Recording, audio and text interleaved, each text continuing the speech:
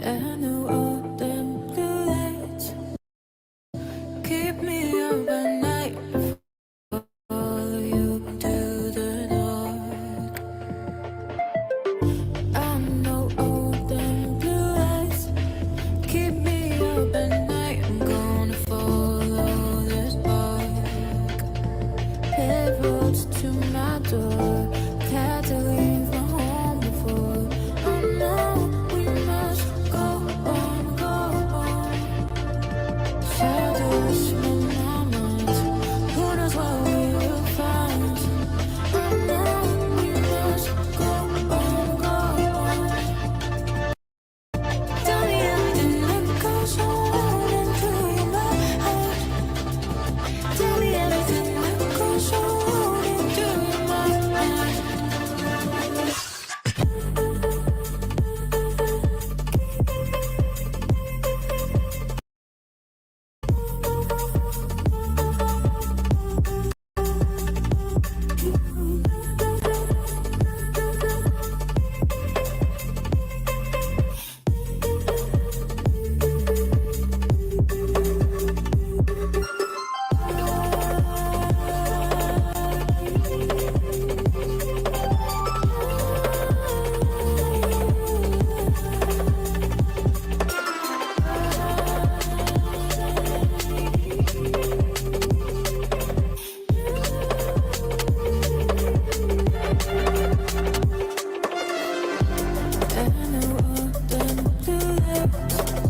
Keep me up at night. Follow you to the dark.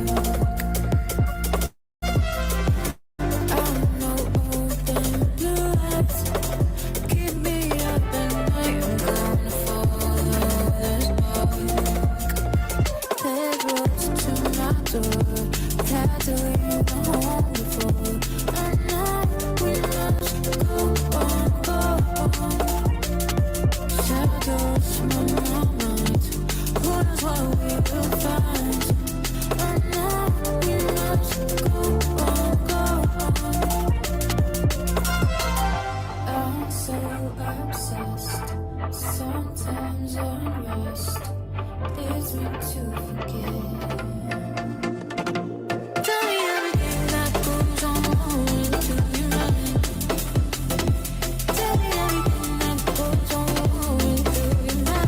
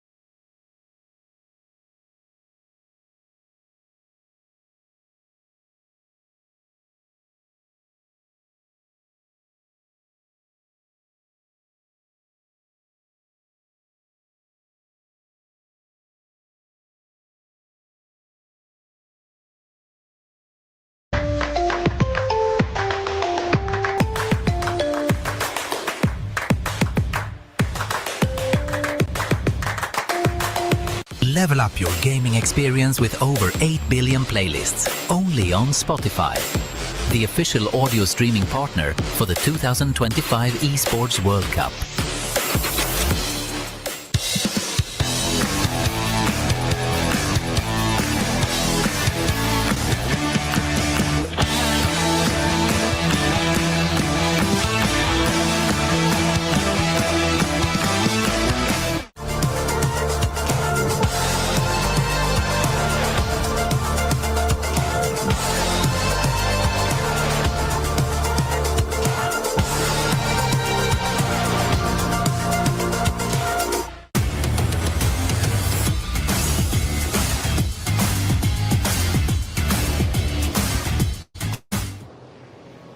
I'm on the concrete now. What's up, Free Fire fam? Here's your favorite duo. I'm Carol Bombshell, and I'm happy to be here with Yusu. We are here for Free Fire at EWC 2025. Yes, and we are very, very happy to be here. And here's our player launch. Me and Carol, we're going to catch some of our players to do a small interview. Shall we go? Yeah, let's go! Let's go! Next to me is Fluso, and I have my translator here, Carol. Bomchia Carol. Yeah. Okay, so let's ask them a few questions, shall we? So we will start with Bob first. Okay, Bob, so since you were the champions of our Free Fire Series Global, so do you think that they can finish the road here with another victory with a trophy very pretty of our EWC 2025? Já que vocês foram os campeões do ano passado, né, do Free Fire World Series, vocês acham que vocês conseguem manter a mesma rota de vocês para serem campeões do EWC? Eu acho que sim, esse é o nosso objetivo, é vencer novamente, não só o EWC, como também todos os outros campeonatos que estão por vir. Então, se Deus quiser, vamos seguir a mesma rota e ser campeões de novo. For sure, that's our goal, to win all the championships, all the tournaments, and basically is that we want all the trophies that we can get. I would love to see a trophy belongs to Fluxo at this moment. So, okay, so how's Riyadh? Is everything good here? Do you enjoy your stay? Como é que tá sendo o Riyadh aqui pra você? Tá curtindo? Como é que tá sendo as coisas por aqui? Tô curtindo bastante, é uma cidade bem quente, né, do que eu tô acostumado lá no Brasil, mas tô gostando, coisa nova é sempre gostoso de viver. Riyadh, for sure, it's really hot. It's a little bit different of Brazil. Brazil, it's hot too, but Riyadh, it's out of it. But we are enjoying our stay here, but our main focus on the tournament. Okay, so you guys have only been staying here for, I think, 1.5 days, right? What do you like best about Riyadh? Vocês estão aqui só por um dia e meio, né? O que vocês estão achando de Riyadh? Qual que é a coisa que você mais gosta de Riyadh? Nós viemos ano passado, então a gente já foi direto num restaurante que a gente gostou bastante ano passado. Então um dia e meio já fomos do certo, estamos por enquanto. 1.5 day was enough for us to go to our favorite restaurant. We went to our favorite restaurant. Since we got here, we went to our favorite restaurant and we are enjoying it. I love that everyone is enjoying the moment here in EWC 2025. And this is the end of our interview with Fluso. Thank you, Kara, so much. And now we're going to find another team and start a small conversation with them. Hi guys, look who I just found here. Cougar from Core Memory Team. His previous team was AAA. Welcome for Free Fire at AWC 2025. And I would like to know, how does it feel to come for Free Fire at AWC 2025 in a different team? รู้สึกยังไงบ้างที่ได้มาแข่งขันในครั้งนี้กับทีมใหม่ที่กำลังจะเกิดขึ้นครับก็รู้สึกว่าจะมาเอาแชมป์อีกครั้งหนึ่งครับที่ริยาดกลับบ้านประเทศไทย he said he want to bring the champion to Thailand and excited happy to big tournament EWC. Okay, it's not about the team, it's about Thailand. All right, who is the toughest team to face here at the AWC? อยากจะเจอทีมไหนเป็นพิเศษครับใน EWC ฟลุกโซ Yeah, Fluxo from Brazil. Okay, he has said it. Fluxo team. Okay, I'm gonna leave you to finish to get ready for the day, and we will talk more later. And here is Syro, our captain, and this is Crime, the best player from Onyx. So let's jump into our question, shall we? Syro, how do you feel right now in Riyadh? Is it hot here? And how do you feel about Esports World Cup 2025? I think it's too hot in here. We're gonna bring the sunscreen, sunblock, and lip balm. Yeah. And I think I'm excited to be here because I want to become the champion again. I love that vibe. Since the new format Champion Rush, I think Onyx is really confident with this. So, Crime, since you were the champion of Free Fire World Series C 2025 Spring, do you feel confident that you will become the champion in Esports World Cup 2025 again? Apakah lu percaya diri juara lagi di EWC? Ya, aku percaya diri lah untuk juara lagi. Yes, he confident to be a champion again. Oh, I love that vibe. So, what have you prepared with your team so you can become the best yourself in EWC 2025? Persiapan di EWC. Persiapannya mungkin lebih baik dari sebelumnya aja sih. The prepare is better than before. And I think that Onyx is really, really ready for EWC 2025 because look at them, very confident, and with the championship from the previous tournament, I think they're all good. I'm Yunso and really happy to be with you guys. And now let's catch up later, shall we? Bye bye. Guys, look who I just found here. Cougar from Core Memory Team. He's getting ready for the day, but do you guys remember last year he was a champion? Last year he was representing Team Falcons. Right now he's representing a different team. Let's talk to him about this, all right? Okay, how does it feel to come for Free Fire at AWC 2025 representing a different team? รู้สึกยังไงบ้างที่มาแข่งอีกครั้งหนึ่งแต่ว่าไม่ได้อยู่ทีมเดิมแล้วทีมใหม่แล้ว ก็รู้สึกว่าจะเอาแชมป์อีกครั้งหนึ่งครับในรายการนี้ He want to bring the champion for new team. Yeah. A second victory. Okay, that's good. And who will be the toughest team to face here at AWC 2025? อยากจะเจอทีมไหนเป็นพิเศษครับ ฟุกโซ่ครับ Oh, Fluxo team? All right, has said that. Okay, thank you so much. I'm gonna leave you to get ready for the day, and we will come back with you guys right after. Thank you. Free Fire at AWC 2025. Hello, can you introduce yourself and your team as well, please? So my name is Tasin Hossain Rudro and my in-game name is RHK Kutus and my team is from Bangladesh. Name is Team Redox. Okay, so is this your first time representing Bangladesh to our EWC 2025 this time? So we are not that much nervous, but it's our first time. We are gonna represent our country very slightly, and we are gonna give a banger. Okay, so I'm really glad to hear that since a new country that joined to Free Fire again, which is Bangladesh. So how do you feel about EWC 2025? Was it fun, or you feel the hype? Do you feel the heat in it? That is too much fun for us, and that's our first time. We also feel hype on this matter, but this is good. Yeah, I do feel like that. So how was your stay in Riyadh? Riyadh, we are traveling here for the first time, and this is quite good. Because I feel the same as well. So, since this is the first time I saw Bangladesh in a tournament, so I wish you the best. Thank you. Good luck to your team Thank you. fighting. Thank you. And we are back at the Players Lounge with Team Vitality. And I have here Koja and Chris. Okay, I would like to know Koja expectations for the debut day. Oke, Koja, kamu bisa bantu jawab gimana ekspektasi kamu buat di match day nanti? Ekspektasi aku sih yang pasti pengen lolos ke grand final dulu terus bawa piala. Okay, his first expectation is gonna qualify to grand final first, and after that, in the grand final, he wants the trophy. Okay, since we are talking about grand finals, I would like to know what are his main strategies. Okay. So, gimana nanti strategi kamu ketika bermain final? Kalau strategi sih nggak bisa dibocorin, ya pasti kita udah diatur oleh coach, udah itu aja.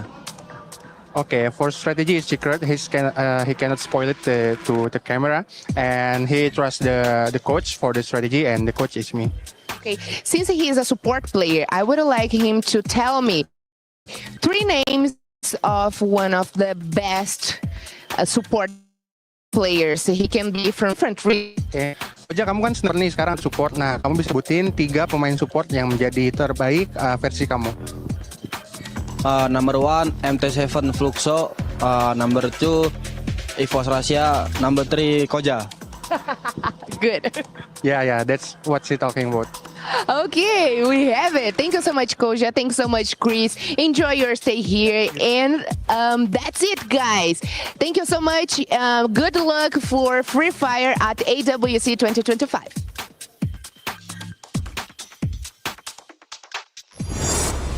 Welcome to the Esports World Cup, the pinnacle of esports competition, waged over 7 action-packed weeks, featuring the world's best players competing in the best games for a chance to take home a share of our life-changing prize pool. There's a ton of money on the line, so let's break it down. $44 million will be split across game championships, qualifiers, and achievements, with the remaining $27 million reserved for the best performing clubs across all tournaments in the club championship, where we'll crown the best esports club in the world. However, earning that title will be no easy feat. Throughout the Esports World Cup, clubs will earn points based on their placement in each title. At the end of the Esports World Cup, the top 24 clubs will earn a share of the $27 million, with the winner taking home a staggering $7 million, and of course, the title of Best Esports Club in the world. And it doesn't stop there.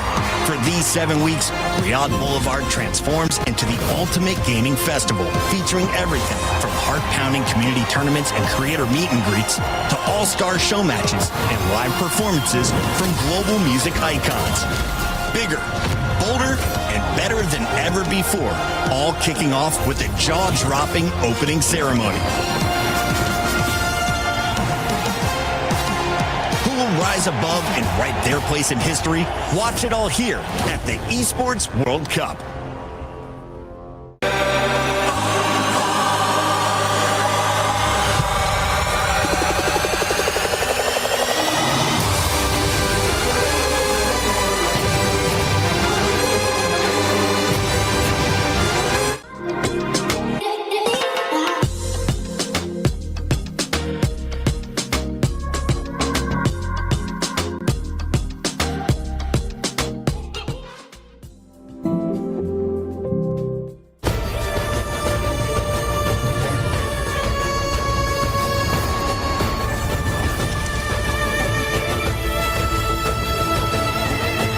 This land is calling.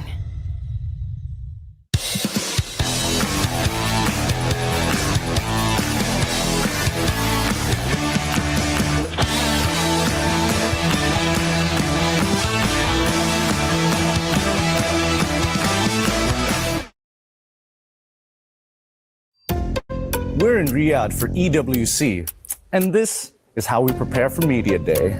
You think people gives MVP points for perfect hair?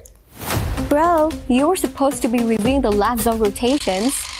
I am. I'm rotating from left to right. Welcome to the first day of EWC Free Fire 2025, where strategy meets style.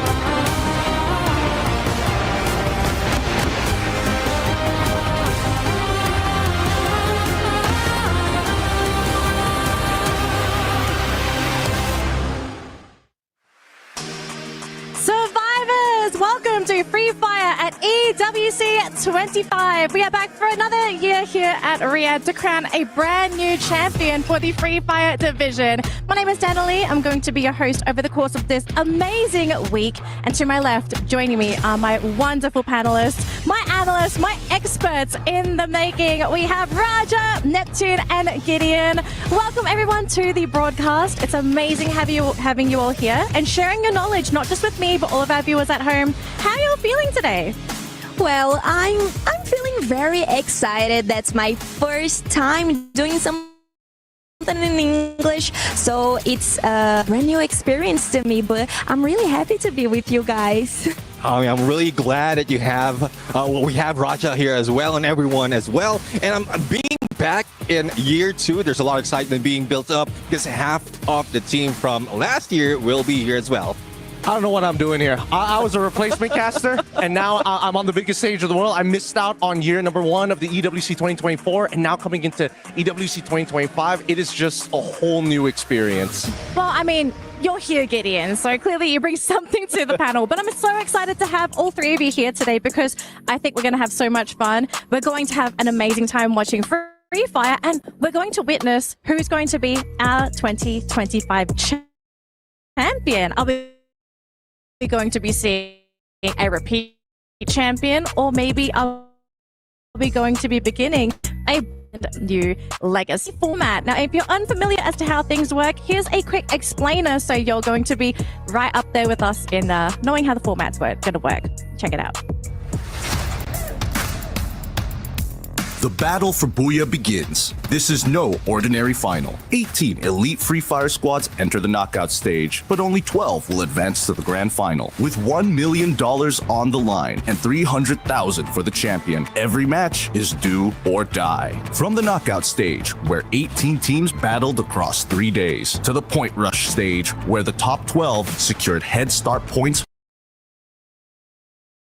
for the final fight. Now it's time for the grand finals. Up to 10 matches. To win the championship, a team must reach 80 points and then win a match to seal the title. But there's a twist. 80 points, that's your key. But it doesn't open the door right away. You must hit the threshold before the match begins. Only then, in the next round, can a single Booyah make you a champion. Will someone reach the magic number and clutch the final Booyah, or will consistency rise above chaos? Get ready for the EWC Free Fire 2025 Grand Final.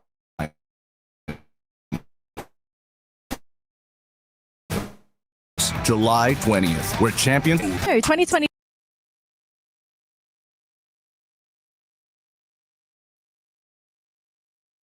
We bring a brand new twist to the Free Fire format. I know it's very exciting to see something a little bit new here at the tournament. Neptune, I want to pick your brain on this because you're basically an expert on the brand new format. I want to hear your thoughts on it. What are the benefits of this new format actually at EWC? Well, at first, we go in for Champion Rush because there's a lot of potential for the underdogs to be able to grab that championship. But we also have Point Rush before that day, so more chances of them of grabbing points even before reaching that 80. Well, I don't know. Based on what I heard from the VO, that dude sounded like some kind of nerd. It's crazy, but I think for the most part of it, it's interesting to see how this format is going to change the landscape of Free Fire for the most part of it, right? Because again, it's a format that most people are prepared for.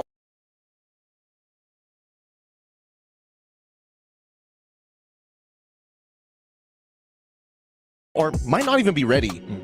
Well, it's way different to me because in Brazil, we usually don't use that type of format. So it will be really surprise for me. And I'm really anxious about what Brazilians can do, knowing that they need to work in this different type of game, like they probably will need to be more aggressive. Lots of homework, I suspect, for the Brazilian teams. But hey, sometimes need a little bit of pressure to perform. Now, speaking of performing, what are these teams aiming for? Well, I'm glad you all asked because we do have a massive prize pool here at EWC. And the major prize pool, first place, $1 million is on the line for our team at the very tippy top. 300,000 for first place. Second place, you nearly get half of it. You only get 180,000, but this is life-changing money for a majority of these players. Yeah, definitely. I mean, everyone on the line, everyone who will be stepping on the stage will have a piece of that prize pool, and just have to hustle a little bit more so that they will have more. Exactly. So with so much money on the line, can you really afford to make any mistakes here, folks? I mean, this is the pinnacle of Free Fire. Aside from the World Series at the World Championships, like this is the second best thing, really. So what's on the line here aside from the prize pool? The glory, I think we also kind of have to mention, we do have our champion from last year here, Team Falcons, right? They were the champions of 2024. Is there pressure for this team to actually preserve their title? Or are they maybe, sort of a little bit lower on the stepping block here? Because to be fair, we did have a conversation backstage about this. Falcons not looking great this season, gentlemen. Yeah, I mean, it does look like they are not that prime team, especially when the OG teams from last year are playing. Two of them are new, but had some experience in terms of dealing with those in the World Series. So I guess we have to find out right now. It might be smokes and mirrors for Team Falcons just to throw us off in our game. I don't know. It sounds like you're pulling off the smokes and mirrors for them. You're already sprinkling the smoke screen, Neptune. I see what you're doing here because, again, I think that Southeast Asia is looking at this tournament after seeing what the Free Fire World stage has given to these players. And not to mention that Brazil was able to take the World Series last year. So therefore, I mean, this is a tournament we want to win bad. Yeah, I think they really won that, but I think it's good to remember that it's a type of it's a different format for the last year, right? Mm-hmm. So maybe Team Falcons can do the same as they did in the last year. Anything can happen at EWC of all places, Got to pull out some of those tricks. Now, speaking of tricks, we're not going to have too much of a trick here because this is today's schedule. If you keep up with competitive Free Fire, it's pretty standard in terms of the map order, so nothing too crazy, but this is the order of maps we're going to play for today's games. And remember, folks, we are playing with teams in Group A and B. We are not having everybody play today. We have split the teams into 3 groups, and A and B, they'll be playing the maps in this order. Neptune, any kind of words you want to add here for the maps? One thing I would say is Bermuda is mostly scrappy because everyone knows the map. It's an OG map, so you would know the rotation, you would know how to work it out for each compound, but some teams use this as an advantage because of all the chaos, and it's day number 1. So we don't have the drop spot specific yet for each team. So if you can stay away from everyone, just watch them out for the edge of the circle, you might get a lot of eliminations, similar to what we've seen Falcons did from last year. That sounds boring. I think they need to start right from the get-go, prove that they are the best team that everybody... This is our drop spot. Nobody else gets to play here for free, not without a cost. Absolutely. Now, speaking of Free Fire, it's not just Free Fire here at EWC. We also have the Club Championships. Now, we're going to be jumping into the STC Club Championships update, so you guys know what is currently happening with the point system. Throw the video production. This is the Esports World Cup Club Championship, the ultimate cross-game competition that will crown the best esports club in the world. Let's break down how it works. Clubs will be able to compete at the Esports World Cup and as many titles as they can qualify for. The clubs will then earn points based on their placement in each title. To qualify for the Club Championship, a club will need a top 8 placement in at least 2 competitions. But to win the championship, a club must place first in at least 1 competition. At the end of the Esports World Cup, the 24 clubs with the highest number of points will earn a share of the 27 million. With the winner taking home a staggering $7 million. And of course, the title of the best esports club in the world. Who will rise above and write their place in history? Watch it all here at the Esports World Cup. Hello, I'm Yunsul and welcome to our Club Championship Weekly Recap. What a week 1 thrilling it has been across the Esports World Cup 2025. And last Friday, we saw Team Red Light emerge victorious in Ren Sports. Then, on Saturday, Detonation Focus Me Goat 1 claimed the inaugural Fate of Fury tournament title, going undefeated and denying Quay Shou Gaming Shanghai his bid to become the first two-time EWC champion. Sunday brought us to the conclusions of both Valorant and Apex Legends.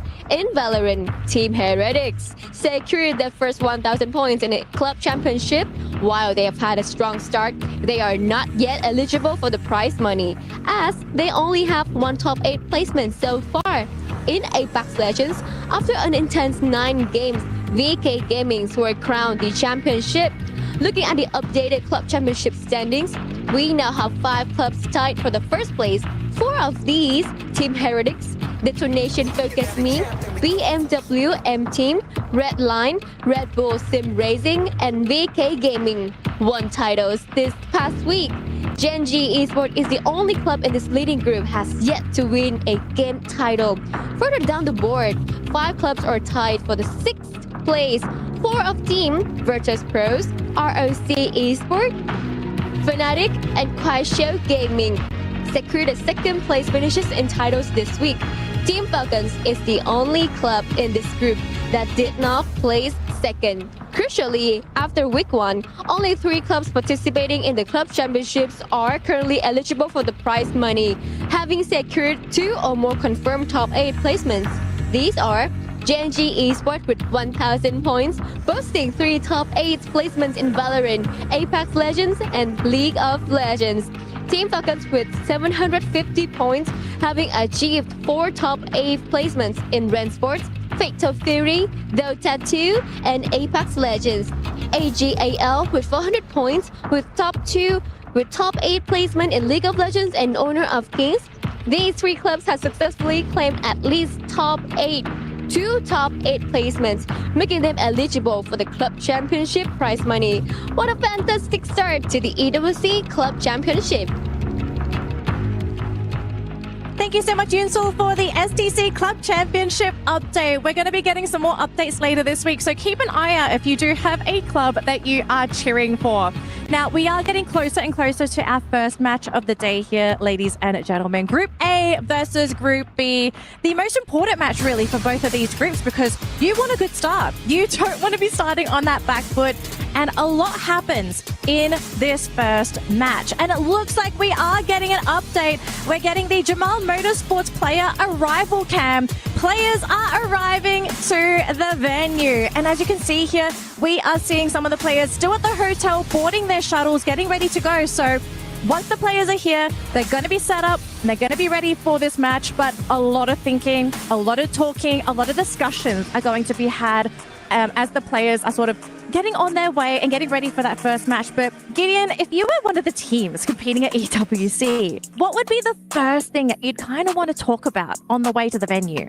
I think the first things that these teams are going to be talking about is, number 1, mental strategy that they're going to be coming on, and most importantly, how much of a statement you want to make on the very first day. Keep in mind, it's not like we have a lot of days of play. It's not in a full entire league. It's a tournament format. So each map, each day really has to count. It's quality over quantity right now.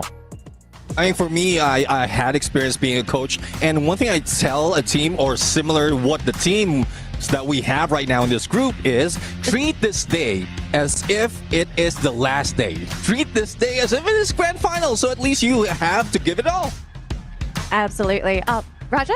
I agree with everything. I think the first day is really important, even for the Brazilian players, because they need to understand like the landing spots and this type of stuff, because it's going to be really important at the final. So they need to know what to do in the beginning of the game. All right, now we do have our power rankings from my panelists as well. I'm so excited to talk about this because you guys, you're going to kick things off for today with your top 3 teams. And I think our viewers are kind of keen to know who you think are going to be our top dogs. So let's have a look at those power rankings, shall we? And see where my analysts have placed our teams from Group A and B. We do have the club championship points. Just a quick update in case you guys did previously miss it. But we will have our power rankings in just a second. But before the graphic pops up, I do know that you guys all had the same top 2 picks. Walk me through this. How did she know? Who leaked it? Who leaked it already? Okay. I know everything. The third eye. Oh man. Okay, look. So no big secret here. Obviously, when we saw the groups earlier, everybody's going to be leaning to the big favorites of Group A and as well as Group B. It's going to be that Fluxo. It's going to be that Falcons. Simply put. Yeah, I think we need to agree that Fluxo and Team Falcons, they are really consistent. So that's important, and we need we need to see everything, and we need to point this. And I also put Alpha 34, but I was being optimist. I was trying to put another Brazilian team. I could put like Pen Gaming, but I don't know. I like Alpha 34 too, so I don't know. That's my pick for my 3 picks for today. Neptune, I want to hear your third pick. Yeah. Why did you go for EVOS? I not only did go second place from last year, but we also are about to see the Wonder Kid Russia play in here. So I want to see this guy beat up like a lot of snipers in this stage, and just a kid being the best. Kid being the best.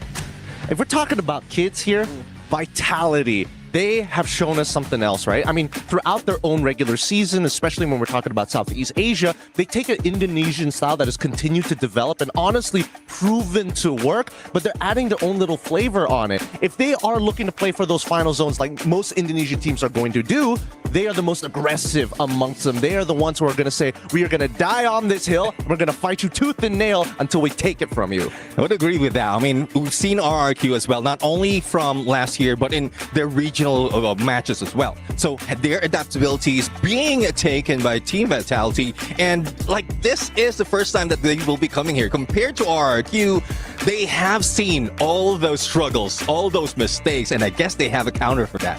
Yeah. I love hearing your thoughts and opinions there for the Aramco Power Ranking. So thank you, ladies and gentlemen, for sharing your top teams for Groups A and B. But we do have an extra story here for you folks. The road to Riyadh for Team Fluxo. Let's see how their journey was to the EWC 25.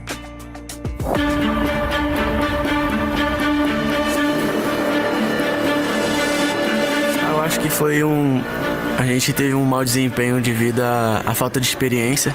EWC, querendo ou não, é pouco período de campeonato, então a gente chegou aqui sem saber o que fazer. Backup shows up and 7 under pressure gets taken out. BE Sports still alive and kicking as Fluxo gets taken out in 7. They completely just collapsed. Mas acabou que esse ano a gente voltou sabendo o que a gente vai fazer, treinamos muito e se habituamos ao campeonato. Assim que acabou a EWC de 2024, a gente parou para conversar, porque justamente pelo mau desempenho que a gente teve, a gente não aceitava, porque nosso time somos um dos melhores do Brasil. Então meio que a gente sentou para conversar todo mundo, conversamos para ver o que a gente ia melhorar, o que a gente ia treinar mais, e resolvemos mudar muita coisa para esse ano aí. Oh yeah! For our Brazilians, it is going to be Fluxo!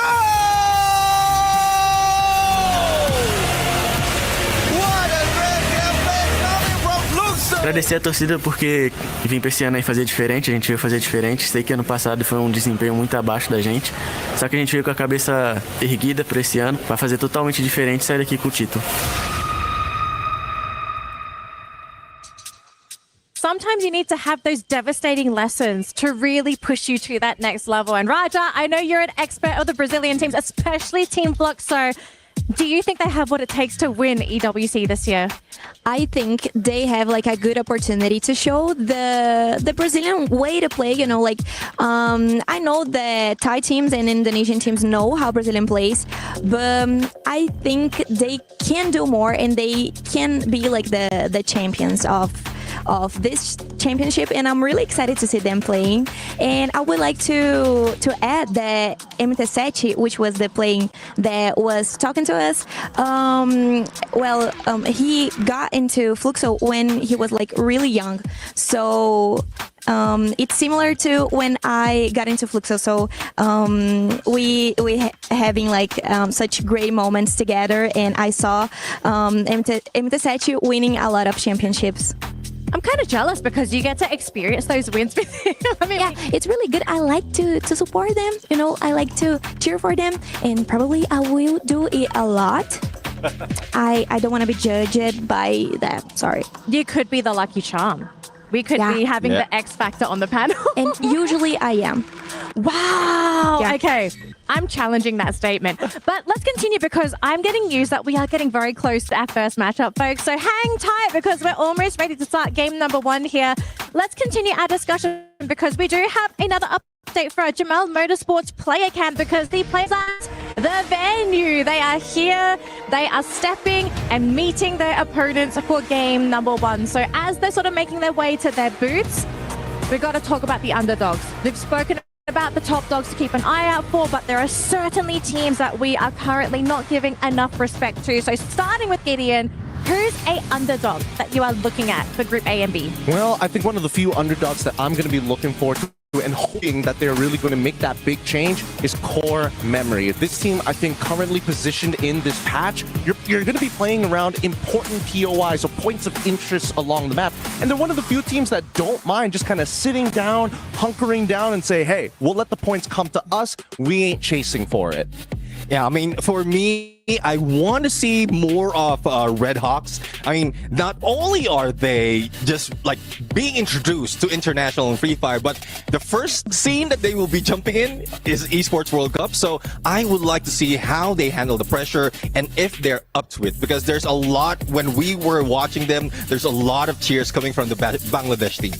Yeah. And changing a little from Brazil, I would like to add R7. I think it's such a great team, and it's from Latam. So I think they can do like such an amazing work, and that's like one of the best teams that Latam ever had in the whole history, like playing Free Fire. So I'm really excited to see how it goes. And let's talk about teams in Group A and B. Okay, we kind of had a bit of a discussion behind the scenes. No fighting, okay? We were discussing like adults. But A and B, okay, Neptune, I kind of heard you argue with Gideon about the fact that, you know, one of the groups is a little bit better than the other one. Who between the two of you, who do you think is actually the stronger group and why? Yeah, I mean, judging from just from the like power rankings, we are seeing that Group B would be at this point day number 1, the group of death. So we'll see if they're going to bring it on, live up to that name, because there's a lot in here, even a returning team. So I would love to see that. Fluxo is part of Group B. They've been the global championship or the global champions. So I think they're going to bring it on. This is why we had the argument in the first place. Because Group B, Group of Death, yeah, sure, that's so obvious. But day 1 is where things are supposed to be a little shaky, a little more volatile, as some may like to call it. Group A, I think we have some table turners, table flippers that could really change up the space and force every other group to think of the game differently. Well, very exciting times here, folks, because we are about to ready to kick things off here for Free Fire at EWC 25. Whether you are here at the venue or if you are at home watching on one of our social media platforms, cheer for your team, send them your energy because EWC is about to begin here for Free Fire. As we get ready for our opening ceremony, here's a quick recap on how everything works for our trophy. No competition is as ruthless as the Esports World Cup. Its trophy system is no exception. The Club Championship Trophy, awarded to the one club that rose above the rest and reigned supreme across all EWC games. The Game Trophy, when a competitor closes their eyes, it's all they see, and it's not complete until it's sealed with a champion's key. Every participant earns a key engraved with their name. That's their right to compete. This year, returning champions hold a key unlike any other. Only one can place their key into the Game Trophy and become an EWC champion. The frame of the champion's key is embedded into the totem, a stone marker of legacy displaying every champion of the year. The keys of the eliminated will be crushed. The champions select 3 broken keys as a personal token, a reminder of who they have humbled. Beneath the totem, a resin block holds the remaining keys, a graveyard of fallen contenders. Will your dreams be broken or your name carved in golden stone? At EWC, nothing is granted. Everything is earned.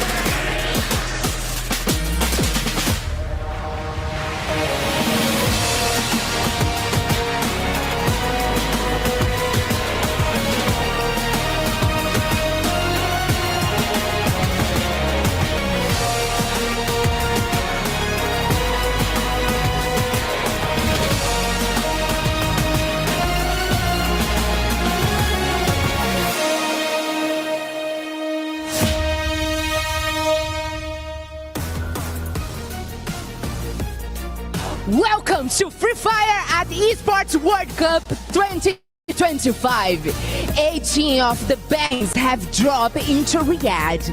Champions from Brazil, Latin America, Southeast Asia, MEA, Europe, and beyond.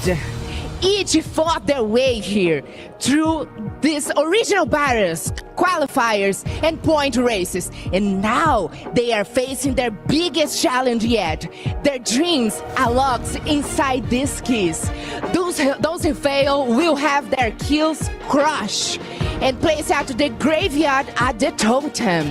All these teams have chased one dream, the glory, the spotlight, and share of $1 million prize pool.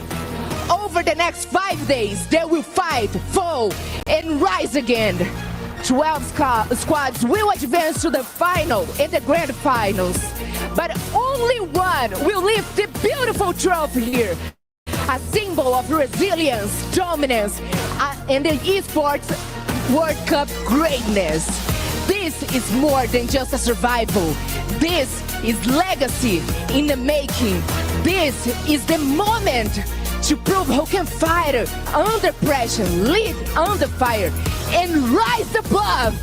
Let the battle begin! This is Free Fire at EWC 2025. Let's introduce our teams from groups A and B, starting with Red Hawks. Bangladesh bold entry, hot drops, hotter M.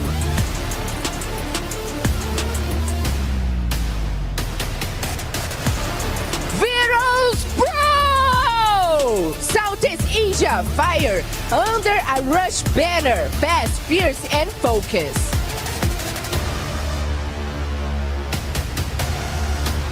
Core Memory Esports! Thailand's brand squad, smart moves, deadly plans.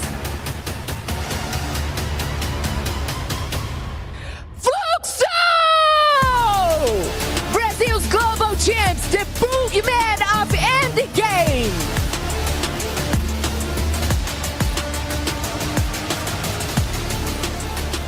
Hotshot Esports! Backstand's pride, sharp aim, big dreams.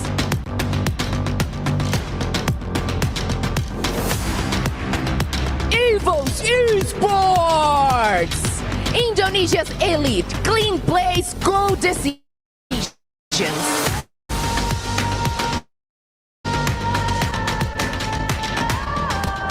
All Gamers Global! Thailand's Gales Masters, fearless in every close fight.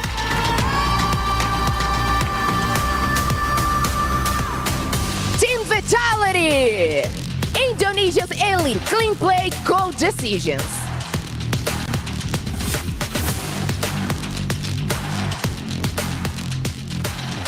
Vision system.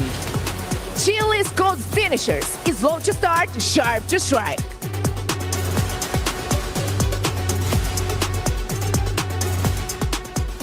Big gaming!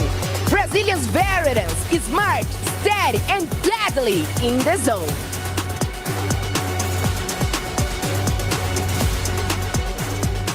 Alpha 34! Brazil wild cards, fresh, fearless, and ready to shine.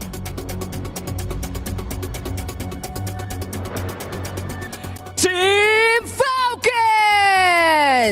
Champions of the club championship, now defending their EWC crown with pride, the own and only.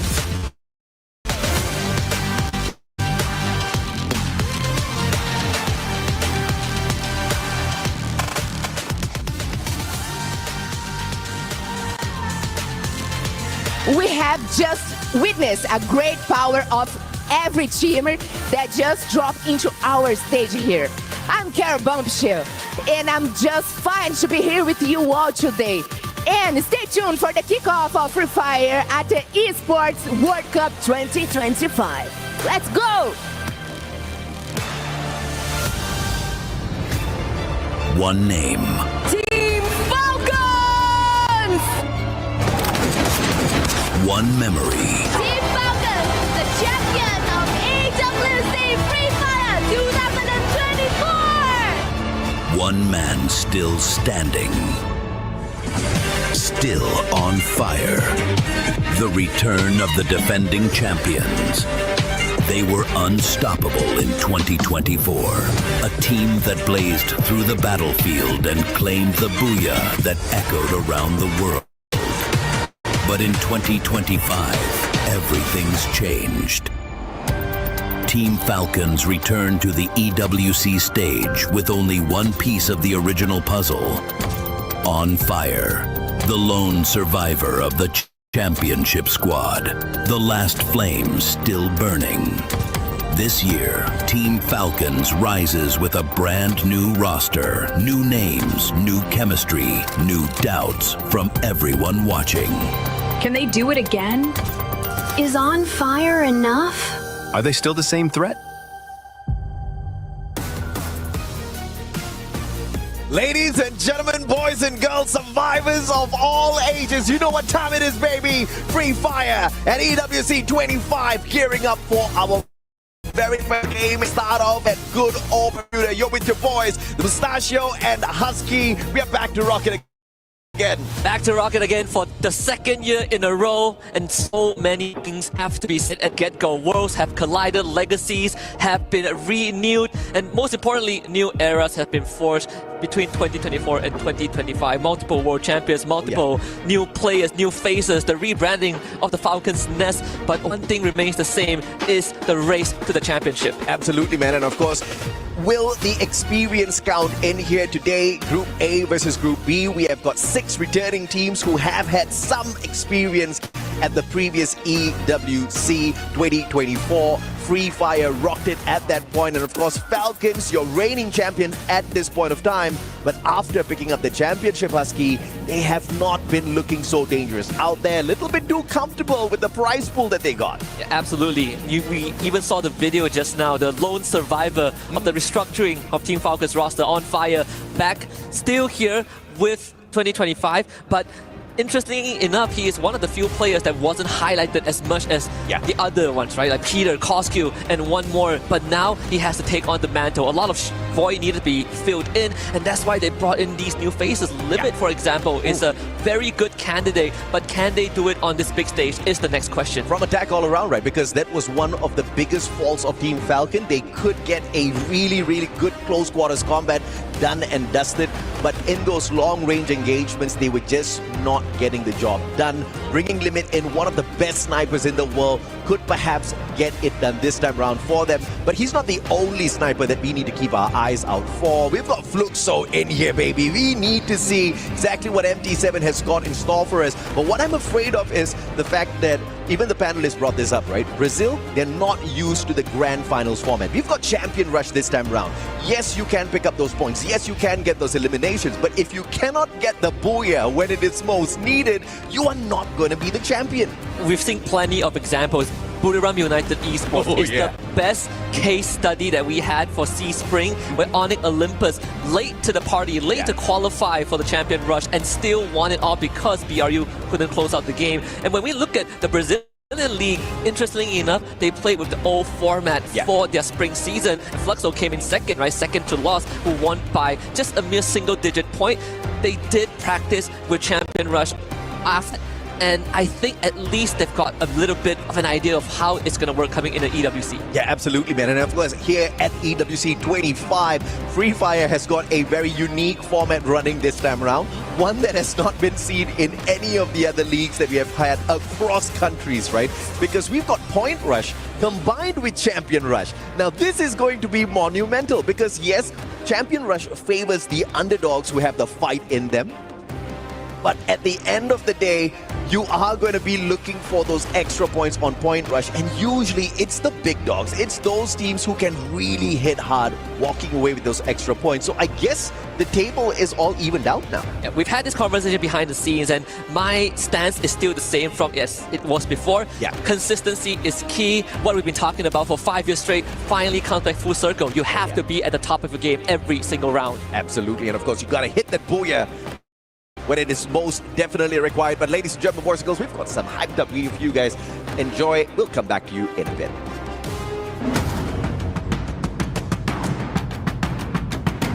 BRU are not going to give him that time. Mochi finds a bullet straight to the stadium.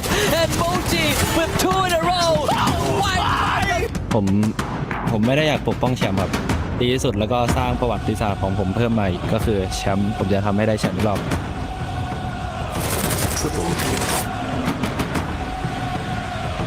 Nada, que se preparen, que vamos a ir con todo y daremos todo.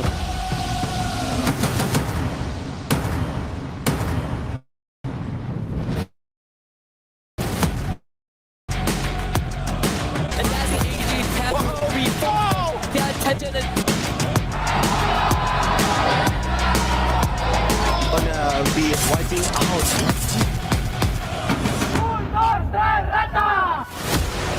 เข้ารอบได้ก็จะไปเอาแชมป์อีกครับเพราะปีแล้วก็คว้าแชมป์มาแล้วครับ Eu acho que foi a gente teve mau desempenho devido à falta de experiência, mas acabou que esse ano a gente voltou sabendo o que a gente vai fazer, treinamos muito e se habituamos ao campeonato. เปลี่ยนอะไรอ่ะเปลี่ยนหลายอย่างครับการเล่นแล้วก็เจอเพื่อนร่วมทีมแบบใหม่เล่นไม่เหมือนกันแต่ก็เคยได้แชมป์ทุกอย่างมาแล้ว E queria deixar recado aí que vai ser bem disputada essa final e a gente vai ganhar.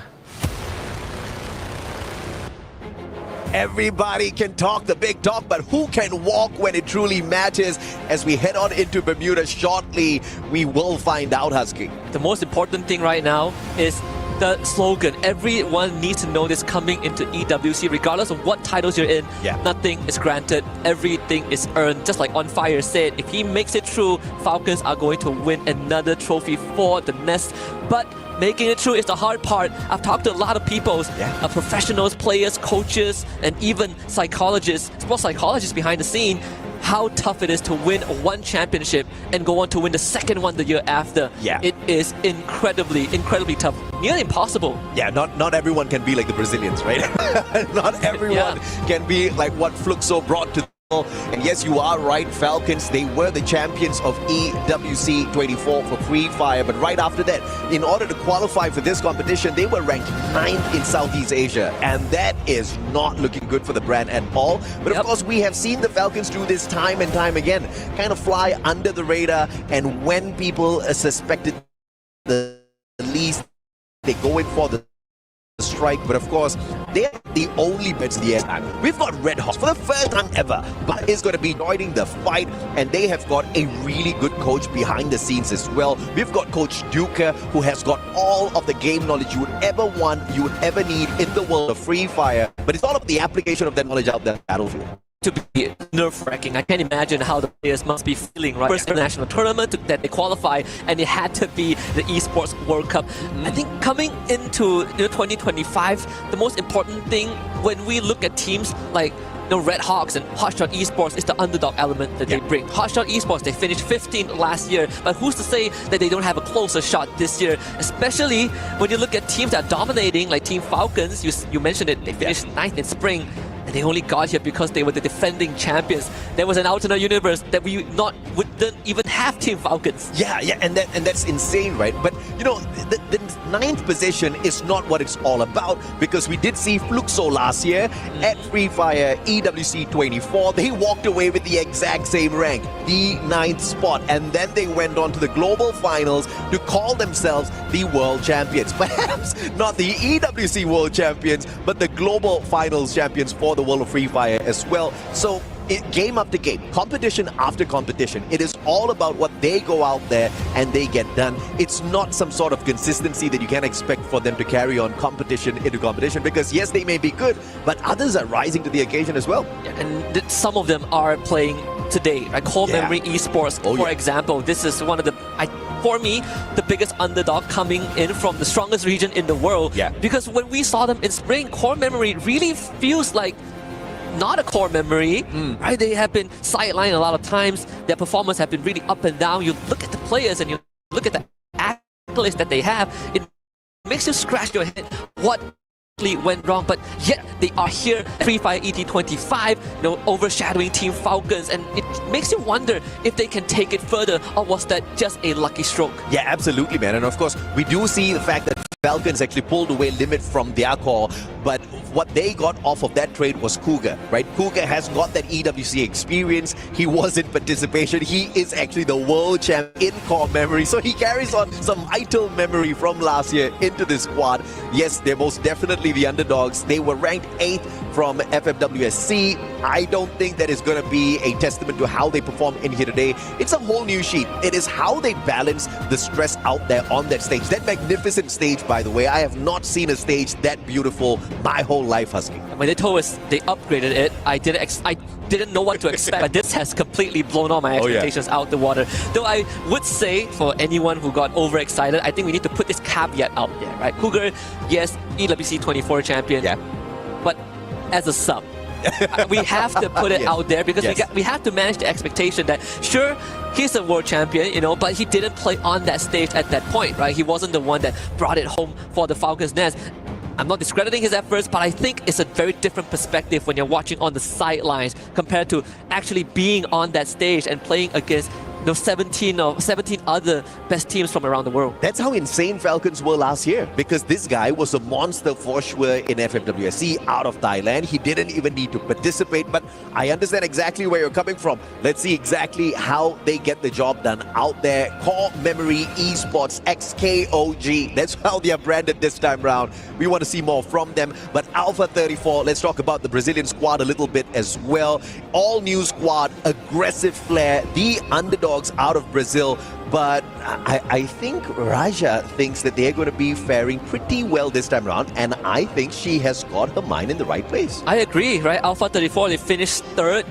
The only team that came behind them was Pain Gaming, and there was a substantial point gap when they qualified. So this underdog team, sure, that's going to be the title for now, but I think in an ever-growing landscape of the Brazilian League, if you can qualify for an international event off of the local tournament, that itself is a statement. Now, we want to see if Alpha 34 can continue to push that envelope, right? Can you start making a statement? Because locally, you can be the strongest, but what we matter most is if when you clash with the rest of the world, are you still that fearful team? We've got the returning Tigers as well. Hotshot Esports from Pakistan, the finest squad out of the scene. In 2024 EWC, man, walk away with the 15th spot. Nothing much to scream about, but it is all about how you come back season after season, time and time again, a little bit better than you were the previous time. I'm expecting a lot from this Pakistani squad. Me too. And I think we have to really give them their flowers, because Hotshot Esports roster has been together for as long as you can remember, right, tale as old as time, from a region that has been struggling on the international stage for so many seasons, the fact that they're still willing to stick together for another year, and then another year after that is very, very commendable. Do I expect them to go far? I sure hope so, but once more, this is the proving ground. They gotta earn that spot, and if they can finish 15 last year, this year, the bar is gonna be set slightly higher. Virtus Pro as well, you see them on the screen, veteran experience. The players have got a little bit of experience from Free Fire at EWC 24, and the returning trio. You've got Diamond, Nameless, Exposi, along with a couple of new faces on the squad as well, mainly Fuvarak and Boonjaim on the sub. But of course, we have got a video from the Falcons Nest awaiting you guys as well as we gear up Bermuda. Enjoy, we'll be back with you in a second. We are live here at Esports World Cup 2025 Boulevard, and as you guys can see, we are at a very special place. What a vibrant vibe, isn't it? At Falcon Nest, and it is the headquarters of Team Falcons. So into our main course today. This is a very vibrant place, a very special place to who those love gaming, esports, and here is a showcase that all of the achievement and of course the academic belongs to Team Falcons. So today, let's catch up with me some little information about this thing, shall we? Last year on home soil, Team Falcons completed in 18 of the 22 esports at EWC 2024, demonstrating impressive level of a play across a variety of games. Their performance was flooded by the first place finishes in the Esports World Cup Free Fire, my beloved game, and Esports World Cup Call of Duty Warzone. They also secured the second place finishes in the Mobile Legends Bang Bang, the Mid-Season Cup 2024 Esports World Cup, Esports World Cup Apex Legends, Esports World Cup featuring Rocket League, and Esports World Cup Tekken 8.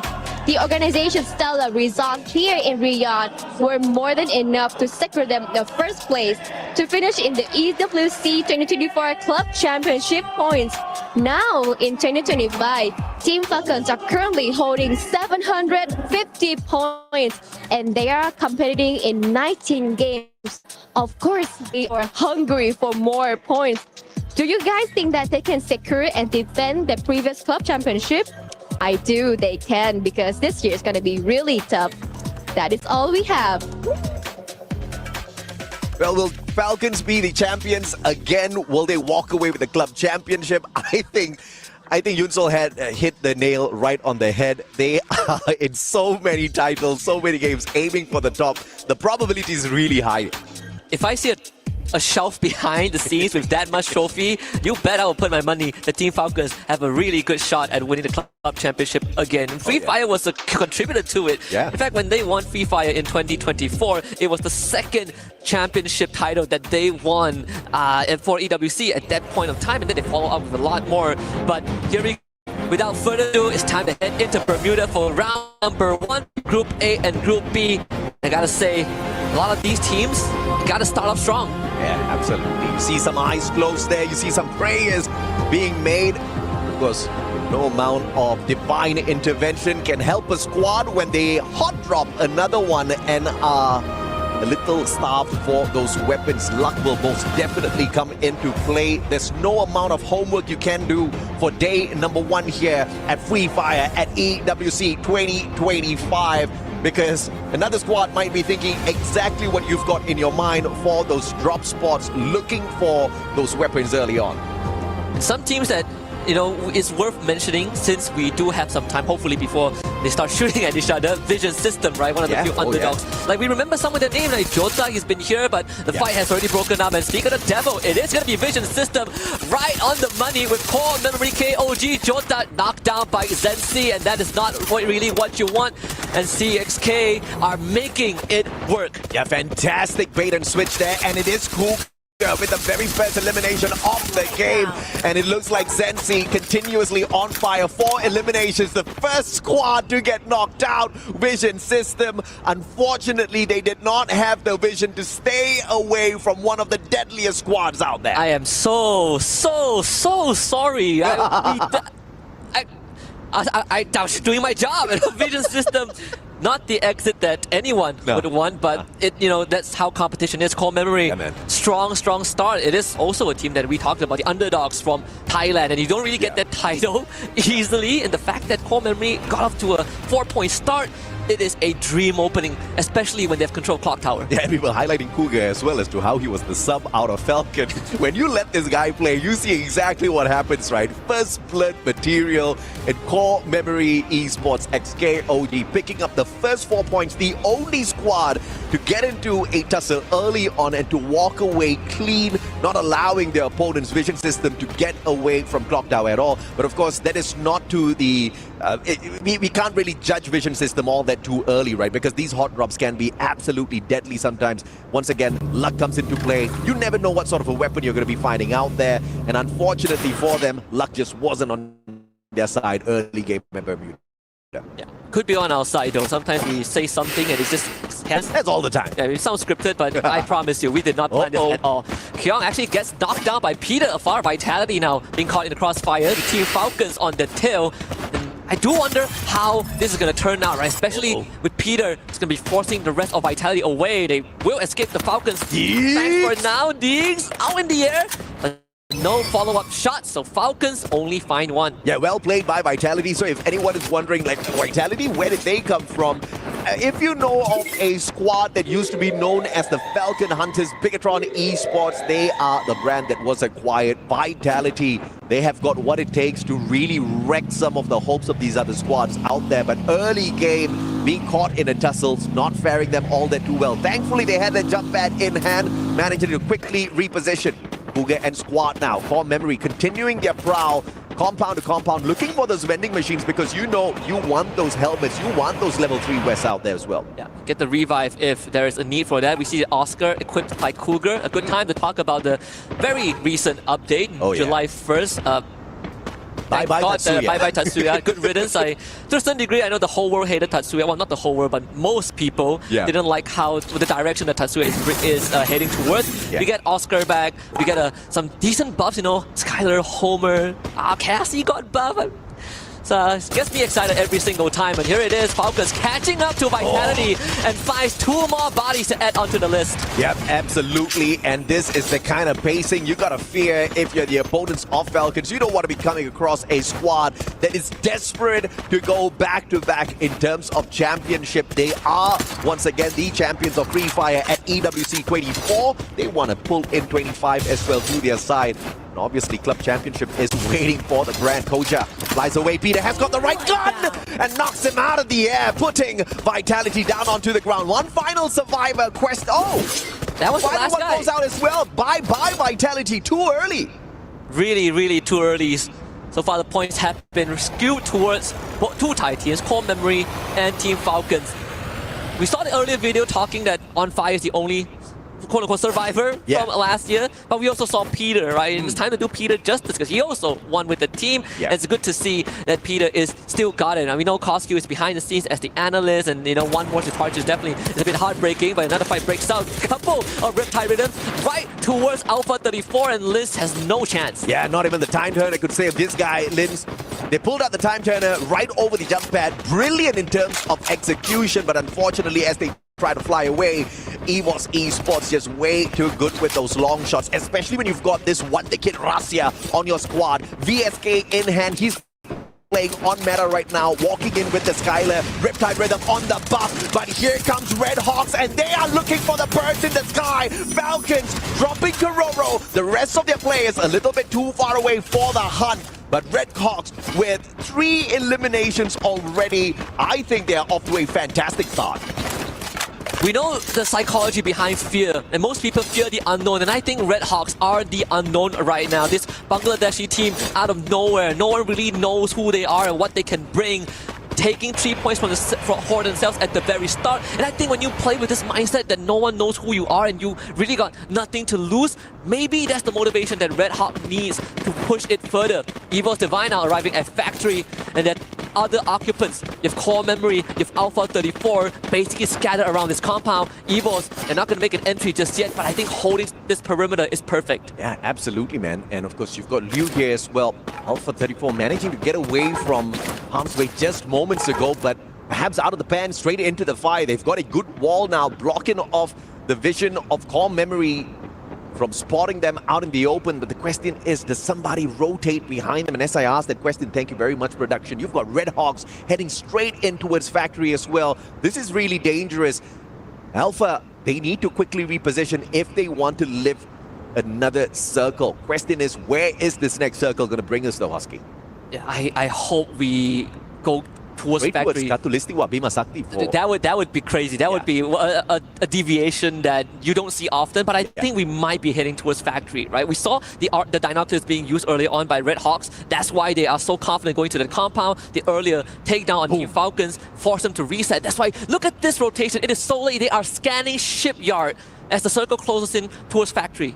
And Falcons just playing the game of revival outside the circle. Now, this zone is not going to hurt you all that too much for the time being. They're looking for those coin machines. They're looking for the extra cash in their pockets to get those upgrades before getting involved in yet another tussle. And obviously, with all of these coins, purchasing a jump pad, going in for the very quick reposition is not going to be too difficult at all for Falcons. The veterans playing this really smart. Absolutely. Even in the bigger scheme of things, there's a couple of teams that like to play it slow, right? Yeah. We heard earlier on when Carol was doing the team introduction, she said the boogeyman of the final circle, Fluxo.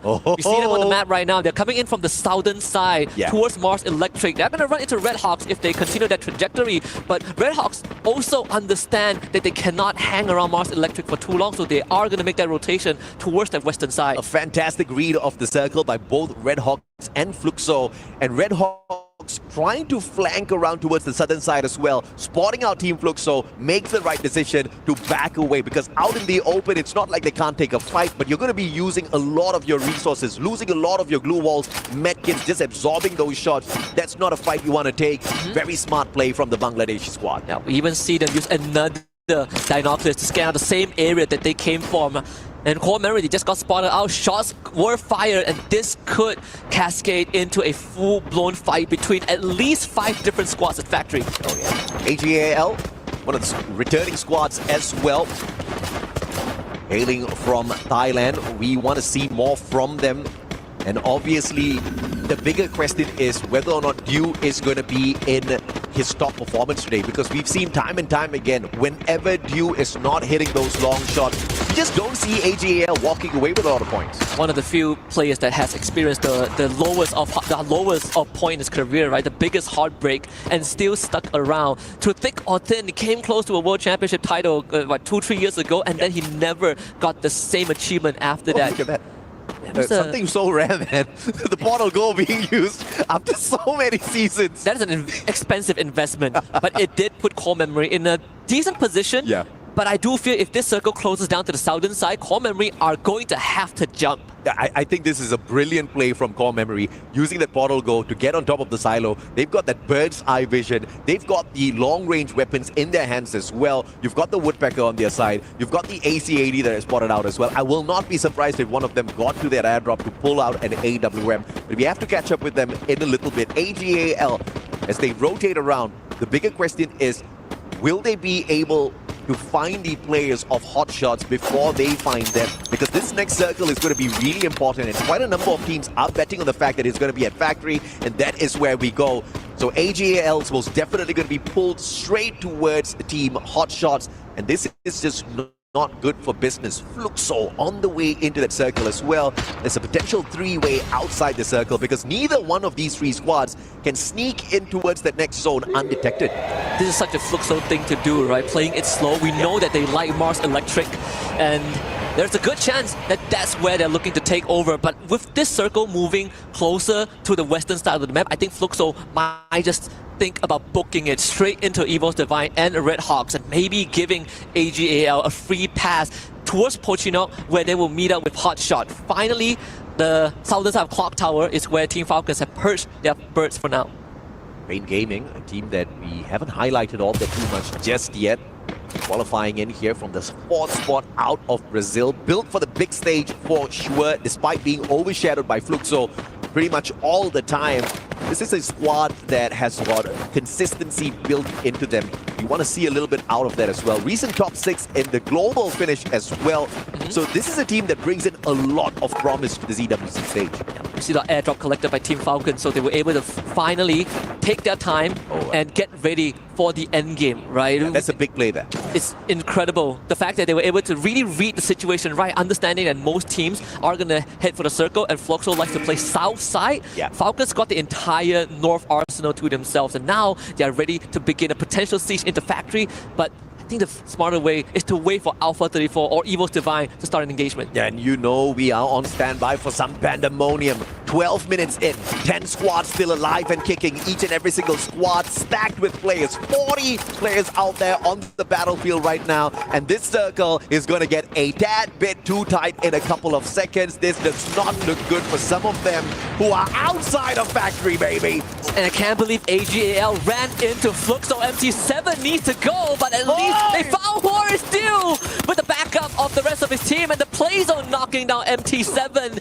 Fluxo down to just Bobs against the might of AGAL. This could be his final resting spot on Bermuda. Bobs has nowhere to go, takes the launch pad, wants to escape, but Cypher says no. Fluxo are out. As anticipated, they bump into each other on the way towards factory, and Fluxo, unfortunate in the first bout, the first engagement they get into, they walk away with just 1 point on their side. But of course, they've managed to take away a player from the side of AGAL. Perhaps that will punish them a little bit later on. Virtus Pro circling on in. Hot shot. Can't get the job done just yet. And Pain Gaming showing them exactly how to get the job done. Action stealing away Diamond from their hands. Pain Gaming a tad bit annoyed, but they will go all out to shut down Hot Shots as well, who have not gotten into the factory compound just yet. Virtus Pro, a desperate move to beeline into factory, did not pay off at all. Completely sandwiched by 2 different squads, and because of that hot shot, they now get some room to breathe. They have ended up alerting Pain Gaming of their position, but it is still a far gap to close. We see even on the kill feed, Red Hawks, they are starting to make their presence known.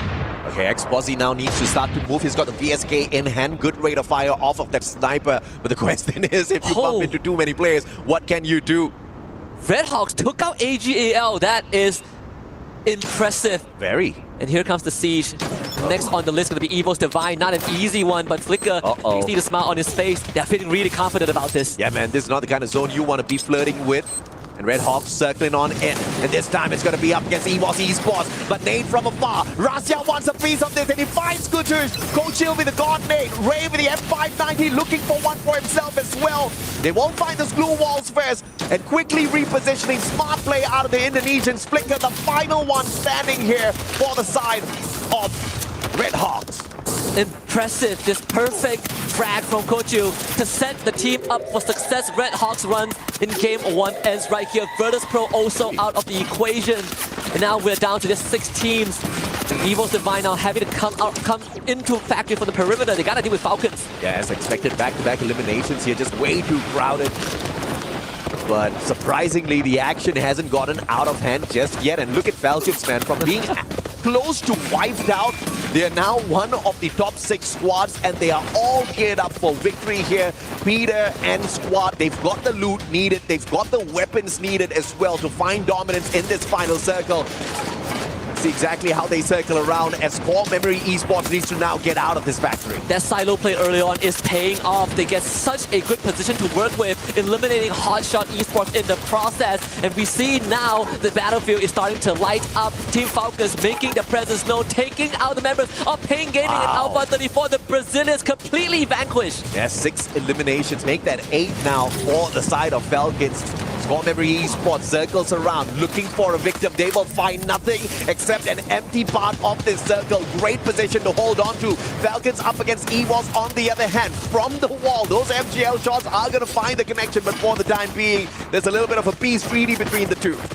Core Memory is just going to let this play out on the northern side. There's nothing that they need to worry about except for a moving circle, which they will start to lean into. But for Evil's Divine, making it past this wall is going to be a mountainous task with Falcons guarding it. Oh, fantastic. As the circle now looking for the reposition. 3 squads left in here, all from Southeast Asia, 2 from Thailand, 1 from Indonesia. Who walks away with the very first booyah of the day? Kororo has got the weapon of doom, the M79, grenade launcher in hand, trying to lob those nades over the wall.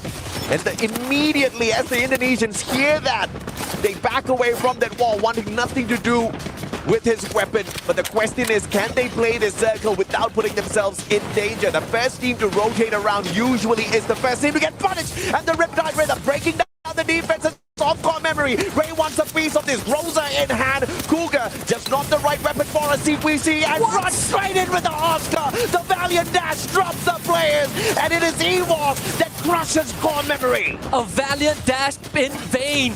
And Evo's Divine now stands toe-to-toe with Team Falcons. We've seen this play out last year in the final round of the Grand Finals.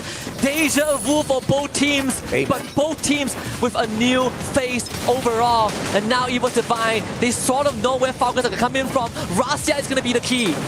First time the Valiant Dash making its appearance here at EWC, and it's such a solid play as well from the side of EWC. On fire, has got the weapon of doom. M590 in hand, aim gone, looking for one, but all he finds is the floor. Coach Shield finds the back of a player from the side of Falcons. Peter hanging on for his dear life alongside On Fire, and Falcons from champions of the previous year, EWC 24, to champions of Bermuda as we open up Free Fire at EWC 25. Just like what most people would expect, Team Falcons once more rings in the first ever opening win, setting another benchmark for the Free Fire EWC 25. But I gotta say, this final circle brings back so many core memories from last year. Evo's Divine once more came close, but the Kryptonite have always been the Falcons. Your number 1 and number 2 squads from EWC 24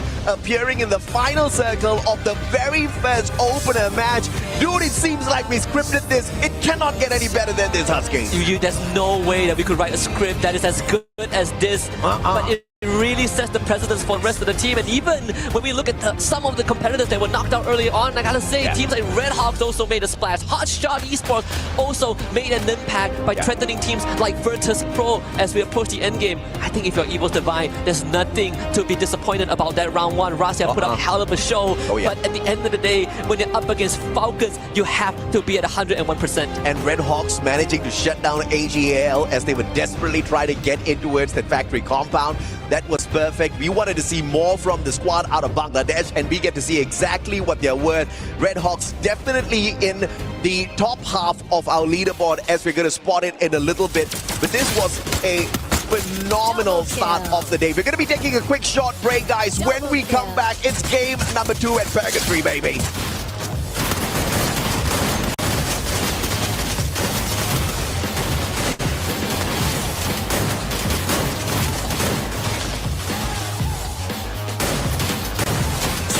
Kill.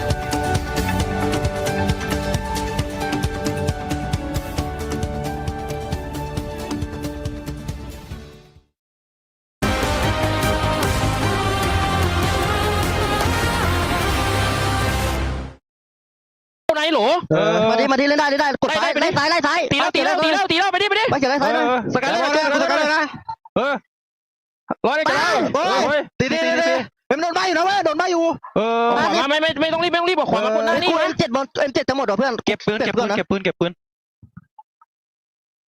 รอดูกูหน่อยหน้ากูเต็มเลยมึงรีบได้ปะได้อยู่4ได้จ่อยวอลได้ปะรถระเบิด100ข้างในเนี่ยชิดกูมีออดก้าด้วยขวาเนี่ยกูมีเหมือนกันที่สองนั้นหรอขวาเนี่ยตัวเดียวเย็นกดตัวนี้ไว้ปัดกูเฮียโดนดาว ได้ป่ะพีเตอร์มือกูหน่อยดิเดี๋ยวกูแล้วพีเตอร์เดียนเฮ้ย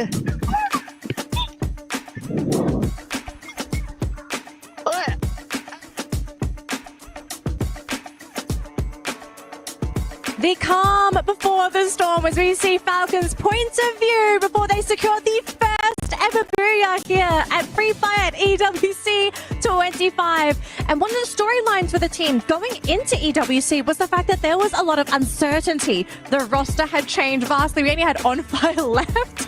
And so people questioned whether Falcons were going to be able to bring it back. And I mean, I think this is enough proof in the pudding, gentlemen. Yeah, I mean, definitely. We were not expecting Peter to go back. Thus, like, it's only On Fire that we only saw in that video. But Peter finally showed up. Finally, like, really ramped up the game of Team Falcons, and this is the result. I think for the most part of it, at least we see that On Fire, as soon as they got that initial pick, I wish we had like an English Thai member a part of our group, because then we can understand what's going on with the comms. We saw them take it really slow, but that sudden pick onto AimGod just opens a lot of opportunity for the team to start flooding on in. Well, I felt them like really energetic, right? So I think it was like good words, maybe, but I would like to know too. Absolutely. Now here's the match rankings for our previous matchup. Team Falcons sitting on the top of the nest, because we did have the Falcons nest here in Riyadh, and already off to a great start. First game of the day, first on top of the leaderboard, securing a whopping number of points. Some other teams, though, not so great performances. I know, Raja, we had a quick discussion during that break just now. The Brazilian team's looking a little bit slow today. Yeah, I think it's because the AJ team, the teams from Asia, they normally are more aggressive, and I think Fluxo is feeling something now that they just got wiped out really fast. So I think they need to improve more the game, like be more aggressive maybe, because as I'm saying, like right now, Thai teams and Indonesian teams, they are really fast. Like they wiped every squad like really fast, and I couldn't even like blink my eyes, and then everything just it's done. It's done. Yeah, right. Yeah. Ian, you mentioned to us just now. After we saw the initial patch come on through, we're thinking that maybe Tatsuya is just, dead in the water, right? Is there any use for him still, especially unless, you are guaranteed to almost secure a kill? You must always go in as two. You must always look to try and find these eliminations fast and then start kind of snowballing out of control. But now I feel like the game has taken a more tactical approach, right? Great utilization of Oscar, and not to forget, of course, you got to pair it up. Those Riptide rhythms still as deadly as ever to open those holes. Yeah, definitely. I mean, if you have a great sniper, the Skylar, the Riptide rhythm, that is a must. Now, the Oscar, though, probably it's because of the 1st of July changes for Tatsuya, so we barely see like Tatsuya being used. Oscar, that's a great play. It was pointed out by the caster earlier how he managed to use that in perfection. And as you mentioned, Raja, I mean, as quickly as that, they managed to eliminate the squad. Yeah, and then Neptune, I think you put EVOS as one of your top picks, right? Okay, why did EVOS really fall short in that matchup? Because they looked really good in the initial fight. It was just that last closing battle with Falcons. Like, where did they kind of fall short here? Was it positioning? Was it a weapon disadvantage? Like, what really held them back here? I think they're trying to keep distance because Rasia, the sniper of the team, usually it's a 3-1 split for them. And because it is a small circle already, there's not so much of space. Even the position of those silos and the wall, so they couldn't get away from that. And once Team Falcons managed to use that Oscar against them, they just started falling down. Only Cold Shield was remaining, and there's not so much that you can do in a 1v2 situation. Well, I mean, that's not it. And that's not the only part of the story, because I feel like EVOS Divine notoriously aren't a team that kind of plow through multiple teams at once. They're always, hey, I'll take you on. Okay, quick reset, and then we go back out again. And unfortunately, the call from AimGod was like, all right, we got to take a step back. had they just taken a 0.5 moment to, hey, show some presence against them, maybe Falcons would be a little bit more hesitant to walk up or force them to use a couple of glue walls, get those resources out early.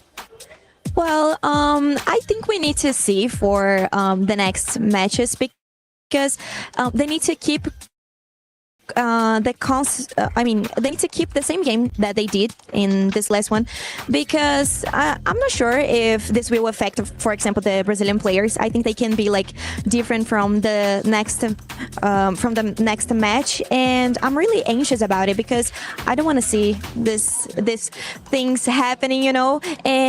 But of course, we all had like high expectations from Team Falcons, and they really did it.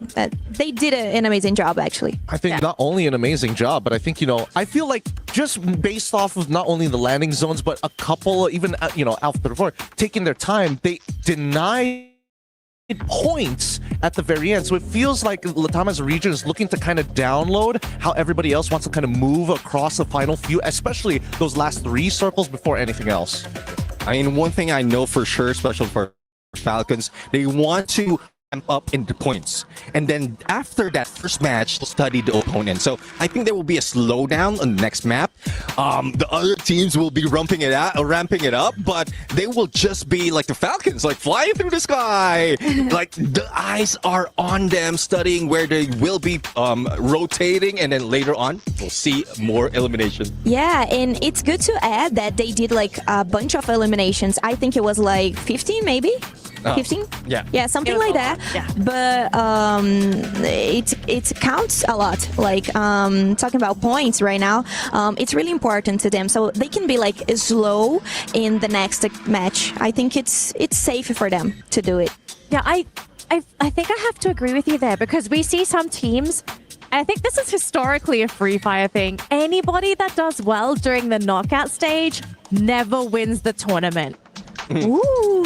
So, do you really want to do well during the knockout stage? Because you might be giving away too much information to your opponents, right? There's a lot of mind games that happen with Free Fire, and you need to be very careful to play good enough to make it through to the next stage, but not too good in that people figure out where you like to drop, how you like to play.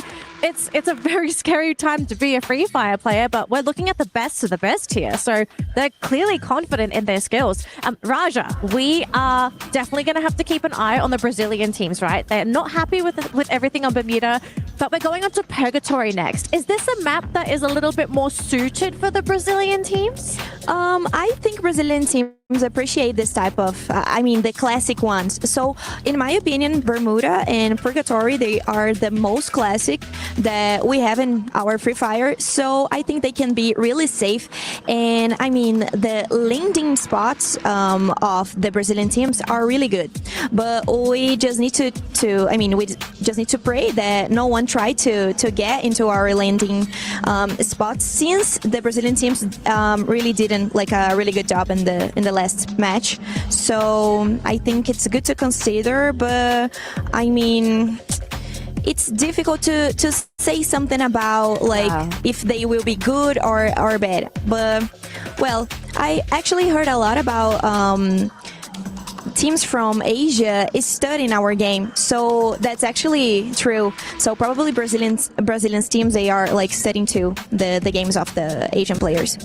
I can actually confirm on this, right? I think that, you know, even from last year's EWC, a lot of Southeast Asian teams were looking at how Brazil was ended up playing, because a lot of them were pretty shocked that most held their ground against them, and therefore now coming into the second year of EWC, they're like, no, this cannot happen again. Well, survivors, it looks like we are ready to jump into game number 2. Purgatory is our next map here for Free Fire at EWC 25. Going over to our casters, Husky and AJ. Take it away for game number 2. Thank you very much, panel, and I am in absolute agreement with Haja. Consistency is key, but I am worried for the Brazilians. A dead bit here because we see with our little eye what you guys do not see just yet. But we will keep the surprise for you in a little bit. You're back with your boys, the Mustachio and Husky. What a fantastic Bermuda showdown that was. But of course, in game number 2, Husky at Purgatory, neither heaven nor hell, these boys are about to be tested. Hell have now Fury like a team that is hungry for the win. And I gotta say, coming into game number 2, especially when we look at Purgatory as a map, one of the classic like Raja mentioned, but also one of the biggest that we have. Yeah. And usually it would instill the habit of teams playing slower, making bigger rotations, right? And it might benefit teams like Fluxo, AGAL, Team Falcons who have adopted that. As we hop into the map, we see the teams start to parachute out.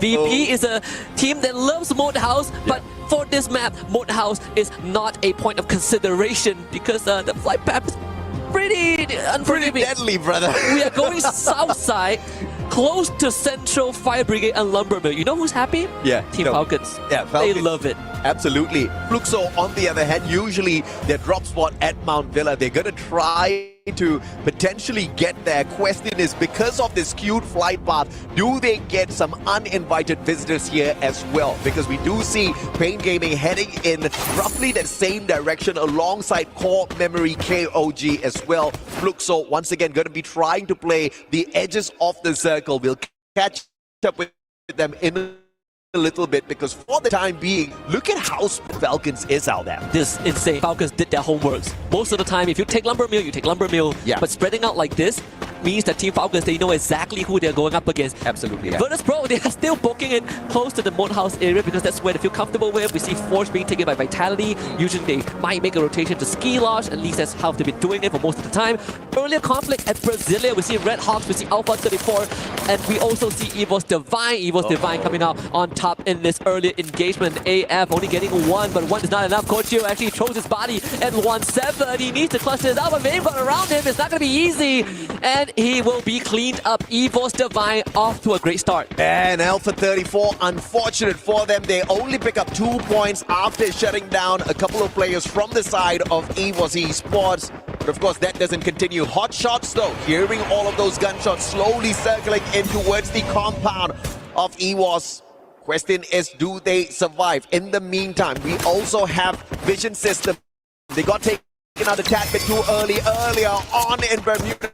Can they survive long enough up against Red Hawks? Kudush says no. The Mag 7 to the chest. Yoda out of the equation already, and just like that, you see Vision System down in the dumps once again. Red Hawks once more. An explosive start to the round. 3 points. Vision System completely crippled, bruised, and battered. They have to somehow recover. Good news is that unlike round number 1, they still have 1 survivor. But when you look at this replay from Red Hawks and Najat, really just right on the money with the trigger finger. Every single shot just coming through. EVO's Divine as well.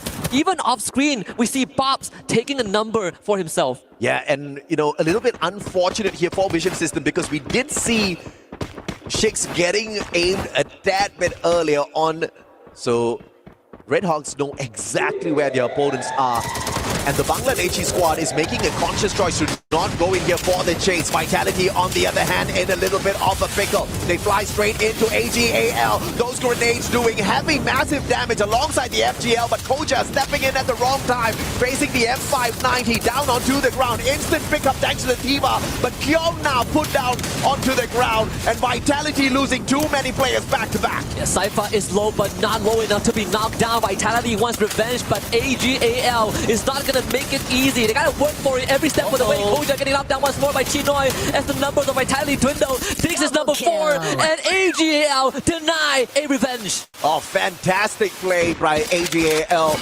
They were the receivers in that battle. It was Vitality that came flying up straight against them, and a great opener from Cypher with that M590. But now Hotshot up against EVOS, and unfortunately for EVOS, they are meeting their end very, very quickly because it was a double player reset earlier on. Hotshot just got 3 points off of them. Good stuff for Hotshot. Taking out stragglers first in the long run will benefit you. And I think teams who are more experienced, right? We talk about the SEA and the Brazilian teams, they are willing to give away bodies for info because they will get that revive afterwards. But for teams like Hotshot, like Red Hawks, these points matter a lot. Oh yeah. We see Pain Gaming and Alpha 34 at each other's throat. Noda X gets knocked down but instantly gets brought back up to his feet. Revive for Evil's Divine once more. Unfortunately for Goose, is a bit isolated. Yeah, Pain Gaming has got the advantage here up against Vision System. Can they get away? Pain Gaming, their debut at EWC alongside a couple of boys from the side of Vision System. Some of them do have a little bit of experience here at EWC 24. And because of the lack of numbers here, they are going to be in a little bit of a downside. Good time to pull down in the nick of time, but Gus steps out on the wrong side of it, gets nailed down to the ground. Peter, wrong gun for the situation, but thankfully they've got the numbers for backup. Maxi gets taken out, brought right back in. Pain Gaming with 3 points, and they have finally quelled the aggression from Vision System, and Jigs unfortunately will just have to stay hidden. But early on we saw a kill order put out on him by Virtus Pro, and they are hunting for that elimination. And they're just right behind him. Unfortunately, I don't think Jigs is going to be surviving for any longer now. They'll have to catch up with him in a little bit. Fluxo, 2 points early game, flirting with the edge of the circle, heading straight in towards Maxi. They spot him out, butches in alongside MT7. That AWM, you ain't gonna get away that easy. Maxi gets snuffed out. And once again, Vision System on the back foot. Core memory right across, Jump taking a heap of damage. Now they're gonna try and spam that glue wall. It goes down. Jump trying to play some footsie work, actually gets to cover, but Fluxo now kicks in the high gear, running straight at Jump, but they have no idea where Cougar is just yet. Jump not able to buy enough time, and Bobs finds that knock. A beautiful play with that XM8. Gets the headshot, puts Jump down on the ground instantaneously. Core Memory XKOG, they've got the numbers overall for the survival, but Cougar is in hot soup right now. Surrounded by the players of Fluxo, he's about to meet his end in a little bit. EWOS continuing their onslaught up against Hotshots, down in numbers. Rasia, does he have the snipe in hand? Has got the plasma gun, but nothing up against Action Squad. Has got the rate of fire, and Rasia gets knocked down as well. EWOS again on the back foot. 2 more survivors left out there. There can only be 1 out of 2 Tigers on the top of the mountain, and so far the Pakistani Tigers is reigning supreme. Evil's Divine still in it with 2 members. Very, very crippled in terms of manpower as we are heading deeper into the mid-game. 7 minutes. Evil still has some time to bring the members back and restructure, but it has to happen quickly. Virtus Pro not really hunting much out there, looking for those coins, still outside the blue zone, just tanking a tad bit of damage. This one's not going to hurt that too much just yet, but in 18 seconds they will feel the pain. But getting into the circle and a double Arbonne scan right in front of them as well. Those Dinoculus used well to find the rotation, but unfortunate for them, their Dinoculus didn't scan anyone, but players are rotating in towards their compound a tad bit later. They're about to be in for a surprise. X-Posse on that high ground. AWM VSK in hand. A double snipe setup for one of the most dangerous snipers, Motovia. Riptide Rhythm breaking down his defenses, and Ray from the back takes advantage. And Ray should know that there's more than just Pain Gaming, because more than just Virtus Pro. Pain Gaming is right around the corner. This rotation with Team Falcon is also coming in from the southern side as we get a bit of a ceasefire on the northern part of the map. Airdrop collected once more, 8 minutes into the game. Sitting speed up, Ray. Can he navigate this? 3 different teams, 3 different players. Diamond going in here for the hunt. A124 pop. Ray stood no chance. Woodpecker around the corner. Barely needed to use his M590, wasn't in shooting range, and no problem whatsoever. This is one of the deadliest tactics that the Thai squads bring onto the table. Everyone's a flex player. They've got the range for shot all along. I think Aim God is Evil's Divine's last chance, because Kochu, he really wants to book it for the vending machine, but he's about to get surrounded by AGAL and Virtus Pro. We're going to check in on them in a little bit, because Fluxo now with 6 points are already doing so much better compared to game 1 as they start to make that deep rotation towards the circle, but they're going to cut through the southern island. I'm actually surprised nobody chose to hot drop Fluxo at Mount Villa, even though the flight path was leading everyone right there. Team's kind of playing it safe, and it is to the benefit of the Brazilian champions. They are most definitely looking to dominate out there once again. Driving straight in towards Core Memory, hopping out of their vehicle a tad bit too early here. Don's all alone, but some warning shots fired straight at them for him to rotate back in. But unfortunately for Don, man has got no backup. Jump and Zenzi are on the other island. Like you say, backup is not going to come easy. There is a huge distance to cover. They actually put down the launch pad. Let's see what the call is going to be. Bobs will just order them to go towards the rest of Core Memory. Bobs realizing it's too late. They got to back off as Don springs into action.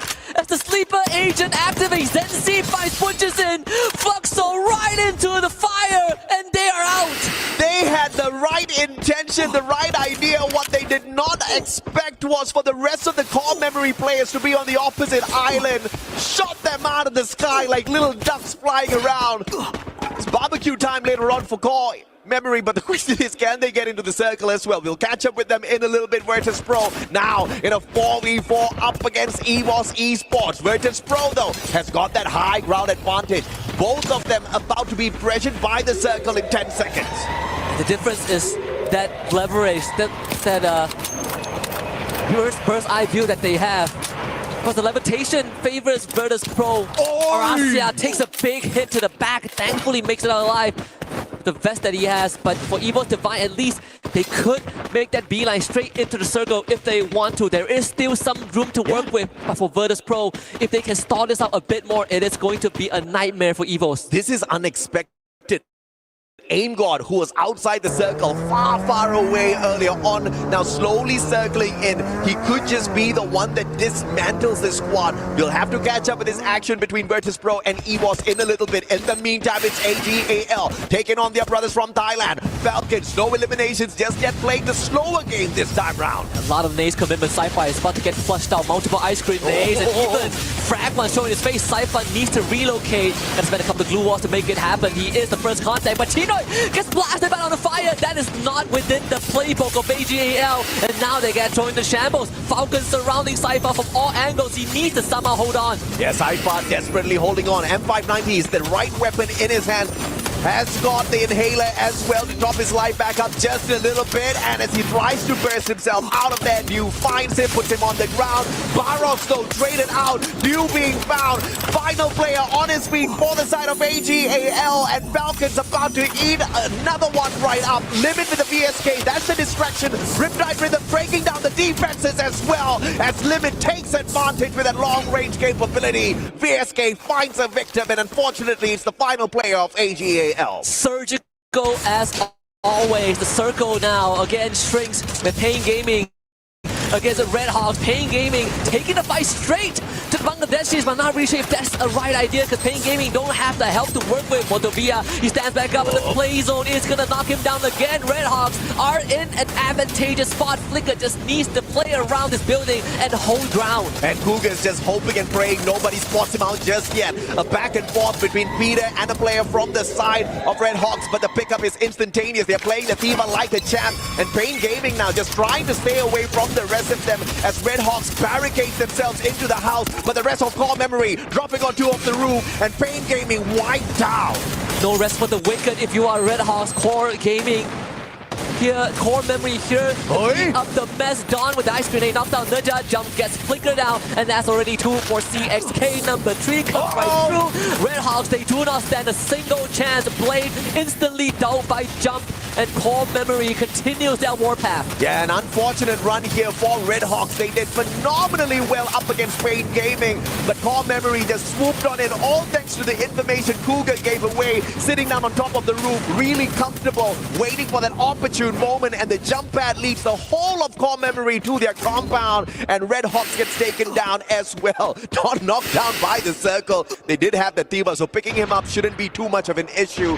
As jump and Zenzi tries to get up the hill, but Rasia, unsuspecting outside the circle, tanking damage from the blue, pulls away a core person from the Core Memory Esports squad. That's why you tie up loose ends. EVO's Divine Now the fate rests all on this Wonder Kid. Wow. The new addition to EVO's Divine, we know what he could do. We've seen him in action even before he was legally allowed to play due to age restriction. And here he is, CXK with 12 points. They're not going to make it any further. Rasia also perished to the blue. We're down to just 3 teams. Falcons. Can they go for a back-to-back? 100% top 3 rate for this squad. Up against, believe it or not, Pakistan's Hotshot Esports and Virtus Pro. Virtus Pro, we expect Riptide Rhythm, courtesy of Pakistan, breaking down the defenses of Peter. Yet another Peter exposed, but has got enough glue walls to keep himself protected. The crossfire being set up here by the players right at the back. Unfortunately, Exposy tried to get involved. He will get involved and puts on fire and limit down onto the ground. Anas takes advantage, and Falcons getting mowed down by the 2 squads. Such good tactics from Hotshot Esports. They knew exactly how to dismantle the defense of the Team Falcons. Anas is putting numbers on the board. Team Falcons are no longer in this game. 11 eliminations for Hotshot. The Pakistanis might have a chance to make a statement. It's them and Virtus Pro. It's the Polar Bear and the Pakistani Tigers. Oh, Pakistan's in the butt, baby. It is 4v4, all equal on both sides. And Hasuex has got the right gun as well. And what a pull on that Cassie. Linking them up. Action is ready for a little bit of that. The Steffi blocking out the damage from those grenades as well. Brilliant play thus far from the Pakistani squad. Waiting to cut down the distance. Oscar breaking down a couple of defenses, but the super defense with those glue walls erected once again. And action missteps being put down to the ground. Yeah, they take the fight straight to VP, but VP more than ready. And Anas exposed. Virtus Pro locks in. Booyah. What a play. A little bit too aggressive from the Pakistani side, but that's exactly what we wanted to see out of them. They delivered. Virtus Pro just proving to be the better squad. Patience paying off towards the very end. A little bit unplanned with that Oscar, and that's one of the downsides of using that Oscar. The Valiant Dash, you gotta be valiant enough to get a knock right after, but you never know what's awaiting you behind those glue walls. And I think Hotshot Esports, they definitely have made a statement piece coming into this. Remember, it's not the goal is not to finish number 1 in the group stage, is to just finish top 12. And this is going to catapult Hotshot Esports into a good position. And not just them, right? Red Hawks performing like champions. I mean, a tad bit unfortunate in that bout between Pain Gaming as well as Core Memory Esports showing up.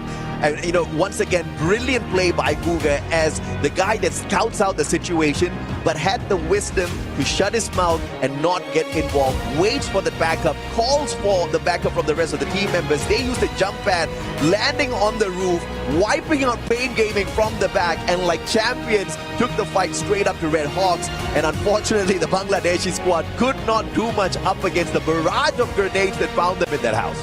Overall, Virtus Pro showing us what this team is known for, right? The potential of Virtus Pro. You look back at the roster, aside from Sami, who is not playing, and EWC 25 replaced by Huwarat. Previously, the first ever Mobile Masters, they were the champions. They were the first one to lock in a slot for EWC 24. And now with this Booyah, they're in an even stronger position. Absolutely, man. Diamond, Kumara, Nameless, all jumping on in here. Brilliant plays overall, but of course, he was a tad bit unfortunate. We'll have to wait to see what they can do later on. But of course, a quick short break. We'll come back with Game 3 in a bit. Double kill.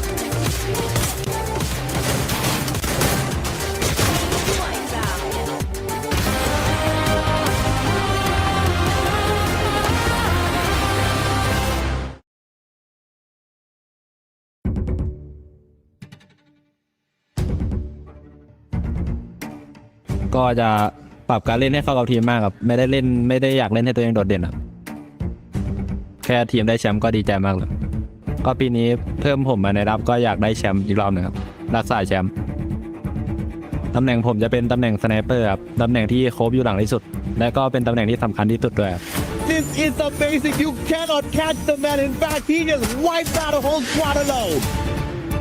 เป็นแชมป์อีกรอบหนึ่งครับในวันใจของผมก็คือน่าจะการที่ยังไม่เคยได้แชมป์โลกครับ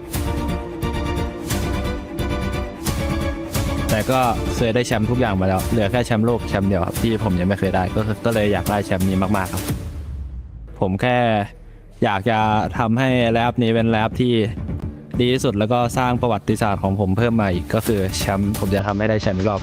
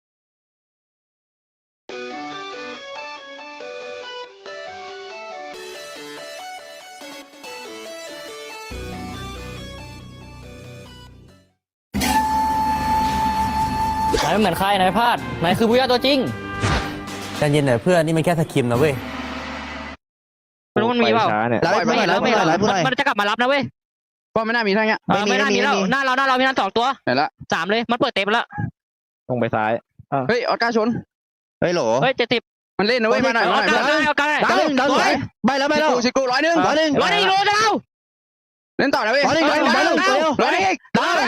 ขวากูลากเป็นไว้สวย10 คิวเลือดสวยแล้วเดี๋ยวแล้วเพื่อน Welcome back to the panel, survivors. We've just wrapped up game number 2 on Purgatory, and things are just starting to heat up here at Free Fire at EWC 25.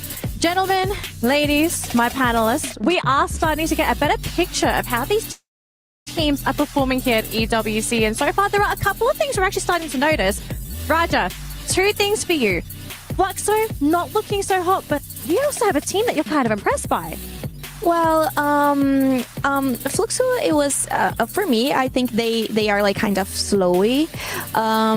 Well, they start getting some eliminations, but then they can just get inside of the safe zone. So this was like a huge problem for them. And Pain Gaming, it's like probably the same. They are kind of slowy, so that's not good for them because they need some points. They need to do elimination. So I'm hoping they can do it in the next match. And it's good to see Pakistan teams like doing that well. You know, we can see like Hot Shot.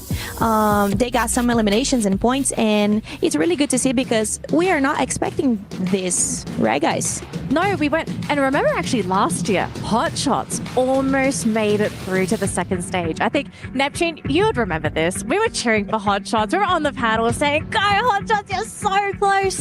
And they might have fallen short last year, but it looks like they might be getting a little bit closer to actually making it to that second stage, Neptune. But Neptune, you don't actually look at Hot Shots. You are looking at Red Hawks. Tell us, like, what is it about Red Hawks today that's actually making them stand out? Yeah, I mean, looking at Red Hawks right now, it doesn't look like a team that has been introduced recently to the international scene. Like how they play, how they move. I think they studied their opponents, especially from those in Southeast Asia, because judging from the movements, those are Southeast Asia teams' movement.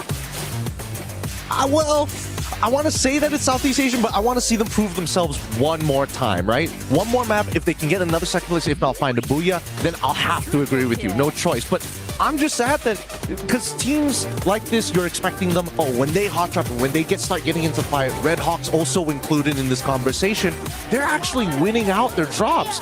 Unlike Vitality, Team Vitality, please, we can't be botching up these engages like that, right? You see them get into that corridor, AG play it well, take their time, and unfortunately, the hot-blooded Indonesians, this time around, it costed them.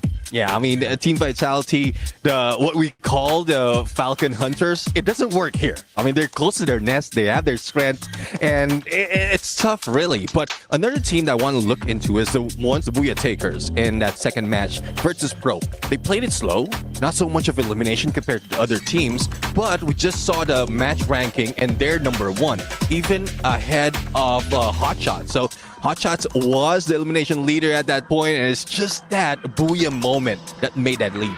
I feel like I think at least for me, the rotations are really good. And also the ring did pull in their favor. I'm not going to lie. They had high ground for a majority of the game. But I think at this point, right, a lot of teams are starting to figure out, okay, sure, you may lose a couple of engagements here. Our mechanics can be a little bit better. But any mistakes from this point onwards, you're going to need to, call a doctor to fix it up. And talking about Booyah, that's the reason why it's so important, because our format, it's probably all about it. You need to get that Booyah. So it's good when you see like a team that can do it really well and can do like eliminations and get the Booyah and everything. So I think Virtus Pro, probably they are like really happy for it. Well, we have to see if the momentum is going to carry for that team, because we've seen in the past, if you grab that booyah, all of a sudden, mentally, you're looking good going into that next game. But we have a bit of an exception because, FYI, we've got Kalahari coming up next. But before Kalahari, we're going to give the players a bit of a break just so they can get ready for the hot desert of Kalahari. And instead, we're going to have a little bit of fun with you guys. We have the Dr. Sulaiman Al Habib hot takes. Let's have some fun, survivors. What's up, everybody? We're back with some more content here at Esports World Cup 2025. You're back with me, Gideon. This time, we are going to go for some hot takes with none other than Hot Shot Esports. Hey, don't worry, boys. You don't have to be so nervous about it, because it's time for some hot takes. Let's first talk about teams. Do you have any hot takes on some of the teams playing this time around? मेरे ख्याल से मुझे falcon काफ़ी अच्छी लगती है, लेकिन उनको मारने में ज़्यादा मज़ा आएगा। एंड R7 भी मेरी फेवरेट है। Oh, R7. Okay, I'm gonna put you on the spot here. Who do you think is the worst team coming into EWC 2025 Free Fire? पेन गेमिंग मुझे अच्छी नहीं लगती। I'm so sorry I put him on the spot there. That's on me. That's on me, Payne. That's on me. Okay, but let's talk about meta now, right? Do you have any thoughts on the meta? What are some of your hot takes for it? I don't like this meta because of some teams like मतलब मेरे ख्याल से अगर 120 point कर जाती है एक team और दूसरी 80 पे अगर पहुंचती है और वो कर लेती तो सामने वाले की तो मेहनत ही था, जो इतनी टाइम मतलब इतनी गेम्स उसने खेली है उससे ट्राई नहीं, तो एक भुइया की वजह से पूरी चैंपियनशिप चले जाना है, इससे कोई बुरी फीलिंग नहीं हो सकती. So it's like very unfair. Yeah. Oh, but then wouldn't it feel like really good to not have that, even though you didn't do well during the point rush, but you just smash it at the very end? अगर आपका luck हो और अगर आप मतलब zone अच्छा पकड़ लो, ऐसे भी होता है कि कोई टीम ना आप पे घुस जाती है, मतलब आपको रश कर देती है, वो आपकी पूरी गेम खराब कर देती है लास्ट जोन में. तो वो 3 टीमें रहती हैं, वो उस पर डिपेंड करता है टीम पे कि वो रश करती है नहीं. अगर गलत रश कर दिया तो अपनी तो गेम ही गई.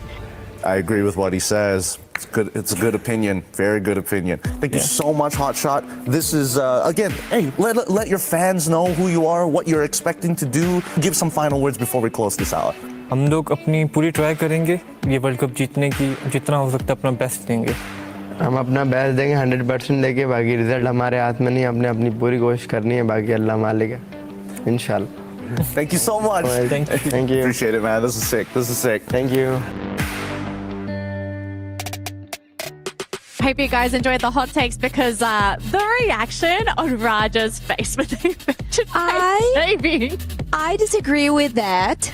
Because I'm a Brazilian supporter, so I really appreciate Pain Gaming. Actually, they have like Noda, which is like a player, a really traditional player in Brazil, and he had like a good experience about like playing global tournaments, you know. So I think he's kind of confident about it. So I wouldn't like worry about Pain Gaming. I think they can do like a really good job.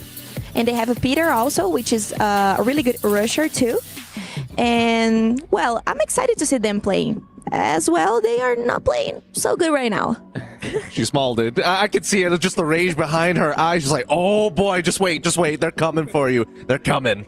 Well, before we jump into our next matchup, it looks like we are going to be having a little bit of fun on the main stage with AdMats and Tash Bunny. Guys, what's happening? A lot of things are happening, Danielle. Yeah. The first two maps are incredible, explosive starts. But for me personally, the two teams you look out for, is Hotshot and Red Hawks. What about you? Yeah, they have been one of the greenhorns in our tournament, especially from Bangladesh. Red Hawks have been having good games. Game number 1, even though they didn't get the booyah, but damn, being at number 7 for the first game is an achievement. And continuing to the second game, they just dominate the team. However, sadly, could not get that top 3 spot, but still managed to take out Pain Gaming, almost taking out Team Falcons and more.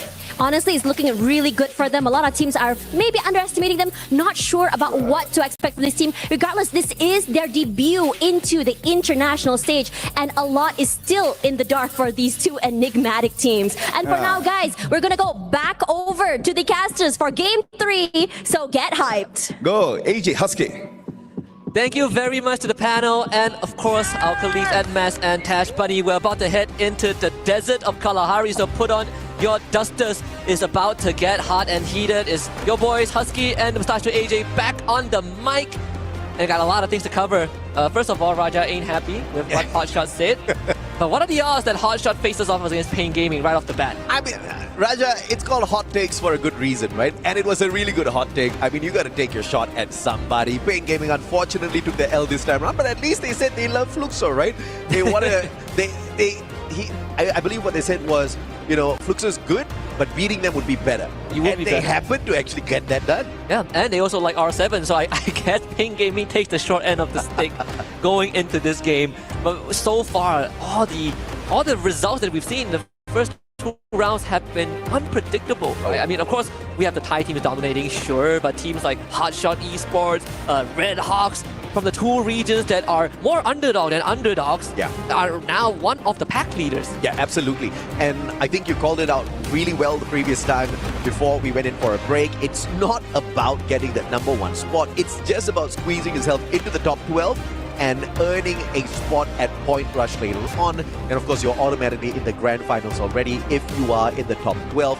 And that's not so difficult, which is also a good reason why the Brazilian fans don't really need to worry, because we've got 2 days of play for Fluxo, and this is the kind of squad that ramps up really late. They're just warming up at this point of time, and you know, you don't want to piss the Brazilians off. The fact of the matter is they're getting beaten down right now. You are happening to piss them off unintentionally. This is going to be bad. These lobbies are just going to get more and more chaotic as we get into the competition. Yeah, and it's also a good time to remind everyone that 3 out of the 4 players from Fluxo are 2-time world champions. Oh yeah, yeah. Aside from MT7, you know, the first one was Yago, but overall this team is not a team to be trifled with. Sure, they've had heartbreaking losses. They've came in second multiple times, be it in local regional tournaments or even, you know, tier 2, tier 3 community tournaments, but it is still a brand that has resonated with Brazilian Free Fire ever since the first gen, the year 0 when Corinthians won the first ever world championship. Fluxo is a very good successor to that era. It's just my only gripe is how slow they play. And I think I want to see a bit more, because I know Fluxo can get aggressive, they can get down and dirty, but with how slow it looks, at some point you have to switch it up. Maybe this round 3 is going to be the turning point. I think that's key what you just said there, right? Aggression, but it's always calculated aggression. They are capable of it, but they are always calculating as to when to get in and to get into some of these hot battles. They've been playing it very slow for the first 2 games. Obviously, in Bermuda, they kind of got caught off guard a tad bit outside the circle as they were heading into Factory. Second game, it's always a Thai team at this point of time. But obviously, we're looking for more from them, and I'm very sure they will show us exactly why they are your 2-time world champs. We haven't even seen those great shots from MP7 just yet. This should most definitely be those warm-up rounds. But you take a little bit too long to warm up, and these teams that were starved of the championship, starved off of opportunities, like we also talked about off-screen, Hotshot Esports. Last year, they didn't even get into Point Rush. This year, if they can keep this up, they sure as hell are getting there. And obviously, another team's got to pay the price by giving away their spot. Yeah, it's like a very fun game, right? I literally told you about what we kind of had fun with yesterday during our study. Yeah. I said that there are 4 Brazilian representatives, yes, 9 from Southeast Asia. That's 13 teams. That's 1 extra team that can qualify to Point Rush. And if we have to slot Hotshot in, we have to get rid of 2 teams. And now, after round 2, it makes you wonder a little bit which team it's going to be, right? Which team is Hotshot going to be able to do just enough to overtake? For me, I think it's too early to say, but there's a good chance it happens. And of course, you talk about hotshots, but I think Dashmani brought up a really good other team as well, Red Hawks. Duca Gaming, one of the best coaches out there. He's so full of wisdom and intelligence. And the bigger question that I had in my mind was, is the application of that intelligence going to fare well on the world stage? And holy hell, Red Hawks are doing super fine at this point of time. Obviously, they kind of got wrecked by Core Memory Esports because I think Red Hawks were in a really good spot, right? As they saw Pain Gaming getting taken down, they could have taken advantage. That one miscalculation, playing it a tad bit too safe, put them in hot soup. I want to see more aggression from them, just like how we saw aggression from Hotshots in the final circle. But Hotshot shouldn't have gotten that aggressive. But it's okay. I think at least we kind of see what Hotshot is capable. Oh yeah. Right? Do I want them to keep it up? I think moderation is the key. Yeah. And hop into game number 3 is Kalahari, one of my favorite maps. But according to what Raja says, some of these Brazilian teams prefer the El Clasico. So Kalahari is not one of those maps. But at least the flight path is very forgiving. Right through the middle, Refinery is going to be a hot spot for the Indonesians. And the knockout stage leaders at this point of time will be your Free Fire at EWC 2024 champions, Team Falcons. How about that? From not performing well at all during their run at FFWSC to heading on into EWC and starting off things at the very top. They must be really excited, but of course, let's see if or not consistency would be their key to continue dominating out there. And very early on, Aim God is about to be aimed at. That's the brutality of competitive Free Fire, right? Yeah. It really doesn't matter how you start. The only thing that matters is the end result. As much as it sucks to hear that, only the end result matters. Only those who can step up when all the chips are down is going to come out on top. And at least that's the lesson that Team Falcons taught us last year. Refinery used to be a hotspot for Indonesian teams, right now taken over by Vision System. And a very slow start here at Kalahari, which is going to be deadly because all the teams will have their hands on those coin machines and, you know, enough room to purchase those hook guns. And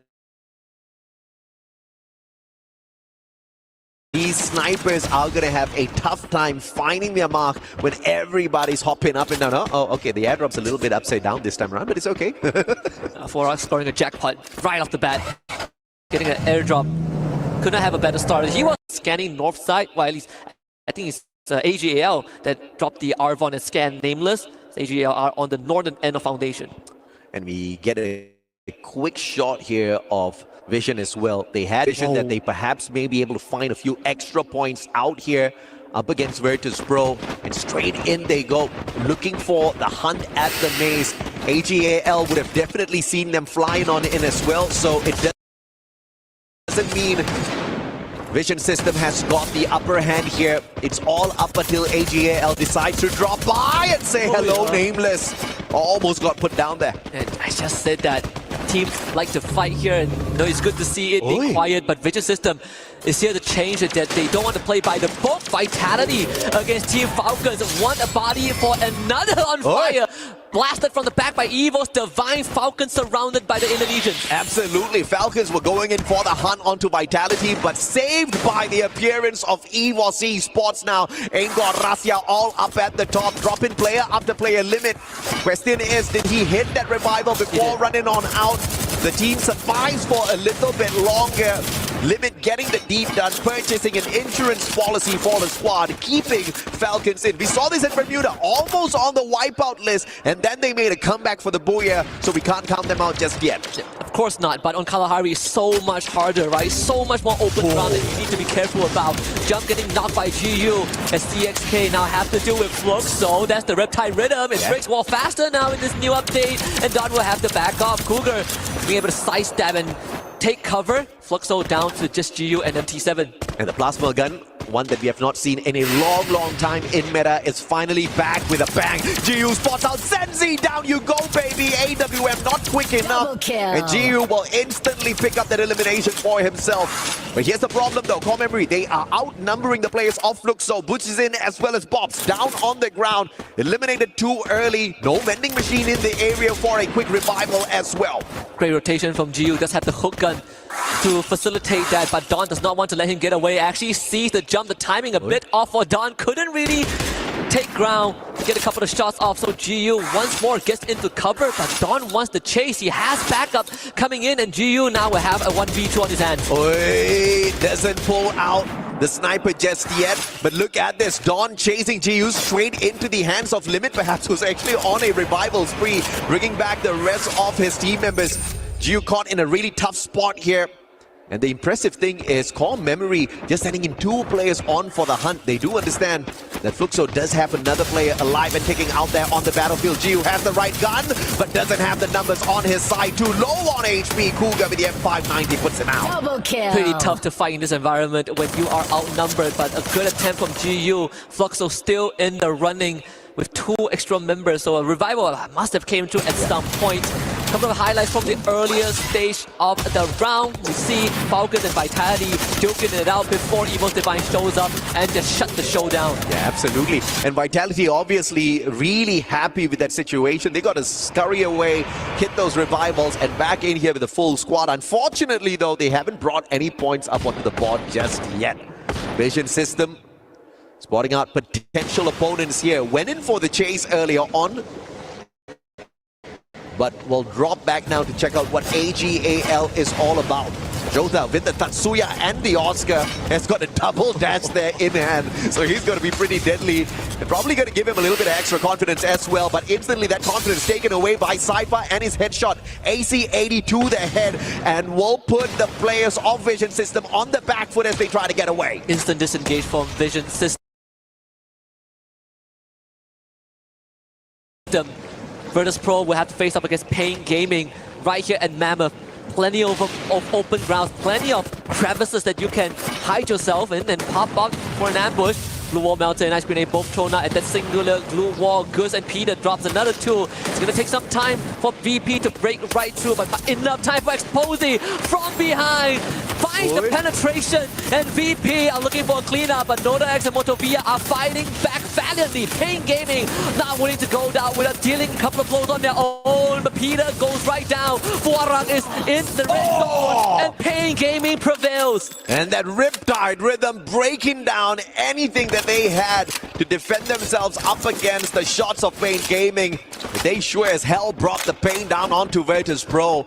Instantly snuffing out their hopes very early on here. This may just be that comeback map for the Brazilian squad.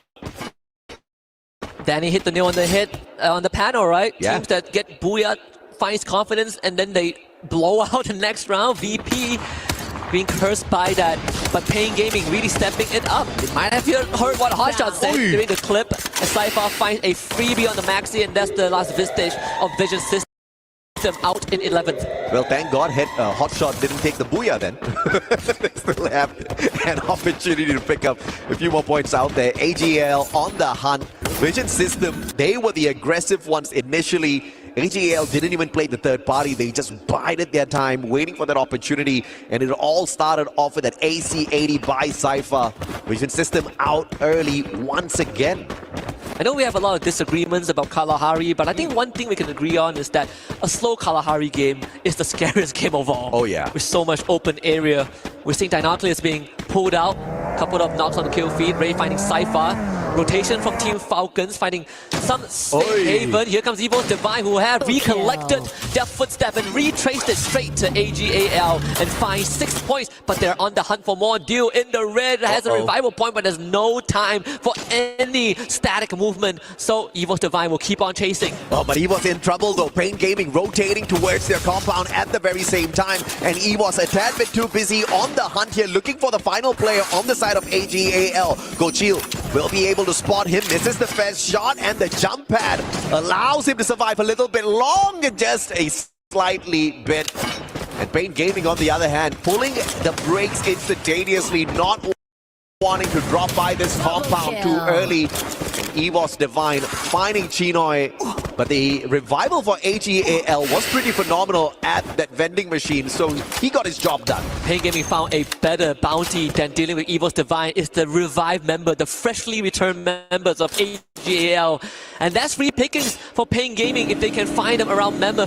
Core Memory going for an extremely late rotation, just passing through Stone Rage to the southern side of the map. They're gonna reach the sub in just a little bit where Fluxo is holding ground, but you can see that Pain Gaming, they've already found a couple of numbers on AGAL. Yep. Core Memory in the fastest vehicle they can find out there on the deserts of Kalahari. Probably won't give them much. Will protect them from some of the elevation as the drop off of these cliffs. And Pain Gaming, on the other hand, 6 eliminations strong. A beautiful start for this Brazilian squad this time round, with Motovia and Gus finally finding that high octane action on their side, and they are not on the losing end for the time being. And I think chaos is about to befall all of us here, Husky. Only 2 teams out of the equation so far, and this is not a huge map at all. No, it's like a volcano about to erupt, right? You can see, you can already feel the tectonic plates, you know, the friction. They're about to slide off each other's equilibrium, and when that happens, the eruption is going to be uncontrollable. We are seeing Core Memory, AGAL, and Fluxo collide at the sub. That could kind of narrow down some of the numbers on this map. Bob's finding Chinoy, so Fluxo getting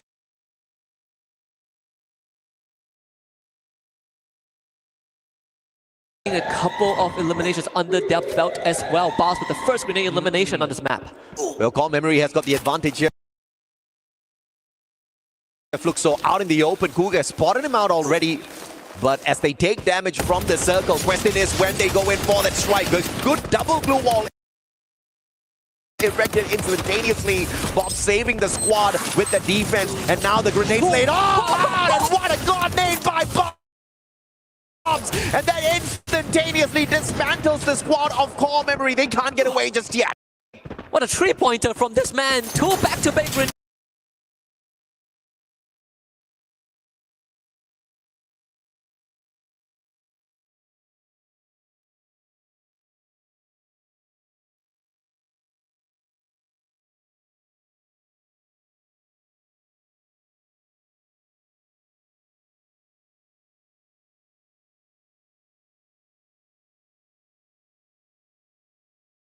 Finds a Zensi. Core Memory stood no chance in this fight where they should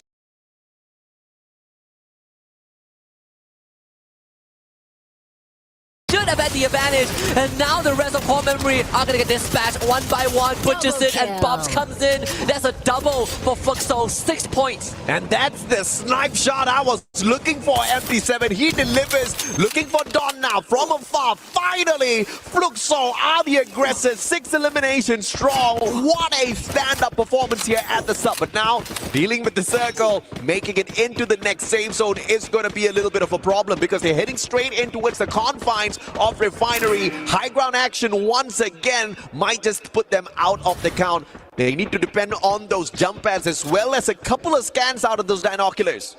Red Hawks are about to engage with Hotshot Esports as Hotshot started firing at Flicker. He did take the jump pad to rotate from Refinery towards the southern end of the compound. AGAL doing the same thing, about to land right on top of what Falcons do. Gotta be ready, and he absolutely is, but Vitality is behind him. Gotta pick a poison. Oh, what a rotation here by Dew. But he's gonna get shot at by 3 squads at the same time, and it is the Pakistani players that get the shot in action with the card of all guns bumped in the season and performing really well in the hands of the Asian squads. We see a Dinoculus scan as well. 5 players being scanned out. I think it should be courtesy of Red Hawks. As Core Memory gets eliminated in 10th place. 9 teams remain. Evil Divine about to fight to compete from Indonesia. Vitality right on their radar. Evil Divine on the hunt. Evil Divine, one of the leaders at this day 1, looking to continue their prowl into the next circle, but Alpha showing up out of nowhere. Let's see if or not they can get away from this one, because Evos knows exactly what they need to knock down. Vitality standing right in front of Alpha 34. R7 rotating around. Hook gun to get him out of trouble, but they all get sprayed down by the players of hot shots of everyone at the high ground. They take advantage. Alpha 34 with that rotation. What was that? They signed their death sentence just with that move without enough information. Evos Divine now gets to move on forward. They got to bring Ray back up, and they do just that. Ray back up to full Vitality, holding behind this container. Azure 25 has a huge job to do. Sees Kochu, tags him a little bit, forcing Evil Divine back into this factory area, this garage, this warehouse. And that's going to slow them down for a bit, but Pain Gaming now arrives. Hotshot versus Red Hawks. That's a battle that we are about to see. And Falcons, yet another bird hopping on into the mix as well. There's some hot action about to kick off on the opposite side of the battlefield. And we get there in time. AGAL, the John takes him down. VSS time, baby.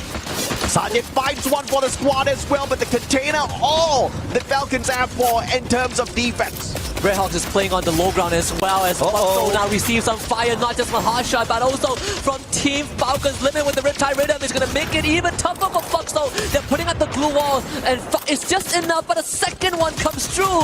Fuxo could not catch a break at all, but a couple of containers is going to keep them safe for now. Pain Gaming out. Using the terrain to their advantage. Great play from Fluxo to not waste their glue walls, and they are on the very edge of the next zone as well. So not a lot of space to rotate around. Therefore, Fluxo should be in that final circle. The rest of the chaos about to go down now. But Hot Shots with that high ground advantage. Falcons wants to call their shot here, meeting them halfway. And Peter has already found Anas, and this is already not a good start for Hotshot. Can they hold on? Sajin gonna get knocked out by Kororo. The glue secures his demise. Is down in this tree for Hotshot. They need to hold this ground. Falcons knows that. The takeover is one step to completion. Kororo from the flank couldn't find an entry in, but Hotshot, they got a lot coming their way. Yeah, the Steffi was pulled out a tad bit too late, but it does defend them from a couple of grenades. Now Hotshot barricaded by their own glue walls. Falcons finally making their way around, but yet another defensive glue wall pulled out. But that one falls like a paper wall. Final survivor left here on the side of Hotshot, and Falcons are not slowing down just yet. Action gets away for the time being, but that's about the end of it as Peter pulls away the final player from the side of Hotshot Esports. It's either death by the hands of Falcons or by Fluxo. But with that takeover, Falcons currently, at least for this moment, is going to have some space to breathe. It's a good area to be on this high ground, but the circle is going to move away from that. Evos Divine, 14 eliminations as they now face off against Red Hawks on the low ground. Come on, man. Consistency is key, and Red Hawks are kicking it out there. Still alive, but 5 squads remaining here. Make that 4 as Cypher shows up in front of Peter, who's on absolute fire in this final circle. Circles moving on. Fluxo doesn't really need to rotate all that too far. Limit with the smart plays, with the glue wall melters before those defenses can even be erected. This is going to be a tough rotation. Red Hawks wants to make the first move, but Aimgod finds Blade, and there's not really much time to bring him back up. The glue walls desperately being thrown to protect him, but Kutush ends up being a victim of that as the rest of Evil Divine are going to show up to clean up what they started. Blade takes out Ray with the trip mine, but that's pretty much it. Red Hawks out in 4th. Out in 4th, Fluxo down by 1 man. They've got a little bit too little in their tank. Bob's rotation jump pad now right in front of Evos. Fluxo, I don't know if or not they are calling the gods of shot straight towards them, but now Falcons at the very top. They wanted double booyah at the start of this day, and they may just as well pull this one off. Again, they took over where Hotshot was, and it gave them the best position to work with. High ground leverage, and on top of that, good rotation into this moving circle. Evil Divine getting dispatched left, right, and center. Falcons with 9 eliminations under their belt. Ball's about to run into Peter. This is a good angle for them to go for the swing. And now, with EVOS kind of slows down a tad bit, Falcons are in trouble. Fluxo knows exactly the kind of danger that awaits them from up above. Those grenades could come raining down on them, but everybody's waiting for that circle to close on down. This one is now turning out to be a troublesome situation. Do we depend on those medkits, or do we depend on some final second pandemonium as Butches in finds Aim God, puts him down 6 feet under as well. EVOS has no chance to pull the booyah. That is good for Fluxo. They got 3 members left. They just have to hold this ground. Starts by taking out EVOS Esports, because that is the contender. That is going to be the team that is challenging them. But they can hold this. I'm going to Flux play level. Yeah, it ain't over till it's over. Fluxo.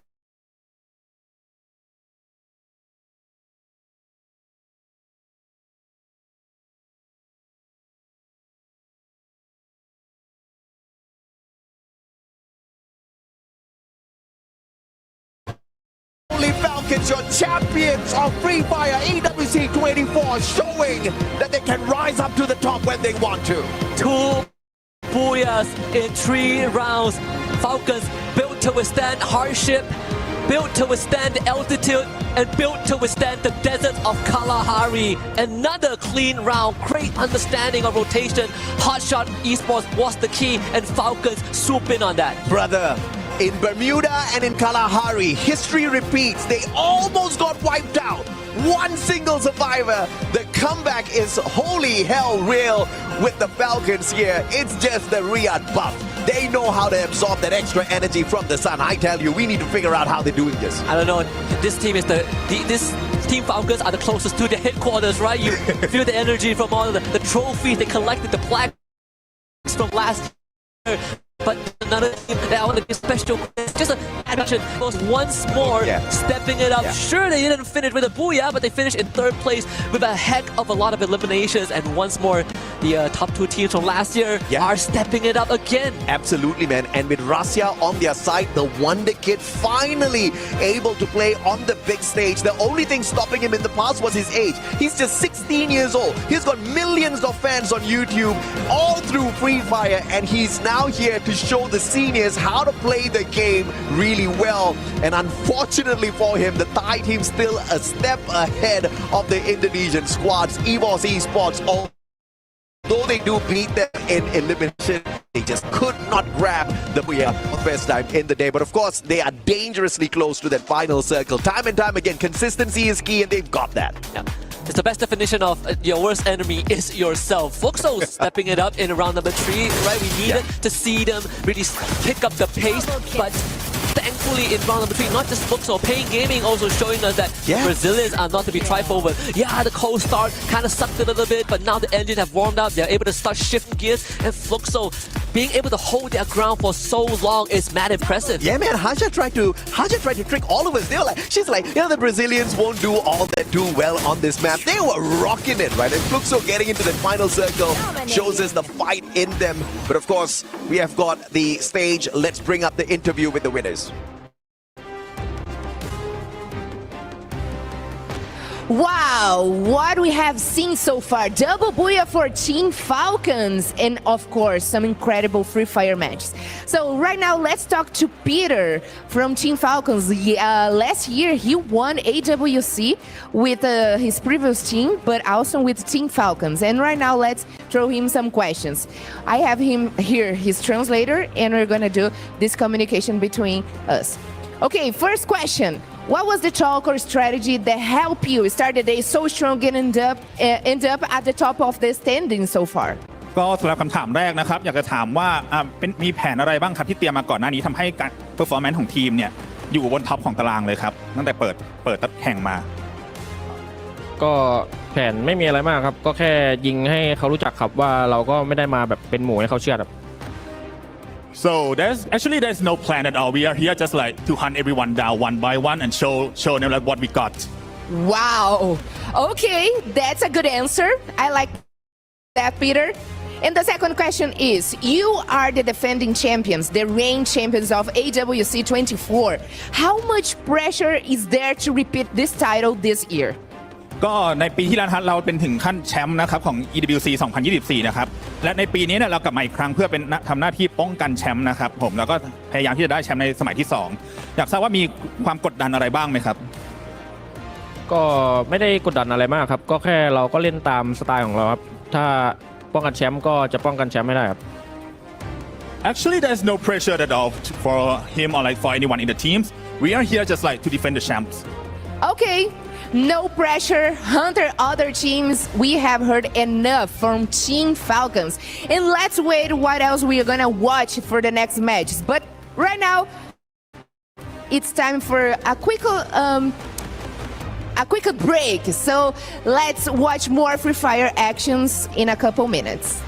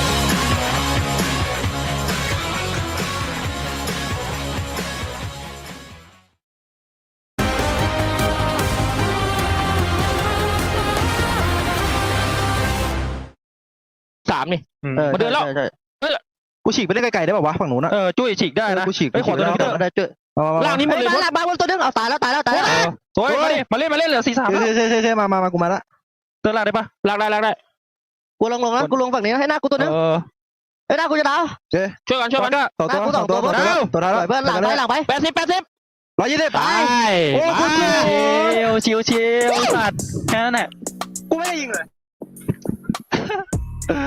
What an incredible comeback coming from Team Falcons. They were almost eliminated at the beginning of the game. They managed to come back and they even got revenge on their arch nemesis, EVOS Divine. They were so close to getting rid of their kryptonite, the team that's caused them the most issues, but unfortunately, again, just falling short. Another thing to note as well, folks, Fluxo, this team, unfortunately, having a very slow start today, is starting to wake up. And I know, Raja, you are very excited for this because you know the potential of this team. Let's go at Fluxo. What did they do right in game number 3? Yeah, first of all, I agree with you. I believe a lot in them, but I think they are like kind of waking up just right now, which is a little bit early. But okay, I mean, we still have other matches to play, so I think you can decide a bunch of things and we can wait for them like to grow. But I'm really happy at all with this match from Fluxo. At least Alpha 34, it's not clocking to them. I don't know why. I don't know what's going on with them because they have like I mean, they have good players. I actually don't know what's going on. Neptune, I know you have something that you're really wanting to bring up on the panel. Yeah, definitely. I mean, other than Team Falcons taking 100% in the top 3 rate, because, yeah, they don't show up on the board when it comes to second map, but they're still in their top 3. Now, another team is Red Hawks. Again, I couldn't emphasize it. New to the tournament, international tournament, but they are working at this on. I mean, that's not the only team who's rocking it just as hot. Hot shot. These, again, both of these teams coming into this tournament. Yes, one is more veteran. The other is looking to kind of make their name here at EWC itself. It's great to see that these youngins are full of energy and are moving in with a lot of momentum in this game. But speaking of gas and momentum, we're noticing that a lot of the squads who are getting out early on generally are, I don't know, even Vitality getting a little overhyped. core memory as well, especially since they've consistently faced up against Fluxo in the past 2 maps already. I think it's really between the 2 of these teams to predetermine who makes it into top 3, if not top 4. Yeah, maybe a factor as well, it was Kalahari. This is kind of a different map compared to all the other maps in Free Fire, so fundamentally it can be a little bit confusing for some of these teams, and I mean, if you can specialize in Kalahari, you are good. Now, our overall rankings. Can you guess who is at the top? The king of EWC. It is Team Falcons sitting in first place. Our champions of 2024 already off to a fantastically strong start, and followed by their arch nemesis, EVOS Divine. Look, EVOS have played great, but I kind of wonder, what is it doing to your psyche to know that you are just being beaten by the team that basically stole your dreams last year? Yeah, I mean, it's tough really for the side of EVOS Divine. It is seems like in day number 1 they want to go for a repeat. But I know there's a little bit slowdown that will be happening later on, because judging from the scores, elimination-wise, they have more compared to Team Falcon. So they just have to play with more elimination they can bring it on, and then consistency in the placement. I think, at least for me, you might as well start off hot today. You need to make that statement, right? Again, we heard in the interview itself that Falcon's like, we're hunting for people. That is our goal. We want to put a red target on our... Just easier for us to hunt you. We don't have to go out of our way. You'll come to us. I just want to add that it's good to see EVO's playing better, because at the global finals they weren't doing like an amazing job.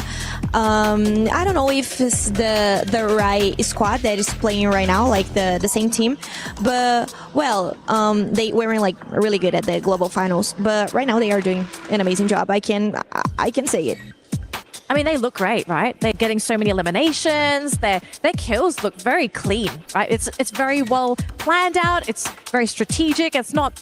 I think we sometimes see teams and they get very desperate for those eliminations. It looks a little sloppy. They just kind of go like, yo, just shoot anything that moves, and sometimes you get lucky. That's not what EVOS is doing. Very calculated, very calm. They're hunting for players, but they're doing it in a way where they don't really get caught out. It's just...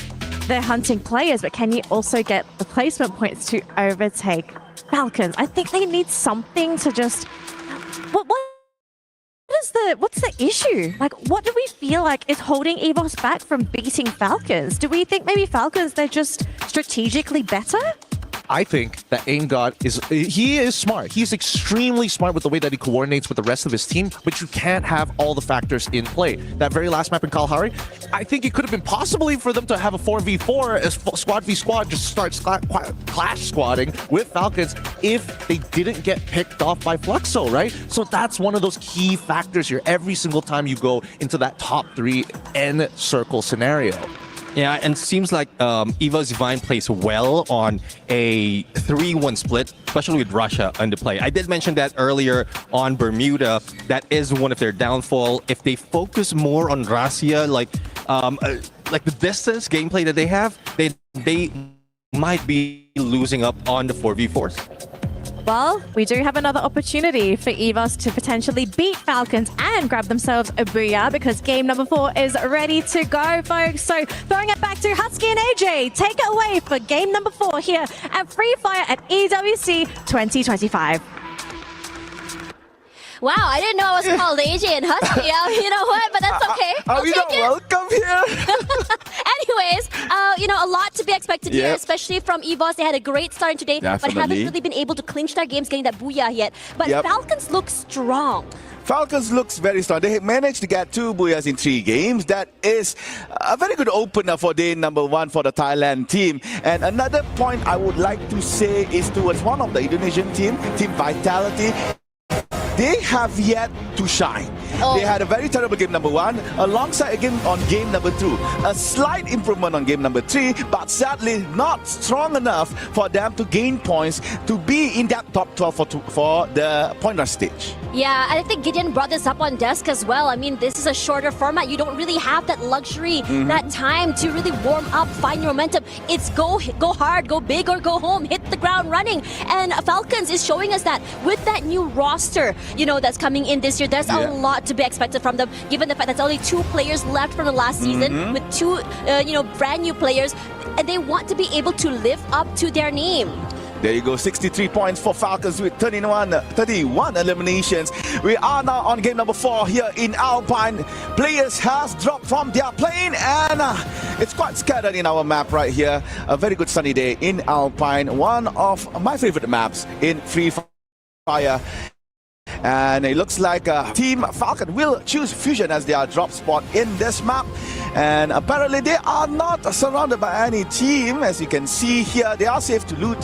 However, on other side of the maps, you can see that Team Fluxo is going to go Vantage. That is one of the safe point of interest in Alpine. Quite far from the other point of interests, but still a good place to start.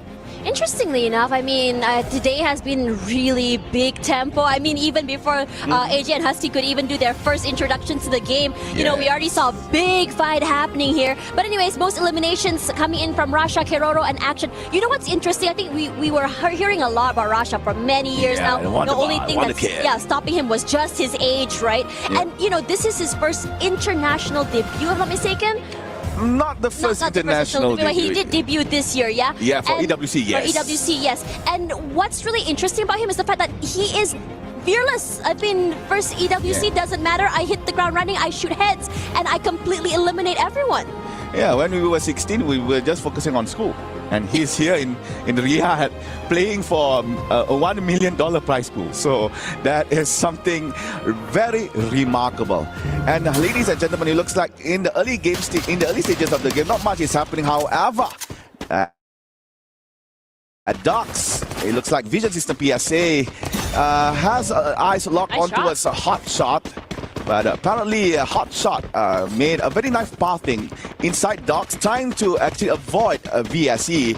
And as you know, early elimination, early fights, it's not something that you would like to face on, especially if you're on the the other end of the stick. Yeah, I think some of these teams like VSC, Vitality, were struggling in the beginning of today as well. But now Red Hawks are going super aggressive. They're just going ham right now. They're just trying to find that space to just go into this area, trying their best to break these blue walls, finds nothing quite yet. But Flicker should fall next as the rest of the team just hunker down forward, tries to collapse. But no one's really baiting it. Oh, Call Memo is actually...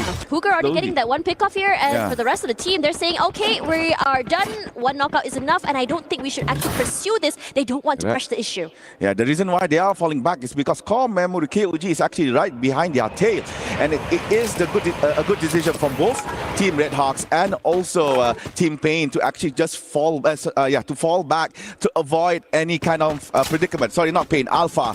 However, you can see that CRM pushing forward towards the Brazilian. That is painful! And Lins, nice shots, taking down Cougar. Trying to go for a second one, but trying to secure the point first. However, Lins could not fight, but jump! Has been jumped by Motovea. That was a nice woodpecker shot from the Brazilian. They are really great at just holding down holding the ground. They're not gonna back off. Jump falls. But they're not done quite yet. The rest of the team now on fire. Zen's will be the next one to go down. Quickly eliminated. No mercy.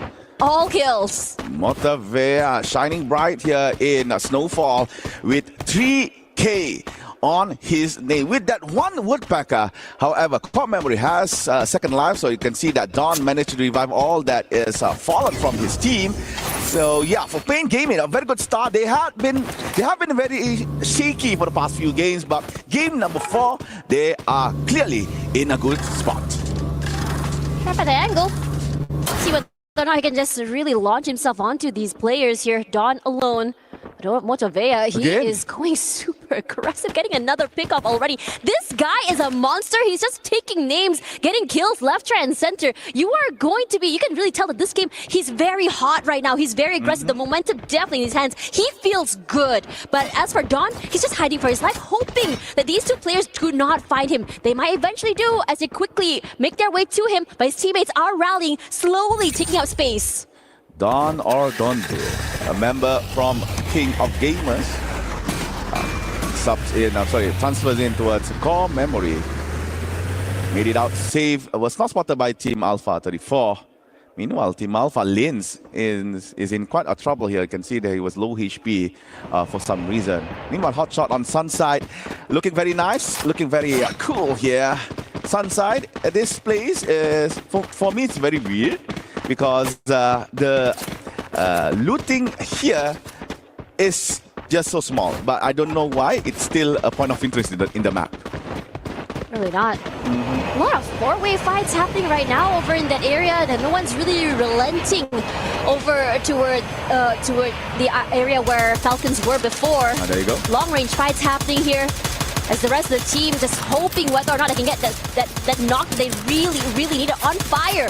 It's just putting in damage onto Kutush as well. Looking to reposition himself. They jump away. Kutush is very low. Surprised he wasn't able to be knocked out of the air here. The flicker should fall. Getting sandwiched between two different players. Just unlucky for him to be out there in the open. That is the second death here for Flicker. Nejat managed to actually jump on his own, but it was found by R7 Alpha 34. So Nejat goes down as well. I believe there's only two. Or is it one member from Team Red Hawk? Two, yeah, two members of Team Red Hawk still alive. So the Bangladeshi team is still in our game. And yeah, quite unlucky here for Flicker. Could not actually flick his shot properly. Meanwhile, Vitality is still alive in Malaysia. Nothing much to be said by them. And there you go. You can see that the first circle is about to close. However, on Snowfall, we got Core Memory KOG, we got Pain Gaming and Virtus Pro all in one spot. They have to fight their way into the circle. Nothing is given, everything is earned, and this circle shifts more toward this central side with EVOS having so much of the space in the middle side of this circle. Things are getting very interesting here. We're seeing a lot of shots happening, but no really big kills happening quite yet, and it's a hard terrain to work with as well. Snowfall, we still have three teams all here. One team from Brazil, two teams from Thailand. You can see Peter from Pain. Tries to take aim on towards Virtus Pro, but could not get the angle correctly. Finds Fuara, only a shot hit with that SBD. Let's go for the launcher. Uzi with the Skylar, but nothing to contribute over that active skill. Meanwhile, Pain is still holding Team Virtus Pro in their clutches. Diamond pushes towards the front. Fuara and Aimless providing space. However, jump from the back knocks down Motovea.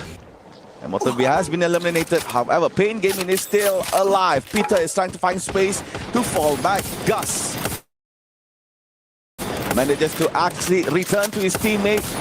Oh, nice shot. At the same time, hunting towards the Team Virtus Pro. Dawn tries to get that chaos kill and manages to steal one from Team Pain. So, Core Memory tries to go for the third party, but eventually Team Pain as well as Virtus Pro exited Snowfall. Honestly, they've been really hunkering him out here on Snowfall for quite some time. They're battling with the area out for the damage from being outside the zone. And on top of that as well, Pain Gaming tried to be the team to gatekeep these teams outside of that circle. And it really bit them back in the butt. Now they're in trouble. They're getting surrounded from all different sides and areas. Core Memory is making life hell from them. Zen's trying to find the perfect flank with his teammate. Finds nothing quite yet. But the jump shot forward from Gus, that high ground is giving him a lot of value in terms of intel. Yeah, Gus, the lone player from Pain Gaming, still surviving alongside of Team Core Memory. Here comes Noda to provide support. But however, Zen has anticipated the push from Noda. Motovea as well has been revived back again into Alpine. And what will be Zen's next step is because he's the only one here from Team Core Memory, but managed to get that jump back over. Meanwhile, Fluxo and Falcon, the double Fs are at it. Very aggressive. Gio quickly just eliminates On Fire here as well, as the rest of Falcons scramble, forced to leave the zone, forced to give away their space. But Fluxo's work is not done quite yet. They're looking to find any other pickups they can from Falcons, really stop their domination. They've been doing great right now for Falcons, but a bit more quiet in the start, and I don't blame them. Hotshot has been quiet here in game Alpine. They only get one elimination. Same goes to Vision System. SPA, VSE is still yet to show what they are worth here because they have been having bad games up until game number 4 here. Meanwhile, Zen takes down Nameless. That's on the kill feed. Meanwhile, MT7 gets a point here for Fluxo, taking out Najat from Red Hawks. And we are back on Zen from Core Memory. He's still yet together with his teammate Jump. Just got revived back. Only Cougar is still on the spectator side.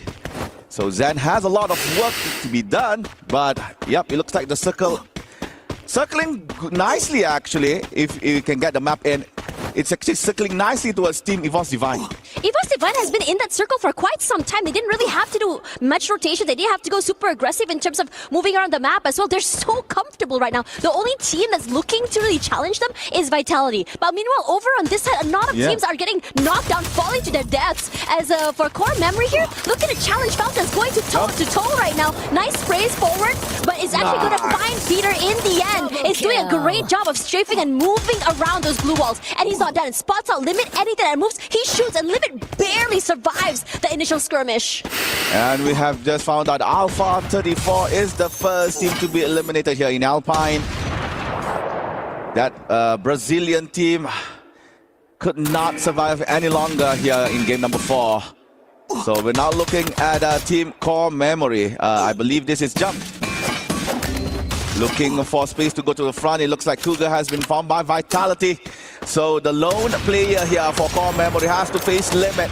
Limit is one of the best snipers in Thailand, I say as well, maybe in Free Fire. However, Limit knows where his limit is, has to fall back, does not want to play with the circle, and at the same time, Red Hawks is no more at number 11. Unfortunate for Red Hawks, they had such a great streak earlier, not able to hold on right now as well. This circle, I would say, is quite complicated to work with. I mean, for a while now, it did favor EWC, and now it's pulling toward Vitality. If anything, right now, I saw Core Memory, a team that I think did quite a significant impact, also knocked down as well. But for the Keroro, he's running for his life. For Pain Gaming, they're on the hunt right now. Where the heck is this Keroro frog here? He falls. Forak is the one to steal him away, but Rasha will be the one to steal that point. Pain, yeah, they have 7 eliminations, and they're going on the map like just knocking on death's door. Fluxo somehow on the other edge is going bonkers. What the heck happened there?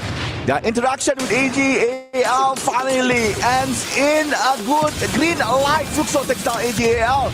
Now we're looking at Vision System SPA.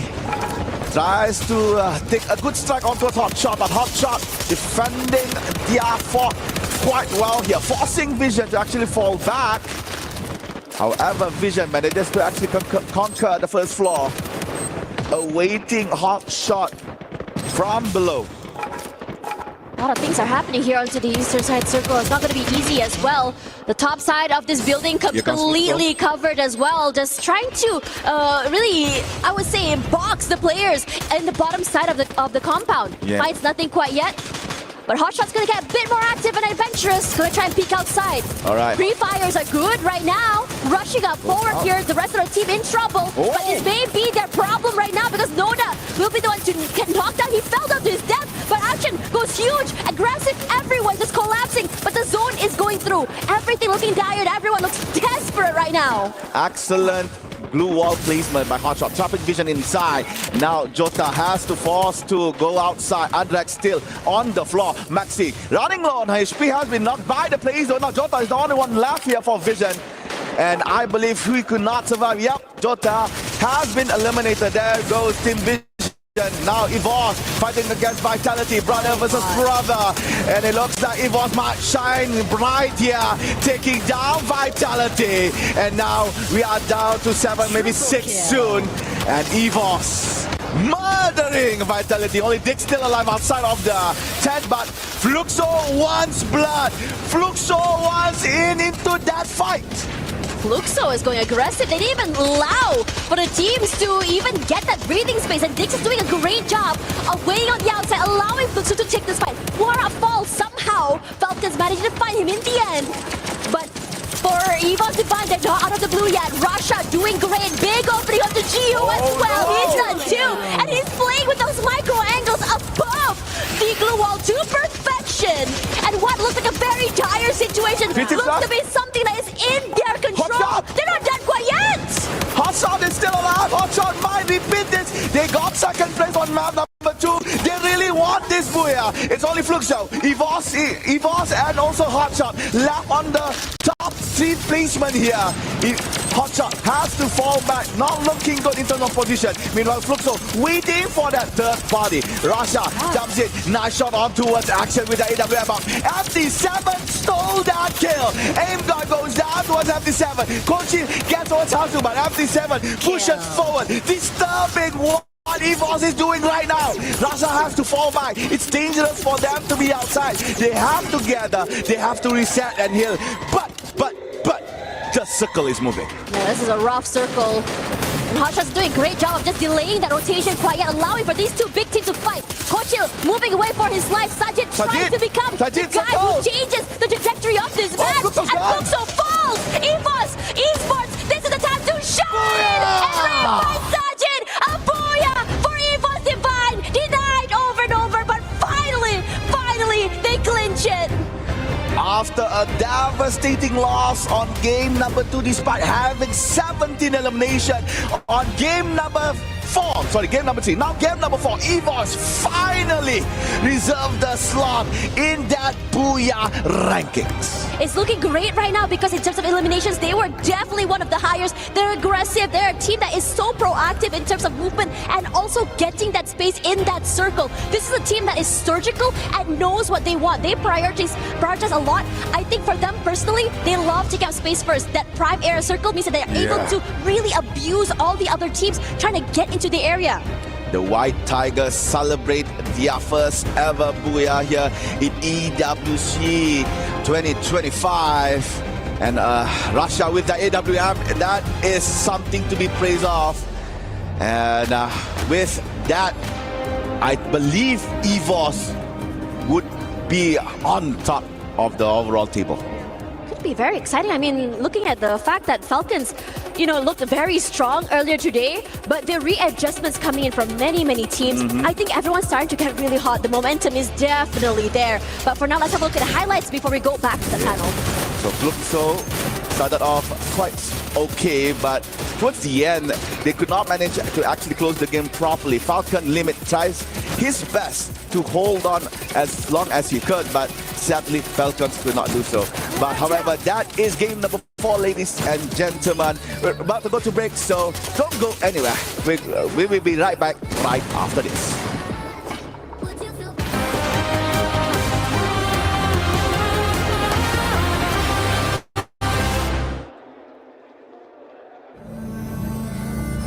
We're about to enter one of the habitat, the hibernation area of one of the pro players for Free Fire Esports World Cup.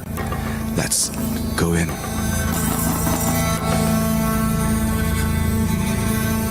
It looks like they are not here. What a beautiful nest. Well kept, I can say. So we can know that one of the players for Free Fire is a very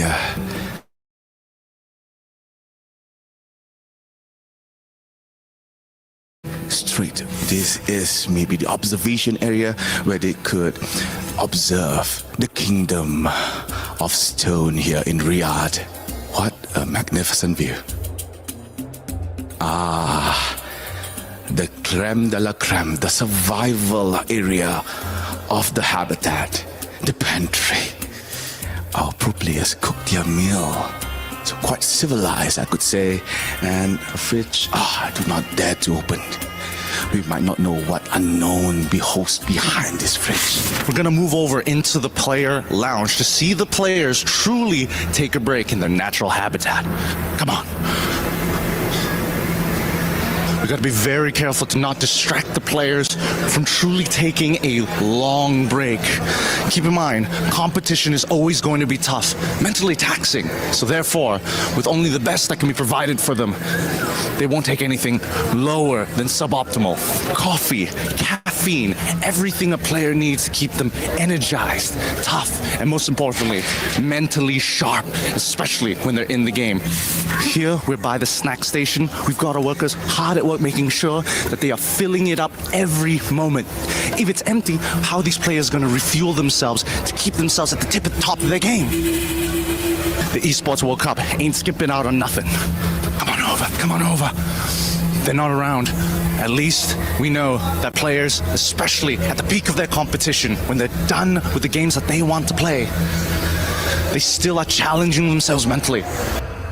One of the most important sides, whether you're a mobile gamer, a PC gamer, or even a console player, everything is provided here for the player lounge for all of their needs to make sure that the competitive level always stays at its highest peak. Look over here, we've got our PC segments, 2 rows of PCs. We've also got one of our hosts over there trying to be part of this, trying to be part of the player habitat. It's crazy. No, we can't disturb them. No, come back. And right here, we've got the broadcast playing for each of the games. Free Fire is going to be coming on real soon, but we don't care about this right now. We're going to have to take our time here and be very, very careful and very, very sneaky. And with that being said, thank you guys for watching. I got to get out of here. I'm in grave danger. I think the players have caught on to what I'm doing. I got to go. No animals, nor players, nor hosts were harmed during the shooting of this video.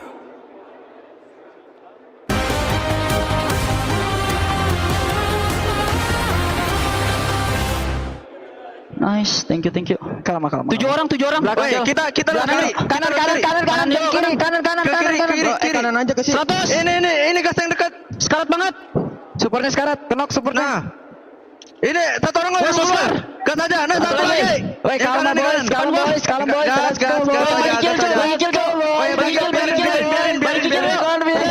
Bocil gentok anjing bangsat. Be confident boy. Let's go boy. EVOS Divine are tired. They don't want second place. They want first place. And what did they get? They score their very first booyah. Team looking really happy, especially through their player cams, as well as their communication. They knew they were very, very close. And obviously the hard work, it did finally pay off. But is it going to be enough to keep the mentality for this team? We've got a lot of things to talk about here, folks. That game, it wasn't just a simple case of EVOS going crazy, getting all the eliminations and just winning the game. There were a lot of other things that we had to talk about. Firstly, Neptune, I want to start with you because we had an interesting conversation whilst watching that game about Falcons. We've noticed a trend, which we are now going to be calling the Falcons exit strategy. Explain to the viewers what this actually is. Yeah, I mean, for Falcons, every time they lose a player, if 2, they have an exit strategy. 1 pulls away real quick. Like Launchpad is available, you will be able to pull away, and 1 deals with this as the distraction. So there's plenty of time for them to go for the revive, and then they recuperate and come back stronger. And it happens, if it happens in the early part, then they'll be able to get like to the final 3, or if not, get the booyah like what we've seen in game 1 and 3. But unfortunately, in that final match, they were just taken out a little bit too late twice, and they couldn't just come back. And for Raja, you want to talk about Hot Shots. This was a team that you are very interested in. And of course, our wonderful guest over here, as you can see, unfortunately does not have a microphone, so we won't be able to converse with our guest. But talk to us about Hot Shots, because this team has impressed us today. Yeah, I wasn't expecting this. Actually, I think none of us was expecting this, but it's a really good surprise. But I'm a little bit worried about, because it's one more team to, be worried about. I don't know, thinking that I'm cheering for Brazilian teams, but well, they are doing a really an amazing job. They are catching pretty good eliminations, and they keep getting up into this format. I don't know how to explain this actually. The consistency. I think that's the word you're looking for. The consistency for this team is actually really starting to stand out. Yeah, so we keep looking at them in the end of the match, and they are still alive, and they could eliminate 1 player from Fluxo, which it was more comfortable, because he was in he was kind of hiding, and then he just got the elimination, which it was very cool. It was a very smart hiding spot though, right? I mean, Neptune, you saw it's on the low ground, and when you're prone, sometimes it's hard to see players there. And I mean, if you see another team hiding behind a glue wall, you're gonna go after them first, aren't you? You're not gonna run around and look for the person on the ground. Unless, exactly. unless you're the only ones, like the only player remaining. Yes, Exactly. that's when other teams. But with the distraction that Fluxo really did in there, so I guess that gave Hot Shots an opportunity to hide out and then just grab the second place. But one thing I would say as well for Evo's Divine, I guess their strategy is working this time around. We saw and we discussed this even while the matches were playing, that the split that they're doing, the 3-1 split, yes, it's favorable from the beginning somewhat towards the end, but if it's the final battle 4v4, it wouldn't work. But this time they slowed it down. They know how to deal with each player, and they just stuck together compared to Rasia just going along and being chased by the rest of the team. Yeah, and Raja, I think we also talked about this a little bit behind the scenes where EVOS, they played slower this game, right? They started the day very fast, lots of eliminations in the early game and even into the mid game. But for this round, they didn't look for eliminations until what, the 4th or 5th circle, which is really late for EVOS, but it worked out for them. Yeah, I mean they kept in the top 3. Yeah, so I don't know. They have a kind of different strategies, but it keeps like working for them for some reason. They are like having a really good day. In my opinion, it's one of the best teams. Of course, we can we can see this at the overall ranking. So EVOS appears like in the first place. I mean, they deserve to be up there. They worked incredibly hard. They've secured basically top points almost the entire day. The only reason Falcons fell down was because this was the one round they kind of fumbled the ball, Neptune. Yeah, I mean, we also talked after the previous match wherein Team Falcons is leading because of placement point, but elimination-wise, it's Evo's Divine. And now, since they were surviving a little bit longer, Team Falcons was struggling, so they can still continue on and getting all those elimination and sticking together, 4-man strong. Definitely a booyah would help them. That jump up to number 1. Well, I mean, do Falcons really care as well? I mean, you don't really need to sit in number 1 because it's just the knockout stage. Yeah. So, moving on, because we are getting ready for our next game, ladies and gentlemen. We're going to give the players a bit of a quick break, but we do have, I believe, the SNB head-to-head, because that's where Gideon is. That's ahead. Thanks, Denelli. Of course, the head-to-head, the rivalry has already become something that most people wouldn't have expected. 2 Southeast Asian teams are battling out to look for first spot, especially between Group A and as well as Group B. I'm talking about the rivalry that you guys have been talking about. It's EVOS Divine as well as Team Falcons. Now, it's a hefty battle, of course, but it's really a battle of the mind. The 2 IGNs that are setting themselves apart here, I'm telling you, Peter is a monster when he makes his aggressive calls, but Aim God sees everything. That's the big problem that we're seeing from these 2 teams. Too many factors are coming into play, but when we consistently see them make it to the final zone, who can stop them when they've got momentum pushing them forward? And not to mention a beautiful arena to show off what they're playing for here. This trophy is looking good, and I'm sure these players are ready to go. We're going to throw it over to the casters for map number 5. All right, going into game number 5, it's gonna be next Stera. And yep, as said by our panelists, as said by Gideon as well, EVOS is looking very strong on the first plate with 78 points. Highest elimination among all with 43. And another honorable mention I would say is towards Team Hotshot. We don't see them usually on the first page, but this time around, Hotshot improved significantly. I mean, AJ had already highlighted them in that first map about how, how the coach is a brilliant coach, how he's able to really lead the team forward. They really want to be able to make up for past mistakes before as well, coming into this tournament. And for them, going hard, going hot now to be able to launch them forward to the top 12 is the goal. And from there, they're hoping to ride that high into that grand finals, granted, because also, we also have that Champions Rush, a change in format for this year's EWC. All right, here is some last words, some prayers from our EVOS Divine team from Indonesia. They really wish to maintain on that first place, would actually secure them the slot towards the point rush stage. And yeah, again, it's not about being first place here on the group stage. It's about surviving to be on the top 12. Yeah, you want to make it to that top 12 as well. And I think that also has those challenges because you don't want to get knocked out very early. EVOS Divine is great. I mean, I think the panel, brought up something very interesting. Raja especially mentioned that for EVOS Divine, them changing up the pace in map number 4 from a more aggressive, fast approach and now finally a slower one, getting active on, circle 4 and 5 for the previous map. It paid off for them as well. But regardless, it's still high in terms of eliminations as well, which is why they're able to overcome Falcons. Falcons, they rely a lot on those placement points. They don't get super active super early unless really provoked. And I think that for EVOS Divine, they're understanding that value you get from the points you get from those kills, from those eliminations, really, putting them on top of those placement points as well to really launch themselves forward. They have quite a sizable, not super sizable, but enough points to just really, maintain that lead a bit more. Yeah. If this trend continues today, EVOS will be so far in the lead and teams are going to have so much trouble stopping them. Someone needs to slow them down. Yeah, someone really needs to slow them down. Meanwhile, I would like to talk about the Brazilian teams. Yeah, team Alpha 34, Team Fluxo, and Pain Gaming. They are not doing very well here on day number 1.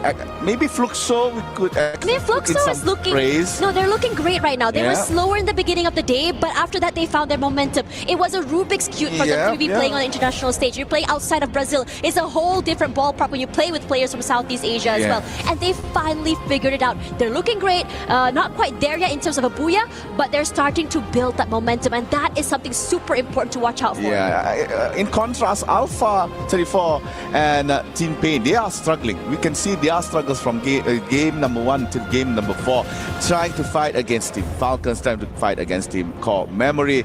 Alpha could not actually get that duel against Team Hotshot. So if they could not find that particular strategy to fight against the Asian teams, Alpha 34 and Pain Gaming would have, as said by the team name, a hell of a pain time.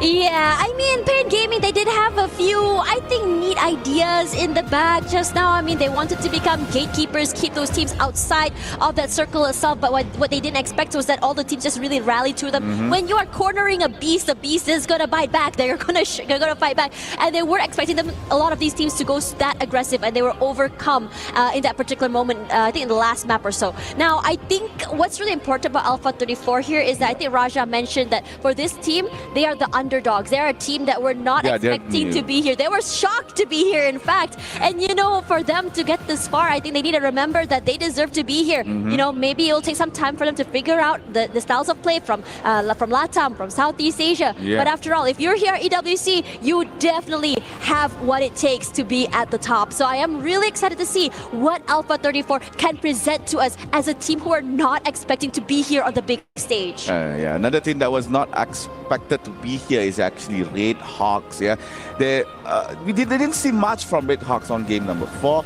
I think they were got caught off guard way too many times up to point. It's hard for them to actually gain points on Alpine, but still coming into the game from Bangladesh, fighting against teams and players that have years of experience playing on an international stage. It's something that, to me, might overwhelm them in a sense, but holding their ground very well, especially on game number 1 and game number 2. Red Hawks, I could see them be in the top 12 later on in our group stage. Oh, I completely agree with you. Red Hawks look really good right now.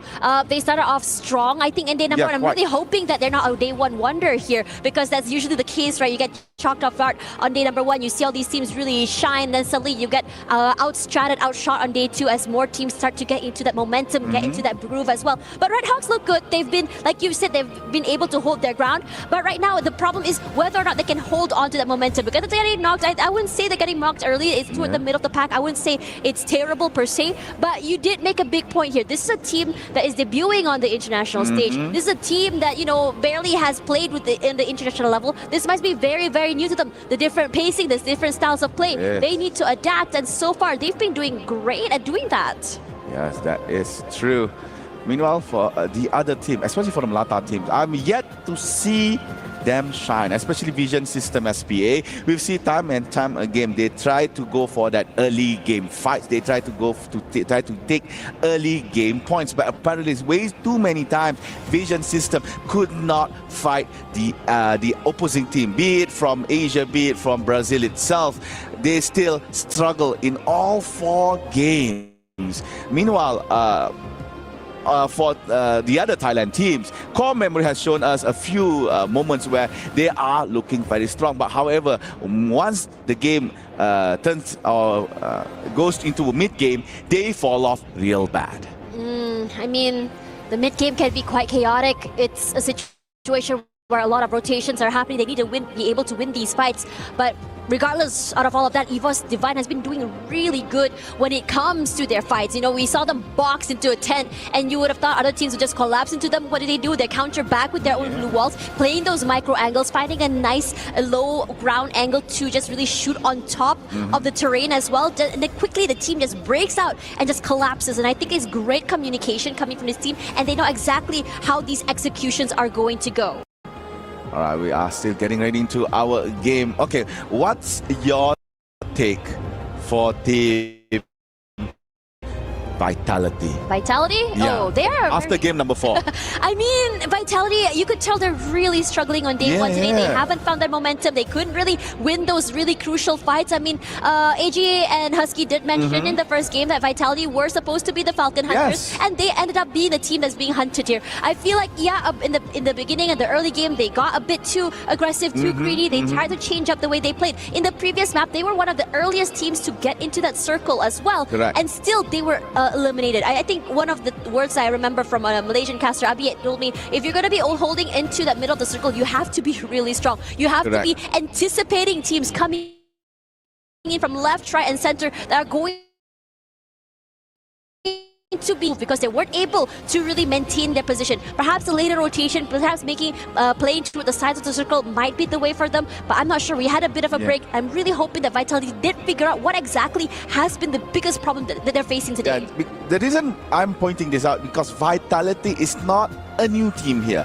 Previously, they were called Bigatron Delta, then we acquired by Vitality. Now it's Vitality. This roster is a very experienced roster. They have played on international stage, on Southeast Asia stage so many times. So every time when I see Vitality falls off, I question myself, what happened to them? Because I assume that due to the existence of EVOS India, they might want to, step up their game. We got EVOS here. We don't want to be in their shadow. Vitality, let's go up. But apparently, for all the 4 games that they have played, nothing can be said about them. Just maybe one good game on number 7 on the 3rd game, but after that, Vitality struggles to get points. I believe they are currently on number 10 with 18 points, and that is not something you see from Vitality actually. I mean, the great thing about Free Fire is that anything can happen. You can have one really good game and just immediately get launched all the way to the top side of the scoreboard. Granted that the lead has not been super huge, and that's fine. I think this is a day one problem. Day one is a day that I feel and I still believe is the icebreaker day. A lot of teams are still struggling to get to know each other, understanding what the drop spots are, understanding how rotations are going to go, and understanding the different metas that are coming into this game. I know that, with the conversation with Annalie, right, about how the metas are, through so many different regions. Correct. Not many can adapt real quick. Some of the teams that have been adapting today has been EVOS, Core Memory to an extent as well. And Falcons are doing really good at that as well. But, for the rest of the teams are still struggling. Honestly, day one is where I would say that's fine. I mean, you can really take your time to really figure things out. And, after the day ends, you can go back, VOD review, figure out what went wrong. Was it a breakdown in a miscommunication? Was it the comps that were just not working out? Did we have to work on how our execution is? Was it our rotations? That is where things you have to really talk to each other to figure out. Regardless, I think while we wait for the teams to ready themselves, let's go back to the studio to have a chat with the panel. Let's go. Thank you so much, Tash and Admats. Yes, folks, thank you so much for being patient. We are still trying to get into that game, but bear with us because you can have a little bit of fun with us on the panel. Gideon, welcome back. You were looking a little cute before, just... Oh, thanks. A little yellow maybe, but... Of course, only natural is my favorite color. But we are getting ready to jump into this next game, but we do have things that we can still kind of address, right? I think we still have that top race for top 2. We have EVOS and Falcons fighting up there. We have Fluxo still trying to make their comeback as well. We have Hot Shots started to come in, guns blazing, and really being a dark horse. Are there any other teams that we kind of want to highlight that have the potential to maybe sneak on through towards the upper end of that rankings here? Neptune? Yeah, I mean, Hot Shots, I'm pretty sure Hot Shots want to be overtaken by Pain. They're very, very close, and Raja would approve of that, especially with that statement that has been thrown earlier. So I'm looking forward to that. Well, I need to translate to the Brazilian players because I'm not really sure if they can understand what the player from Hot Shot just said, but I will translate to them and then maybe we can start a real fight. Oh, so they don't know they got insulted. Okay. I don't know if they will approve it because I know some of the players and they are not the kind of... Sometimes they are kind of angry, Oh, okay. So they need a little bit of heat. I mean, Gideon, you were telling us just now in the casters area that the stage is freezing. Yes, it is very, very cold. But at least from the players' perspective, as the breaks were going by, you can see that the players are going in and out. Some of them are wearing jackets. They are prepared. But then you can tell those who are really eager, those who are like sitting, playing with their chair a little bit, sometimes playing with their fan, no jacket, no nothing. And you can see it in their eyes. There's heat there. There's fuel behind them. There's a lot of gas as well. These teams are extremely motivated to try and outperform themselves throughout each of the individual maps. But I think, I feel bad because I feel like I've started a controversy and I was in the center of it all. Like, what have I done? What have I done here? It's okay. If we get any complaints later, we'll just redirect them to someone else. It's all right, Gideon. Don't worry. We got you. But Neptune, though, as we jump into game number 5, what are we kind of expecting moving forward? Is it really just going to continue to be this race that we're seeing at the top of the leaderboard? Or do you actually feel like some of these teams that are a little bit slow to start, they might wake up? Because we do see this sometimes. Teams just not having a great morning, but it's like after 4 games, it's like, all right, we're ready to go. I mean, that's the usual pattern that we see in the other teams. It's only a few teams that really take advantage of the chaos in the beginning, especially in day number 1, like what we've seen Falcon do. They just know that they can bring in a lot of elimination and then grab those booyah. But for the other teams, they need that time to study their rotation. They need that time to study their opponent. And I guess Fluxo as well is one of those teams. Now, going into the overall rankings right now, and Hot Shots currently on 2nd place, or 3rd place rather, and Core Memory was able to catch up earlier. So let's see if that is something that they can turn around towards the latter part. Can we talk a bit about Core Memory? Because I feel like we just are not seeing them on the screen, but look at them on the leaderboard. What is going on with Core Memory? I think it's because they are not being like that consistent, sometimes they really do a great match and sometimes they just can like clock, and so maybe it's like a hard time for them, but not that much because they can appear at the top 5, which is really cool, but we need to see if they can keep inside of the top 5. I think a lot of their strategy revolves around the map, right? Because initially I thought maybe they had something against some of the Brazilian teams that kept meeting up in map 1, 2, and arguably even 3, but then ended up losing that fight specifically against Fluxo. So that's 3 maps and 3 times that they've clashed with each other to predetermine whether they make it into the top 3 in the first place. But then we see map number 4 that we see a bit of a divergence, right? We see them drop on the complete opposite side, completely avoiding majority of the team. So I do think that it boils down to, yes, consistency, but at the same time, map presence, right? Yeah. Which begs the question, what will happen during map 6, especially since it's the brand new one? Yeah, I mean that's something that has been thrown in the mix, and starting that when Solara has been introduced, everyone is in chaos. But going back to core memory, I think the Cougar knowledge, the knowledge that Cougar has from Team Falcons is something that's helping the team to really maintain this momentum, but not so much at the top. So, do you think? I mean, we're game 5. We're gonna leave game 5 because I do want to continue this map 6 discussion because I am so keen to see what's going to be happening when we have inter-regional teams playing on the new map. Raja, I want to hear your thoughts.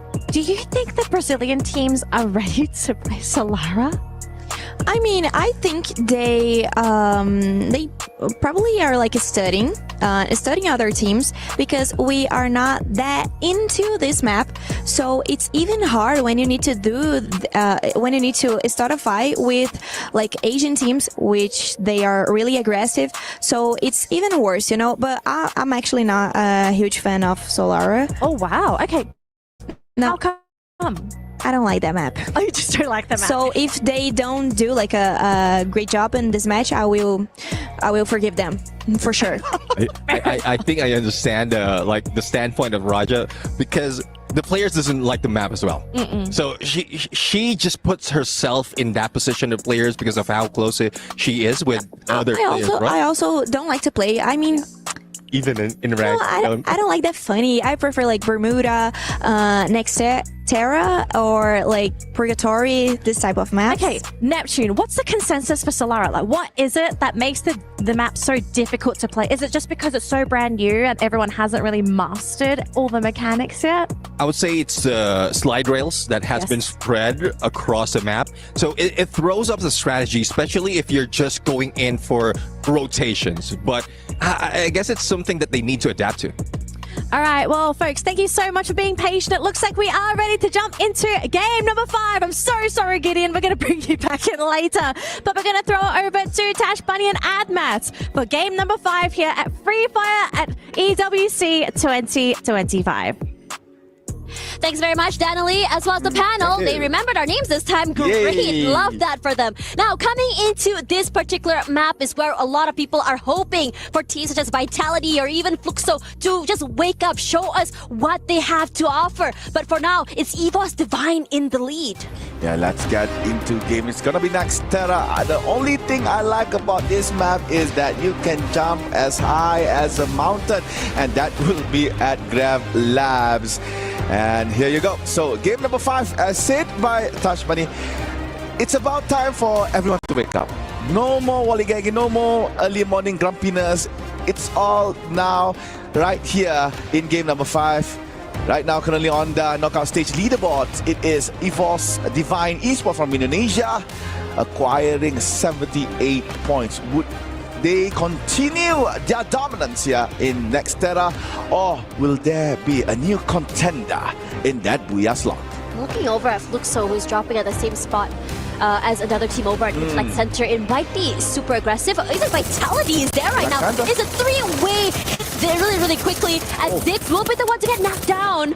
Gio waiting for the right time, but he decides to push forward. But unfortunately for the rest of Vitality, they are not able to hold. The first eliminations happening quickly for Fluxo, and they were very decisive about taking this fight. A very bad start here for Vitality. Koja as well is caught up by fire from Team Fluxo. So Koja has to fall back. He is retreating from Intellect Center. Now left in this compound, it's gonna be Fluxo and Core Memory. Meanwhile, we are hearing a knock by one of the players in our map. I assume that is the brawl in Grav Labs, as EVOS is interacting with Pain Gaming.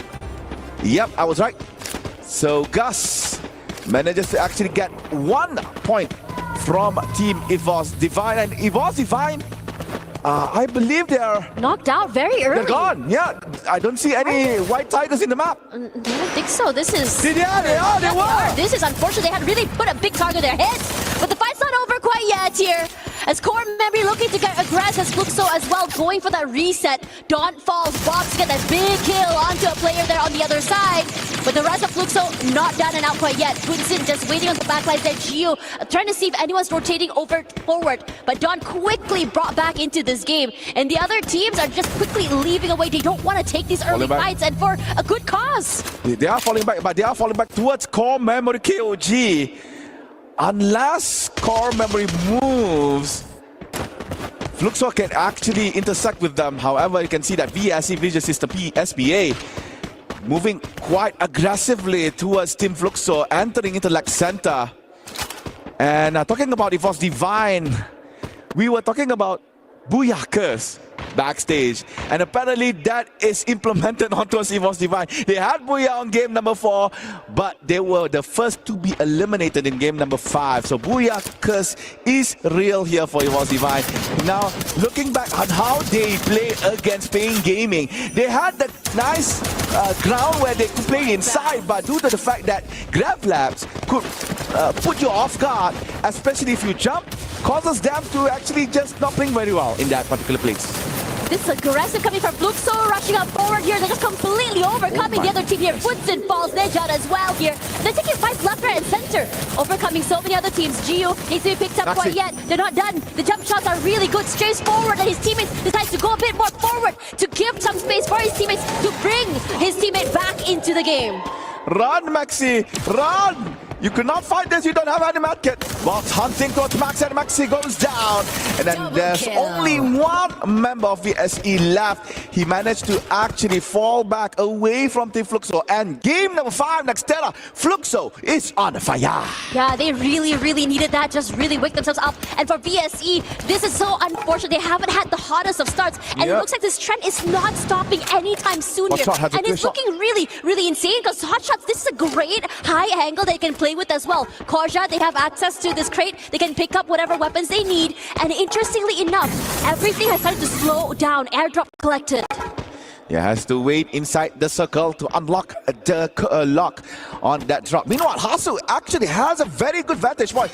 Meanwhile, VSE has been eliminated right after EWC Divine. So again, a very not a good day 1 here for that Latin American team. Meanwhile, Hasu has been spotted by Diamond. Nice shot with that AEC. So right now, Hotshot, they lost that vantage point guard. Now they have to fall back, and they are falling back with the jump pad, but they will not be let go. Exposé hunt them down, pushing foot, trying to fight against action. No more blue wall as Skylar has been put down by Exposé. Diamond trying to provide them some backup here for Exposé, but Hotshot smart enough not to directly engage on towards Team Virtus Pro. And now Virtus Pro getting towards Team Hotshot. They're trying to go for the second floor. Diamond's on second floor, but Action and Anas now on the ground. Anas, red color as his HP transform as well as Action. Hotshot hunted down for so long, and VP managed to only get 3. And Sergeant is still surviving. They are falling back. They want Sergeant now. Chase him down if you want, if you could. Harsha's are now already back into the game. They had the idea, they had the high ground, they had the position. It's just that they just overstayed their wild claimer. Sergeant all alone, he's so low right now, running for his life, zigzagging forward, barely alive. Gets time to go for the reset for the time being, and he's gonna prep that nade, hoping it's actually gonna hit onto someone at all, but his teammates are not close enough to fight him. He's gonna have to go for his 1v4, and this is a great play for him to be able to isolate these fights all alone. But the amount of bodies thrown at him were just too much, and Virtus Pro finally get the last piece of that puzzle. Yeah, Sajid was lucky enough to revive all 3 other members that was hunted by Team Virtus Pro, but sadly Sajid could not survive. Meanwhile, Red Hawks is now no more in Nextera, placed at number 10. We were praising Red Hawks quite heavily here on day number 1, but sadly coming to game number 5, players are realizing how Red Hawks are playing. They are realizing how Bangladeshi Free Fire is being played. So they are slowly getting a little bit down here as we go progress in day number 1. And we are showing here, ladies and gentlemen, the top players here for highest damage. Rasha, the Wonder Kid, is there. And as you can see on the right side, Circle has completed for the first one. Second one will be right around Boxing Gym Deka Square mud side. So this is a favorable Circle, especially towards Alpha 34. Just so many things happening. This circle is not necessarily the easiest either. It's all the way on the other side of the map. A lot of heavy rotations coming through here. The first team to really quickly get here is going to be Vitality. And I think that Vitality is looking good right now. They're taking their time. Yeah, they really lost that initial fight, but they're doing well surviving. They're taking their time. They're slowing it down. And I think it's good that they're able to realize that taking these early fights is just something that's not beneficial to them. But for Core Memory, I think they had a whiff of where Vitality is. They're looking to try and find them out, but the amount of pressure coming from Vitality manages to push them away for the time being. Alright, so Core Memory trying to find a place for them to cap it out. As you can see from the minimap, Team Alpha 34 has put a bounty on towards Team Vitality. Meanwhile, AGAL Barros was caught by Pain Gaming. Motavea got that point kill for the Brazilian team. And AGAL, you can see only Dew is left here, and Dew is being chased by Gus. Gus has an SVD. Dew really needs to find space, to find time to revive the other members, but Pain Game is not letting it go. They are pushing forward. I can hear the Ferrari, the fast car coming in. Peter trying to find Dew inside Graveland, but Dew is way ahead away from Team Pain Gaming. If you hear that car, what are you going to do? You're going to skedaddle away, obviously. That's a terrifying sound. Pain Gaming, this is great for them as well. I think they had a pretty rough start today. They weren't able to find the momentum. They weren't winning those really crucial fights. But now they are the ones currently on top. They're looking hot right now. They're not looking to really take these fights. They are really testing the waters on how far they can chase, but they're not really looking to pursue. You go into a compound, they're saying, okay, the lack of information means that we don't push into the compound. We don't want to engage into a CQC and isolated fights, which means that we can stay intact as a 4 all the way till the end. But now for Falcons here, they have 5 eliminations already. A bit more of a quieter game, but I think throughout the entirety of the day, we have already come to a conclusion that Falcons love to get more of those placement points and survivability compared to these early fights. And I think this pacing still suits them, as expected. Yeah. This is the way the Thailand team plays actually. There's that early game slow pace, then gradually it becomes faster and faster. Hot shot, trying to get a hot shot on towards Team Falcons, but Alas was retaliated back by Limit, so that is a knock from Team Hotshot. So Falcons is now controlling back Rastown. Limit is still safeguarding, is still guarding for Team Falcons as they are trying to get into the new circle. And Hotshot made the right decision not to continue to suppress fire, fall back, find another way to get into the zone. Yeah, but Falcon suspects that they might be around, so they're lingering a bit longer here, forcing for Hotshots to go for a longer rotation. They cross, they might be spotted out by Kiroro, even Virtus Pro. They might be in trouble. And speaking of trouble, Chinoy knocked them already so quickly. Looks though, they're looking hot right now. Big opening onto Chinoy. They want to look and just try chase for the rest, but they haven't found anything quite yet. But it should be easy access to the circle for them. You want to know something interesting? Yeah. We have played for 5 games, and in all 5 games, Fluxo always interacted with AGAL. The first 2 games, Fluxo didn't win. But the previous game number 4 and 5, right now, it looks like they are winning very well. Game 3, 4, and 5. So we can say that Fluxo finally knows how to take down AGAL. Took some time. Yeah. Need a few maps to really figure things out here. Diamond is just unrelenting. It's putting a lot of pressure to the other members of Hotshots. And I have to say, this team has been quite unlucky this map. You manage to get into the circle, you run into another area of a player hold, You try to rotate to another area, you run into another team. And I would really like to see them take this fight. I know they are a little bit more on the back foot when it comes to these aggressions, but I want them to really challenge these teams. Don't let them bully them away. And I think for AGAL here, nice shot into a player of Fluxo, but not really enough to really just take out the whole team.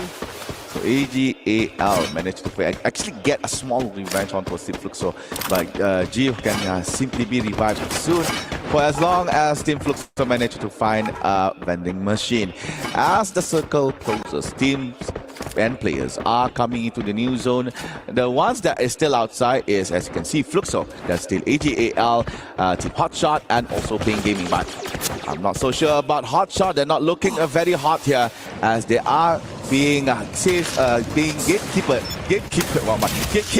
by Team Virtus Pro. This is nice, honestly, because Virtus Pro is using this compound like a little shield and also a safe house, keeping the players of Hotshots at bay. They're not able to break inside, and even then, the rest of Virtus Pro don't want to take this fight. It's a bit too early for them. They don't want to go for a 4v4. They want to go for these long-range fights, these pickoffs, and that's why they're looking to just go further into the circle, put a lot of space between them and Hotshots. Alright, a few shots once towards Fuarak. Virtus Pro continues to widen the gap between them and also Hotshot. The new zone has been updated. It looks like Falcons and Vitality is already inside.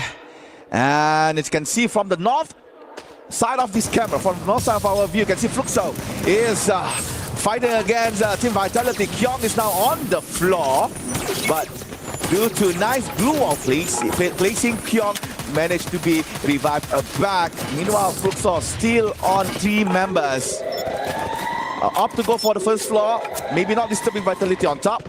Wait for the next zone to close out. Just biding their time here. That boxed in. If say that Vitality choose to push into their area, this could be ridiculously hard. The CQCs, the corners that you don't check. The numbers as well. Already getting one knockdown of his own here. But Vitality's looking to get a bit more adventurous. Check on the other side, poke their heads out, find nothing. And now they're trying to just block the players of the team inside of that compound, really take away that space and make a little bit more area of hold for themselves. Already in the middle of that circle here, they're so close by to Falcons, and you know how devastating it can be if they go up against this team. They're already putting in the pressure, and they're looking to just really hide away, heal themselves up to full before they fully commit to this 4v4. Vitality is not in a good spot actually. A lot of wide openings in the compound that they are having in. Meanwhile, Falcons focusing 2 teams actually, Vitality and Fluxo. Meanwhile, Hotshot is being hunted down by various teams actually. The Pakistani team is not looking so good. Only Hasu left. Meanwhile, AGAL is actually facing the same fate here. Could not make any move. Meanwhile, Pain Gaming jumped in. They are now aggressively pushing towards Team Falcons. Peter has to come back into the compound. Virtus Pro has been eliminated on 9th place. Noda eliminated all of the blue walls here from Team Falcons. Still outside. Finally, Noda is in. Tries to go in the shot, but could not do so. Could not find members of Team Falcons. But Kirono is down by Motovea. And Gus looking very low here. Has to stop for a while to find time for medkits. Meanwhile, Alpha 34 is coming in to join the party here between Pain and also Team Falcons. Limit is cornered in this compound. Could not go anywhere. Falcon is looking desperate right now to still survive in this chaotic space. There's not a lot of space to work with right now, but Vitality somehow gets theirs. And now AGL eliminated already at 7th. And now Vitality as well is going to be coming up on top here. We were waiting for this team to wake up. We were waiting for this team to get a bit more aggressive, to be a bit more, to show a bit more of what they have to offer here. As Falcons stuck in the corner, Peter left alone. Not the easiest thing for him to do to bring his team back into the game. Inhalers up, yeah. But it's only a matter of time before the glue walls fall, before he gets completely down. And Pain Gaming, even in the last man stand here, he's alone. But here comes Core. Cougar knocked down already, trying to steal away. This means away from Vitality. But Vitality gets his. Peter falls, Don steals away the kill. And Falcons this time around, they're not able to clinch that booyah. 5th place for them. But the fight, this compound, hotly contested. Finally, we see Vitality shine. Right after my comment, which is very good. So Vitality finally open their eyes. All right, this time around, let's do our best. Let's show them that Vitality is still alive in EWC. But right now, we are left with only 4 teams. Core Memory KOG guarding outside the vicinity of Vitality, but at the same time, being careful of Team Fluxo, which is right behind that white bus. Core Memory trying to widen their position. Meanwhile, Vitality still waiting for that moment to come up from their compound, waiting outside for Memory and also Fluxo. Meanwhile, Motovea for Pain Gaming is just watching all of this happening slowly. So good that Core Memory is, managed to actually widen their plane of view so they could catch anyone that is coming outside. Yeah, Core Memory is doing great. They're out there in the open, gives them a lot more space to work with as well. But they're looking at challenge. They want these points because the players of Vitality cannot move. They have the glue walls, they have the space, but Don has other things in mind. He's trying to be very sneaky right now. He shows himself out there. He throws in the nade. It hits two. Motovea falls. Koja's looking great right now, but Don's been spotted. He's all alone, but somehow his movements are just too much to deal with. And now Core Memory looking to chop them down. No, they're falling because Vitality is looking to change trajectory. Fluxo falls. Vice putting in all that pressure onto Bunsen, and Bunsen gets taken away. Fluxo with only one player left. Oh, Koja is now down. Vitality bringing the pride of Indonesia.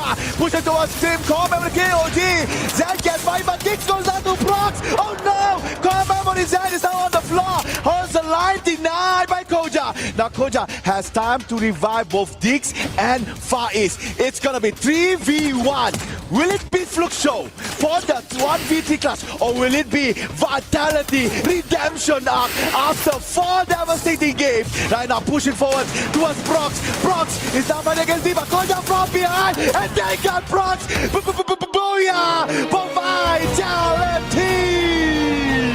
After so many rounds, they struggled. They weren't able to find the answer. But on Nextera, this is their map. They were on the back, but they didn't have a lot of space to work with at all. And somehow managing the game sense just so good, so aware that there's going to be someone that Dawn hanging out from right across the field. Playing CQC as well. A team like Fluxo was waiting from on the other end of the map was completely punished from the map as well. They were already marking how they were going to leave that compound and aggress, and it just shows in how they played that last circle. We were talking about how Vitality had a very bad start on day number 1. 4 games. 4 games, they do not manage to actually rake in a lot of points. But coming into game number 5, Vitality finally found their own vitality to redeem all the mistakes that they have made throughout game number 1 till the game number 4 with a very magnificent booyah and high elimination count as well. Yeah, but for now we're gonna go for a quick break, and after this, more Free Fire EWC coming at you. Quadra kick.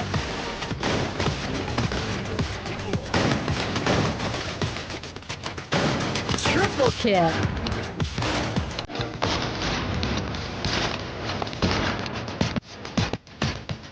Double kill.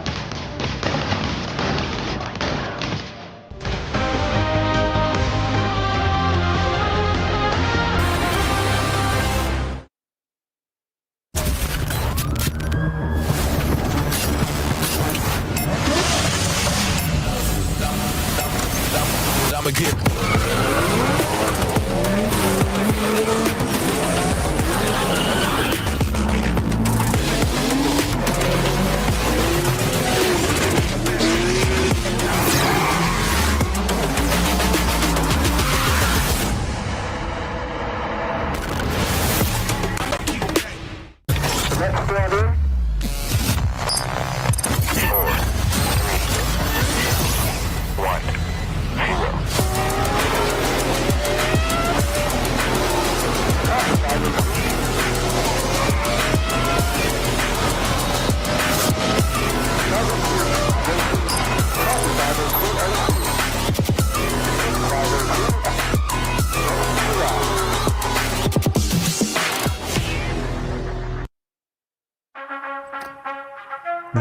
Não trava, por favor.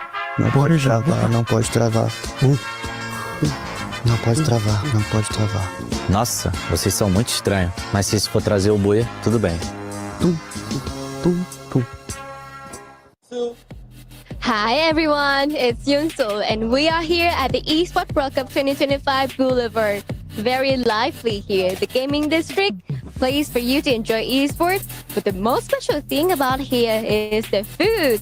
Southern region dishes, all of the regional dishes, food. Who doesn't love food? Because I am. So I hope you guys will enjoy the moment on the camera. But if you can, please come here and share the fun with us right here at Esports World Cup 2025 Boulevard. What a incredible game. Game number 5, absolute chaos. No one knew what was going on. We didn't know who was even the leader of that match, but we've got to break it down for our viewers at home, because if we don't, I think we're all going to be a little bit lost here. But I think the first key thing we have to talk about is EVOS being eliminated by Pain Gaming. Raja, I think you must be proud. Yeah, I'm really proud of all the Brazilian teams, actually, because they played really well in this match. Even Fluxo, and they switched one player. They switched MT7 over Prox. So we can see Prox playing for the very first time here at EWC. And it was a really good match for them. So I think it was very positive. Like, it was an additional, like Prox, it was an additional, and it was very positive, and I'm really proud of them. But well, Pain is too good too. It was good to see them playing, and they get a bunch of eliminations, if I'm not wrong. Yes, they got a lot of eliminations, so they got a lot of points for that round. Sure, they didn't get the booyah, but who cares if you're getting so many heads in the round? We also have to talk about Party in Falcons compound. So many teams stormed that compound, and poor Falcons, they had the escape strategy, Neptune. That wasn't going to work there. Like, where were you going to go? There's not so much of room. Even Peter was left in the corner, like not breathing at all. Tries to survive. He's solo. Everyone just roaming around, shooting each other, and then finally being caught out. And yeah, there's not so much of exit strategy, and that's what happened if they loses out in the latter part. And also, this is the map we're in. Towards the latter part, there's still 9 teams remaining. Yep. So that's a lot to deal with. That I don't think anyone would be able to survive if you're losing out in one. I think it all started from like ring 4 to 5, right? I think that's where we see the hard predictions really come to life, and Falcons were like, yes, we got it correct. And on the opposite end, we see just Vitality. We see Hotshot like, dude, we literally ran halfway across the map to win out on a 50-50. We didn't win out on that 50-50, but Falcons end up taking a majority of the karmic damage the universe somehow gives back to us. I think it must have been like cumulative for all of today, because, you know, Falcons have been causing a lot of teams issues. It's not just one, it's everybody, especially with the number of points that they picked up. But we're not done here, folks. We've got one more map to go, and it's going to be a bit of a chaotic one, because it's the newest map for Free Fire. It is Solara, and we kind of did talk about this before Nextera, right? It's a brand new map. A lot of teams are still not comfortable playing on it, but this might be a map that decides the fate for some of these teams, because day number 1 is almost over. This is the last match of the day, last time to grab points. I was saying about Solara that I am not really into Solara, but actually I think it can be like a good, I mean, it's not a star, but maybe Brazilian teams can do what they just did in the last match, and then they can get more points. So I think it's gonna be a really important map for them, and they really need to play. So they need to do like Solara very, very well. Yeah, I do agree. I mean, if the momentum of the Brazilian teams, as you did mention, is coming from slow in the beginning and then hard on the end, and Solara, I think this is where they're going to bring it on. But there's a lot of factors that could throw off even those from other regions apart from Southeast Asia, Brazil, because I know there's also a few that doesn't have that Solara map in their qualifiers. So it would be difficult for them to play against these teams. I can only imagine what scrims are going to be looking like for the most part, because I think there's no real optimal strategy. I think for teams who like to play inner ring, there's, again, a little too close for comfort if we're talking about like the best cover possible. Right in the center of the map, you got 2 giant hills. Literally, how many, if I remember counting correctly, like 5 slide rails heading towards that center of the map as well, with not much line of sight to play with. Those are the main 2 structures you want to kind of sit around with. And the problem is for inner circle teams, being able to dominate dominate that side of the map is going to naturally cause tension with other inner circle teams. And I think that's one of the few problems as to why some teams are like, yeah, maybe this isn't the best. So maybe we're going to see a different strategy just because of the slide rails. So maybe instead of focusing on the middle, teams slowly come in from the outskirts, right? Make their way around, try to catch teams off guard. Maybe just focus on elimination points until maybe that fourth, fifth circle when you start to figure out like, okay, where are all the players and where's the free real estate? Where do you kind of want to be when you do get later on into the game? Yeah, exactly. I mean, slide rails, it's a good entry and exit strategy. It just speeds up your movement, but also it triggers that someone is using it. So definitely everyone would be at their toes. Everyone will be looking out on both ends of those slide rails, and it would be the downfall of a team who just rely on it so much. And we'll have to see, because as you did mention, there's still a lot of compound. Inner circle teams might be targeted, especially the TV tower, who's part of that, dead smack in the middle. So if everyone aims for that height advantage, TV tower has it. But there's also a huge risk that you'll be losing out. I mean, let's also look at some of the teams that like naturally have played in really powerful positions across other maps. RRQ being one of them. Hey, if it's Kalahari, you know exactly where they're going to be. And I think even for some of the Brazilian teams, right, there are power positions on the other classic maps where you always see them go to. But then when you cut to Solara, it's just, hey, if you control that, all the other teams are going to get punished, but winning it is such a problem. But then again, I just remembered, Booyah was taken by Team Vitality. And from Southeast Asia, they have been, or they crowned themselves, they dubbed themselves as the Kings of Solara. So, Vitality. Yes. So it seems like we might be seeing a back-to-back Booyah. Well, unless someone denies them of that. Okay, so I want to hear more about the Kings of Solara statement here for Vitality. Why are they calling themselves that? Well, from Southeast Asia Spring, they were able to get multiple Booyahs. They are topping the board in terms of elimination. And it's because of all the chaos. We did mention it's new, but since Team Vitality is also a new team in the mix of Southeast Asia, they just focus on what advantage they can use. First off, they targeted the top dogs. Hunter, they were the Falcon Hunters. Ooh. And then Solara was introduced because no one dares go against the Falcons back then. Now Solara's been introduced, no one dares to study that new map, perfect their rotation while everyone else is in chaos. So they're just playing it aggressively smart, but hopefully they maintain consistency. Yeah. Okay, I want to kind of play with the thought here, right? The fact that Solara is it's uncharted territory for a lot of teams. Are we going to be seeing a lot of adaptability coming from some of the teams? Like, I don't think a lot of our squads have places where they just drop and say, this is our spot. I think teams are still testing where the good drop points are, especially the Brazilian teams, I feel, because Raja, they're not practicing on the map, right? So if you are untested on the map, you're not going to feel comfortable finding a drop point. I guess the biggest problem, it's probably because they don't know the landing spots of the Asian teams. So this can be really hard to them to start a fight with a team that probably have tried this map before. And well, I don't know how to explain, but that's the very first time that they are here playing this map. So everything can happen, you know, like it can be good for them or it can be like not that good, but I think it's gonna be a little complicated because Asian team normally they don't like to fight each other, you know, like they don't fight face to face. I just want to add on to that, right? Because again, if we're talking about adaptability and teams not having a lot of practice and it's their first time, we do notice that, especially for when new maps start to come in, a lot of people are fighting for a couple of the same spots.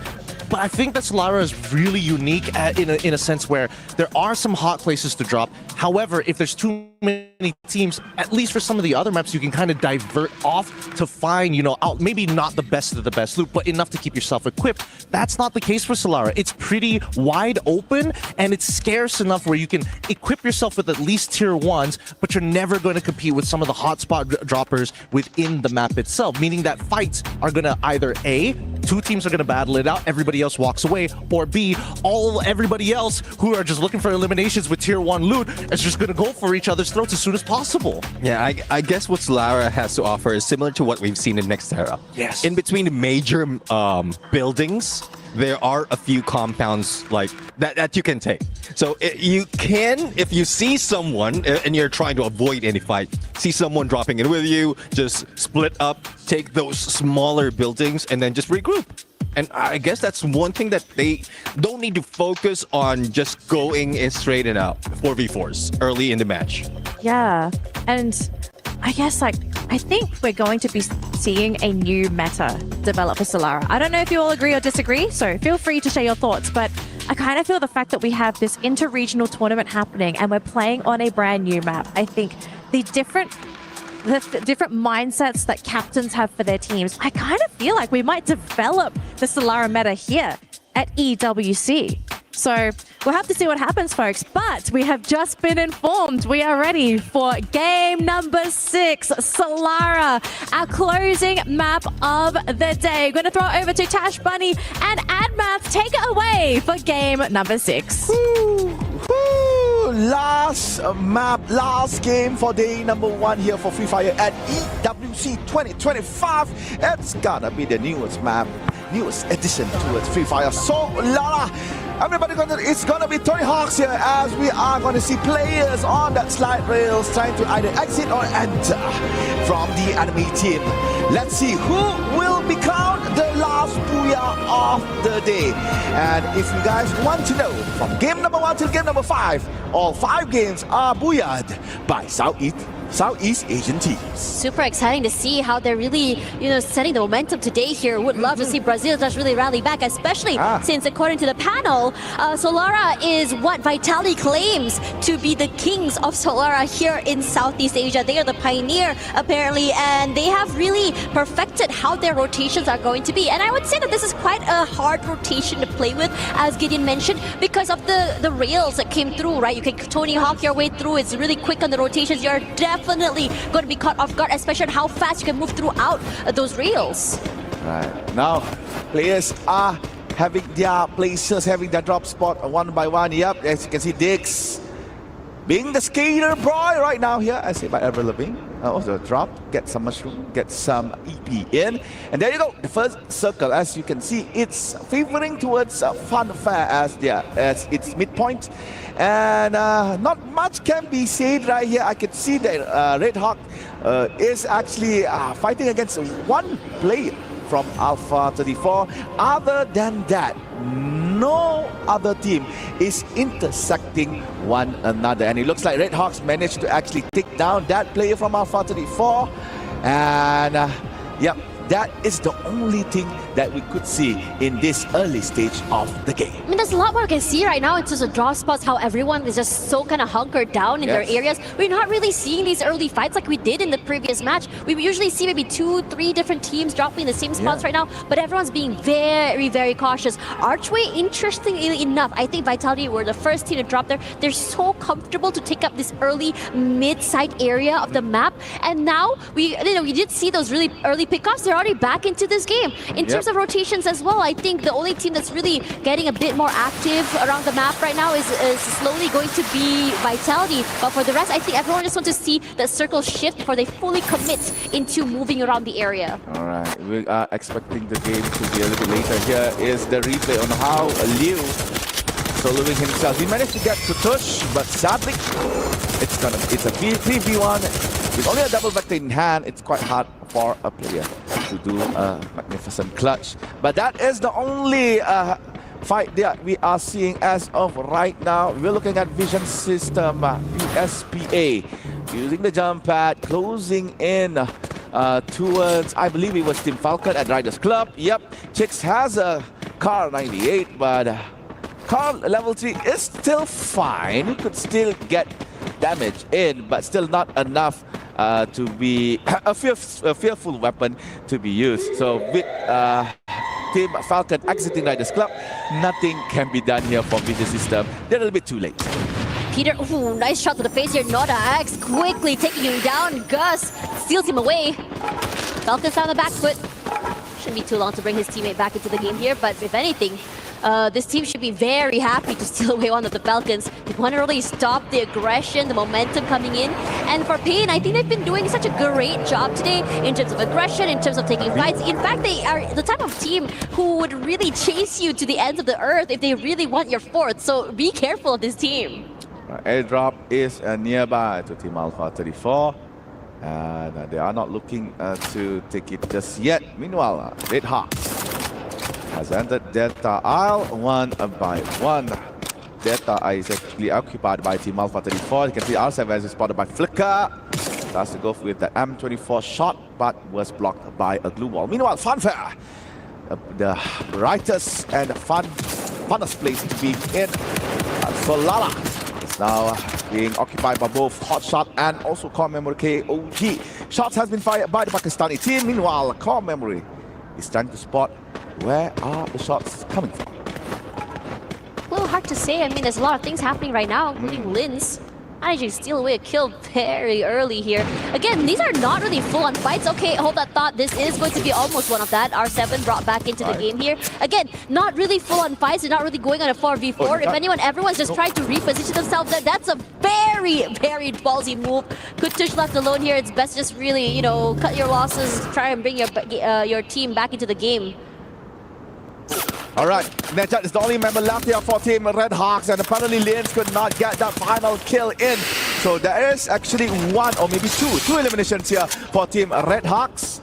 And Nejat really needs to run, Nejat, run, as said by Forrest Gump. But in Free Fire, meanwhile, Liu finally spotted Nejat wide open. Only a glue wall here. Not so sure how many glue walls Nejat had. Finally in the clear, had to enter the building of Windmill. However, inside Windmill, I can see green color there, but no, Nejat goes down. Liu with the hurrah takes down Team Red Hawks at 12th place. Unlucky for him, wasn't able to run away from the side. They chased him to the earth as well. And Hotshots as well is another team to be knocked out very, very early. Two of these teams that we had praised fairly early had great potential today. Not going to be able to live out their last hurrah and make it to at least to the middle side of this game. Early night for them as well, but for the rest of the teams, it's just business as usual here. Virtus Pro has been showing a lot of aggression, especially in this game. They see a moving target, they go and fully just commit onto these fights, and it's been doing a lot of dividends for them. They have 4 eliminations already on 7th right now, and they're looking to try and overcome where Hotshots and Pain are right now. Fuarat, we knocked by Team Vitality. The Kings of Solana finally gets one from Team Virtus Pro. Virtus Pro, meanwhile, is trying to go to a different position.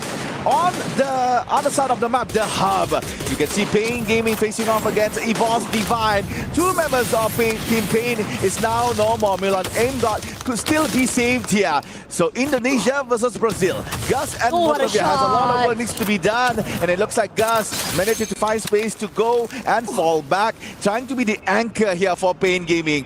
Meanwhile, Motovia left alone, guarding Team EVOS, not allowing them to actually move out of their position. Rasha, that was knocked, finally has been revived back.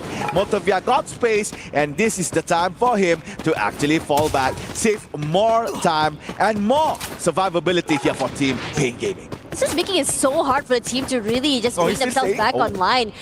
This off angle, it's just ridiculous. He's fighting so many of them. I'm not too sure if EVOS had actually marked him quite yet. I think they do. He has a nice angle to just go for these long-range pickoffs. But for the rest of EVOS, they're looking to collapse, not allowing these isolated 1v1s. Aim got with the rush forward here, looking to play that first contact. And Motovia quick to move away. He's so low right now, but I don't think that EVOS wants to push this issue.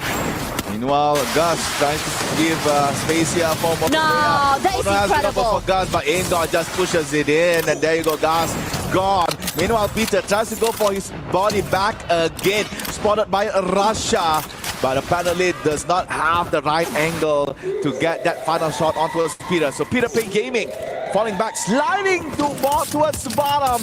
Seeing spotted, Aimdot tries to aim, but his game is not godlike here. So Peter survives and has to find a way to pick up Gus and Noda.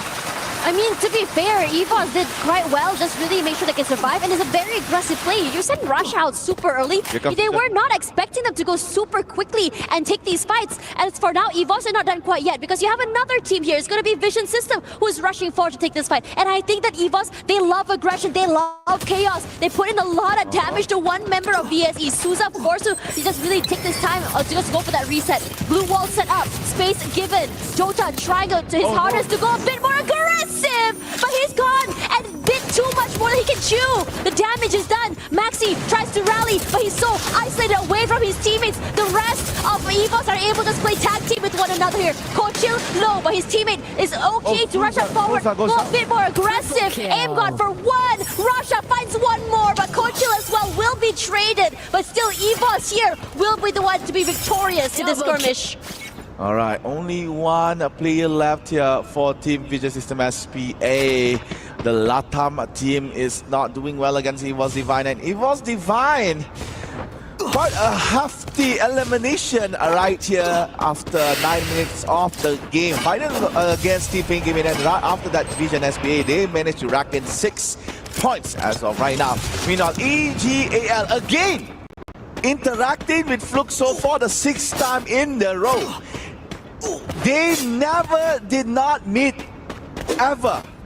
So it's always EGAL, Fluxo, one way or another, one shot against each other. But this time around, you can see that EGAL is gatekeeping Fluxo very well, not allowing them to take the shortest route right here. Has to force Fluxo to maybe detour towards the back in order to be a bit safer, unless Fluxo dares to fight EGAL head on. Interestingly enough, I think a lot of teams are going for these later rotations. Pain Gaming still not in the zone. You know, EVOS, even Vision System as well, are really taking their time there. But Fluxo needs to take this fight against AGAL. It's not going to be the easiest way to get into this circle as well, because you do have this team waiting in the compound. You have to flush them out. Bob's responsive play. They were waiting for it, but they were so quick to set up those blue walls. Gives them a bit of space to reposition. But Chino and Dew, they bring devastation, and Fluxo cannot hold on. One by one, they fall. Double kill for Dew, and the rest of Fluxo are just running away for their lives. But these shots from Chino today have been incredible. What a major mistake. What a bad decision, I could say, done by Fluxo. As I said, they could actually just rotate towards the back, avoid EGAL. They had the mini jump, but they can just mini jump away from the Thailand team. But now, they wanted to fight. They wanted to try. Maybe it's because it's the last game of the day. I'm like, okay, why not we try one last time? Maybe we can get points. But nah, EGL was like, yeah, give it on. Give more, boys, more. Yeah, 4 free points towards EGL. And that is that. Now, we're looking at EVOS Divine and Core Memory, KOG. EVOS now on fire. Might not know that Core Memory is camping here. Has to rotate towards the side from outside, but they have spotted Vision System. 10 points difference between Falcons and EVOS, and they're really trying to make up for lost time and points as well here. But we look up toward AGAL, who has their sights onto the other members of the team for Alpha 34.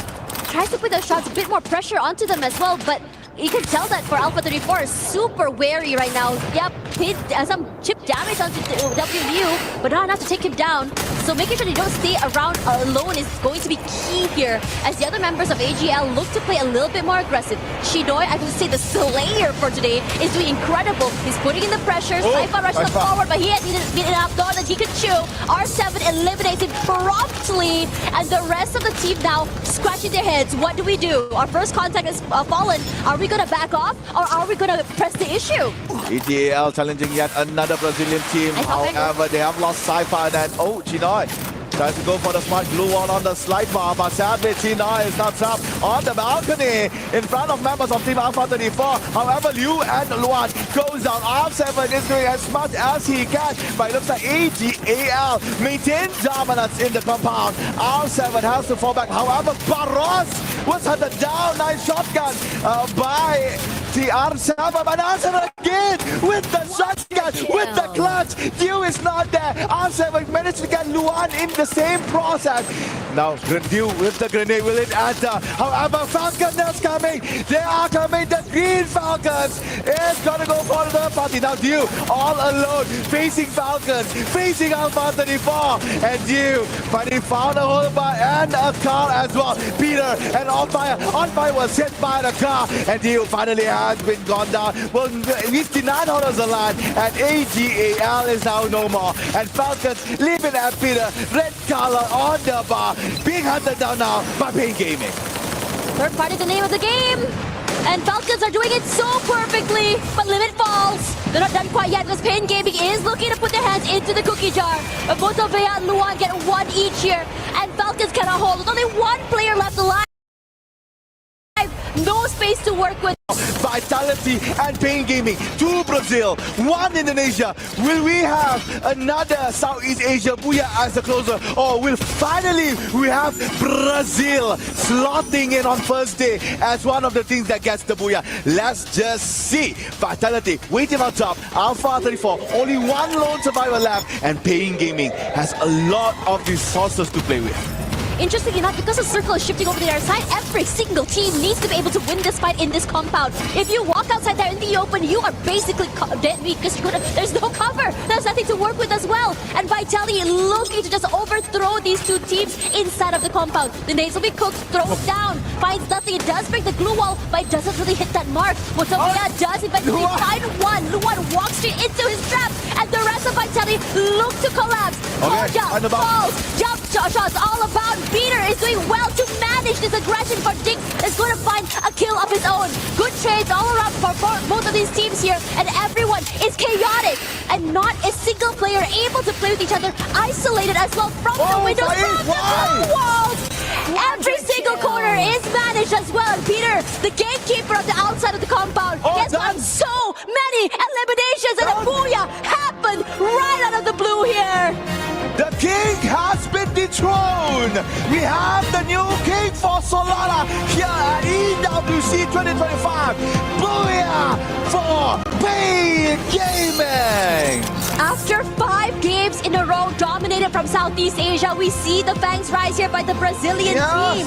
And I think it's really incredible to see that it could have been anyone's game. That compound was so hotly contested because everyone was stuck into it. Everyone had to take this fight in order to rotate to the right. But Pain Gaming, knowing how much value, how much advantage you can have by having a lot of control of the outside of the compound. When a lot of utility is thrown inside, they run for their lives, and all they have to do is wait for these players to walk outside with their shotguns with open arms. You could see how patient Pain Gaming was, holding the first floor, not allowing anyone to come by, because everybody was jumping in towards the second floor, because they know, okay, we have seen players on the first floor. Why not we just go on the second? Maybe we have a chance. And that is what Pain Gaming has done. They funnel everyone towards the second floor, leaving them a lot of space on the first floor. Nobody wants to be outside because that's the only compound in that zone. And patiently waiting, patiently decide whether or not should they engage. Now, they stayed. Hearing shots from above, they don't care. For as long as they are the final few teams left, that's when they shine. Once Luan stepped on Motovia's landmine, that is it. And Pain Gaming closing the game very well. Vitality could not control them. Vitality was like, huh? Well, that Pain Gaming, many people, what? Yeah, I think what's really great about Vitality, honestly, is the fact that they were able to survive for quite some time here. But the problem was they were just completely overcome. You saw how when Vitality came, a lot of teams were already anticipating their move. They were already anticipating for them to just, to receive them. And for now, let's talk a little bit more with an interview there over the stage. I wonder if it's going to be Carol. So let's see. Let's go, interview. Welcome to Amazon post-interview show. And wow, what a great match. What a great matches today we have watched from Evils Esports. Congratulations, Guy. And we have here one of the players for Evils, Russia. Congratulations on today's matches. And we want to know, you were waiting for 1 year to compete on the stage because of the age regulation, of course. And now you managed to compete on the world stage in EWC 2025. How do you feel right now? Jadi tentunya di sini congratulations atau selamat buat tadi di map terakhir, dan tentunya di sini Rasya sudah menunggu kurang lebih dari 1 tahun lebih ya, karena adanya batasan umur tentunya di EWC. Tapi sekarang Rasya sudah di sini gitu. Bagaimana perasaannya? Menurutku sangat senang karena ini pertama kali dan ya hasilnya lumayan, alhamdulillah hasilnya lumayan bagus untukku, dan mungkin kedepannya aku bakal nyoba lebih improve. Of course, I'm very happy, and Alhamdulillah, I think we have a good result for now. But of course, we are trying to be the champion, and we're just trying our best tomorrow as well. Well said, thank you. So you overtook Team Falcons but got eliminated early in Game 5. What happened? Jadi tadi di game sebelumnya, di map sebelumnya berhasil mendapatkan buyah ya. Tapi habis itu di map selanjutnya lagi langsung early eliminated gitu, dan Falcons kembali meretake. Itu apa yang terjadi di map kelima itu? Mungkin kalau mungkin kurang lucky sih bang. Jadi kitanya kalah ya, soalnya kalau misalnya gambling kayak gitu tabrakan 50-50. Yeah, I think we're just not lucky enough, because like we take a gamble and we just lose badly in that map. So because it's a 50-50 basically in that series. Yeah, that happens a lot. Okay, thank you so much for the interview. Good luck in the next days. And we have watched great action today happen here in the studio. And I'm more excited for tomorrow because we're going to have Group C hitting the stage. I'm Carol Bombshell, and I will see you all tomorrow for more Free Fire action here at EWC 2025. Back to you guys. Thank you so much, Carol. Welcome back to the panel, survivors. What a way to end the day. That was such an amazing Game 6. All of the casters, all of the panelists, we were screaming in our dedicated seating area. We were just thinking, who's going to get the booyah? Because there was no clear leader. Of course, we did have a couple teams that had the numbers advantage, and it did look like it was going to go their way, but it wasn't a case of us just thinking like, oh, Vitality's going to get it. Oh, this team's going to get it. It was just, at the end of the day, Pain Gaming on a map that they probably don't feel very comfortable on, Raja. Well, right now I think they feel really comfortable. Oh, yeah. And they did an amazing job. I'm really proud of them. And I mean, it was a good map for them. And I could see like all the players like having like synergy, like playing together. They look really comfortable, and they did an amazing job. And we could see too Alpha 34. And so it was a good map for some of the Brazilian teams, but not for all of them. Unfortunately, Fluxo wasn't doing a good job. Maybe they ran out of energy, right? Like Fluxo looked really good towards the middle section of the day, right? Like a little slow for the first couple games.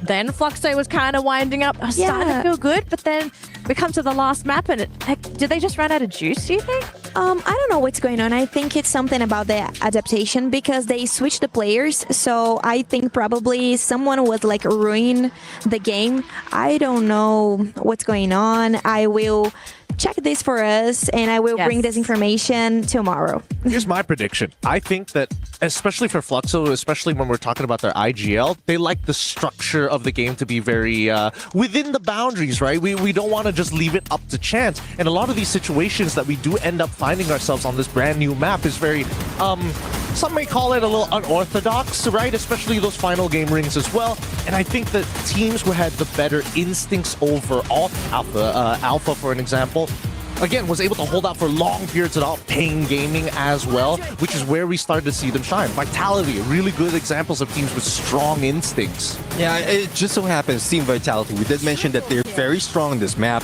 and they didn't hold out that much against different teams. It is expected that they can win in a 4v4, but it's just so many chaos, so much chaos. It's similar to the ending that we had in Xterra. Even for Team Falcons, one guy remaining, and he was just stuck in the corner. So it's just a repeat. It just so happened that Team Vitality and Pain Gaming was the few teams remaining, and Pain Gaming just did it smart. Waited for them for the outside, and then just waited for that blue to push them out. And I kind of want to talk about Pain Gaming because I feel like we haven't really highlighted this team enough today.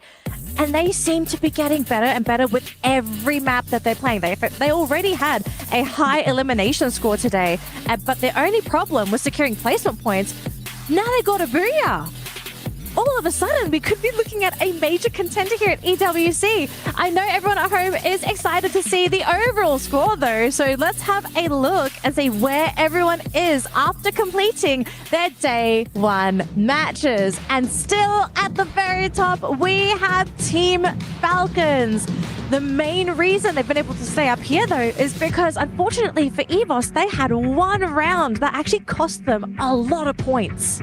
Yeah, definitely. I mean, that one round, and it was explained a little bit by Rasia earlier. The 50-50. It was just yeah, the 50-50. It's just luck at that side. They were unlucky at that point, but again, they're still number 2. I don't think it hurts that much. It really doesn't. And I think, the teams that we were expecting to eventually do well, some a little bit slow on the start, but I think I've been most impressed with these Brazilian teams, these Latam teams, right? They didn't start the day off very nicely, but look at them now. Pain in 3rd already, Fluxo already up to 5th.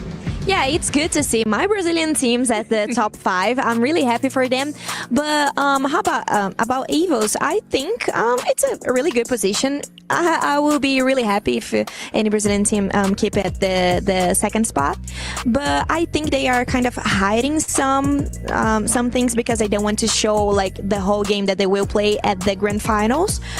But well, I think they can like handle that, and they can appear, of course, to play the finals. They are very capable of it. I would encourage them to avoid the curse, right? The team that does well during the knockout stage typically doesn't win the championship title. And who's in first place? It's Team Falcons. So the curse could be in full effect, folks. We really don't know what is really in store for us. But what we do know right now is that we have concluded our first round of matches with teams in Group A and B. Now, we do have some exciting segments coming up for you right now. We have the Kidia top plays ready for you at home. So let's have a look at the best plays that we have seen so far here at Free Fire at EWC 25. Triple kill. On fire, there's a reason why he is so good, but at the same time, I think the snipers have really stepped up all across the world here. We're seeing some crazy headshots, some ridiculous plays from every single who has picked up a rifle of this caliber. Yeah, exactly. I mean, most of the time, teams with the best sniper are the ones winning most of the gunfight and also leading the board. And we've seen a pattern. Even the acquisition of some of the snipers for one team who doesn't have a main is a trend. I think it's attributed by MT7 as well after his performance. Yeah, but I was thinking about saying something about Motovea because it's the sniper from Pain Gaming, which plays like really well and did like an amazing job. So I think he's like kind of responsible for this spot for Pain Gaming, like keeping sight of the top 5, which is really important to them. Now, we do have to wrap up our matches for today, but of course, we do have a special shout out for our Sony MVP of the day. It is none other than Rasia from EVOS.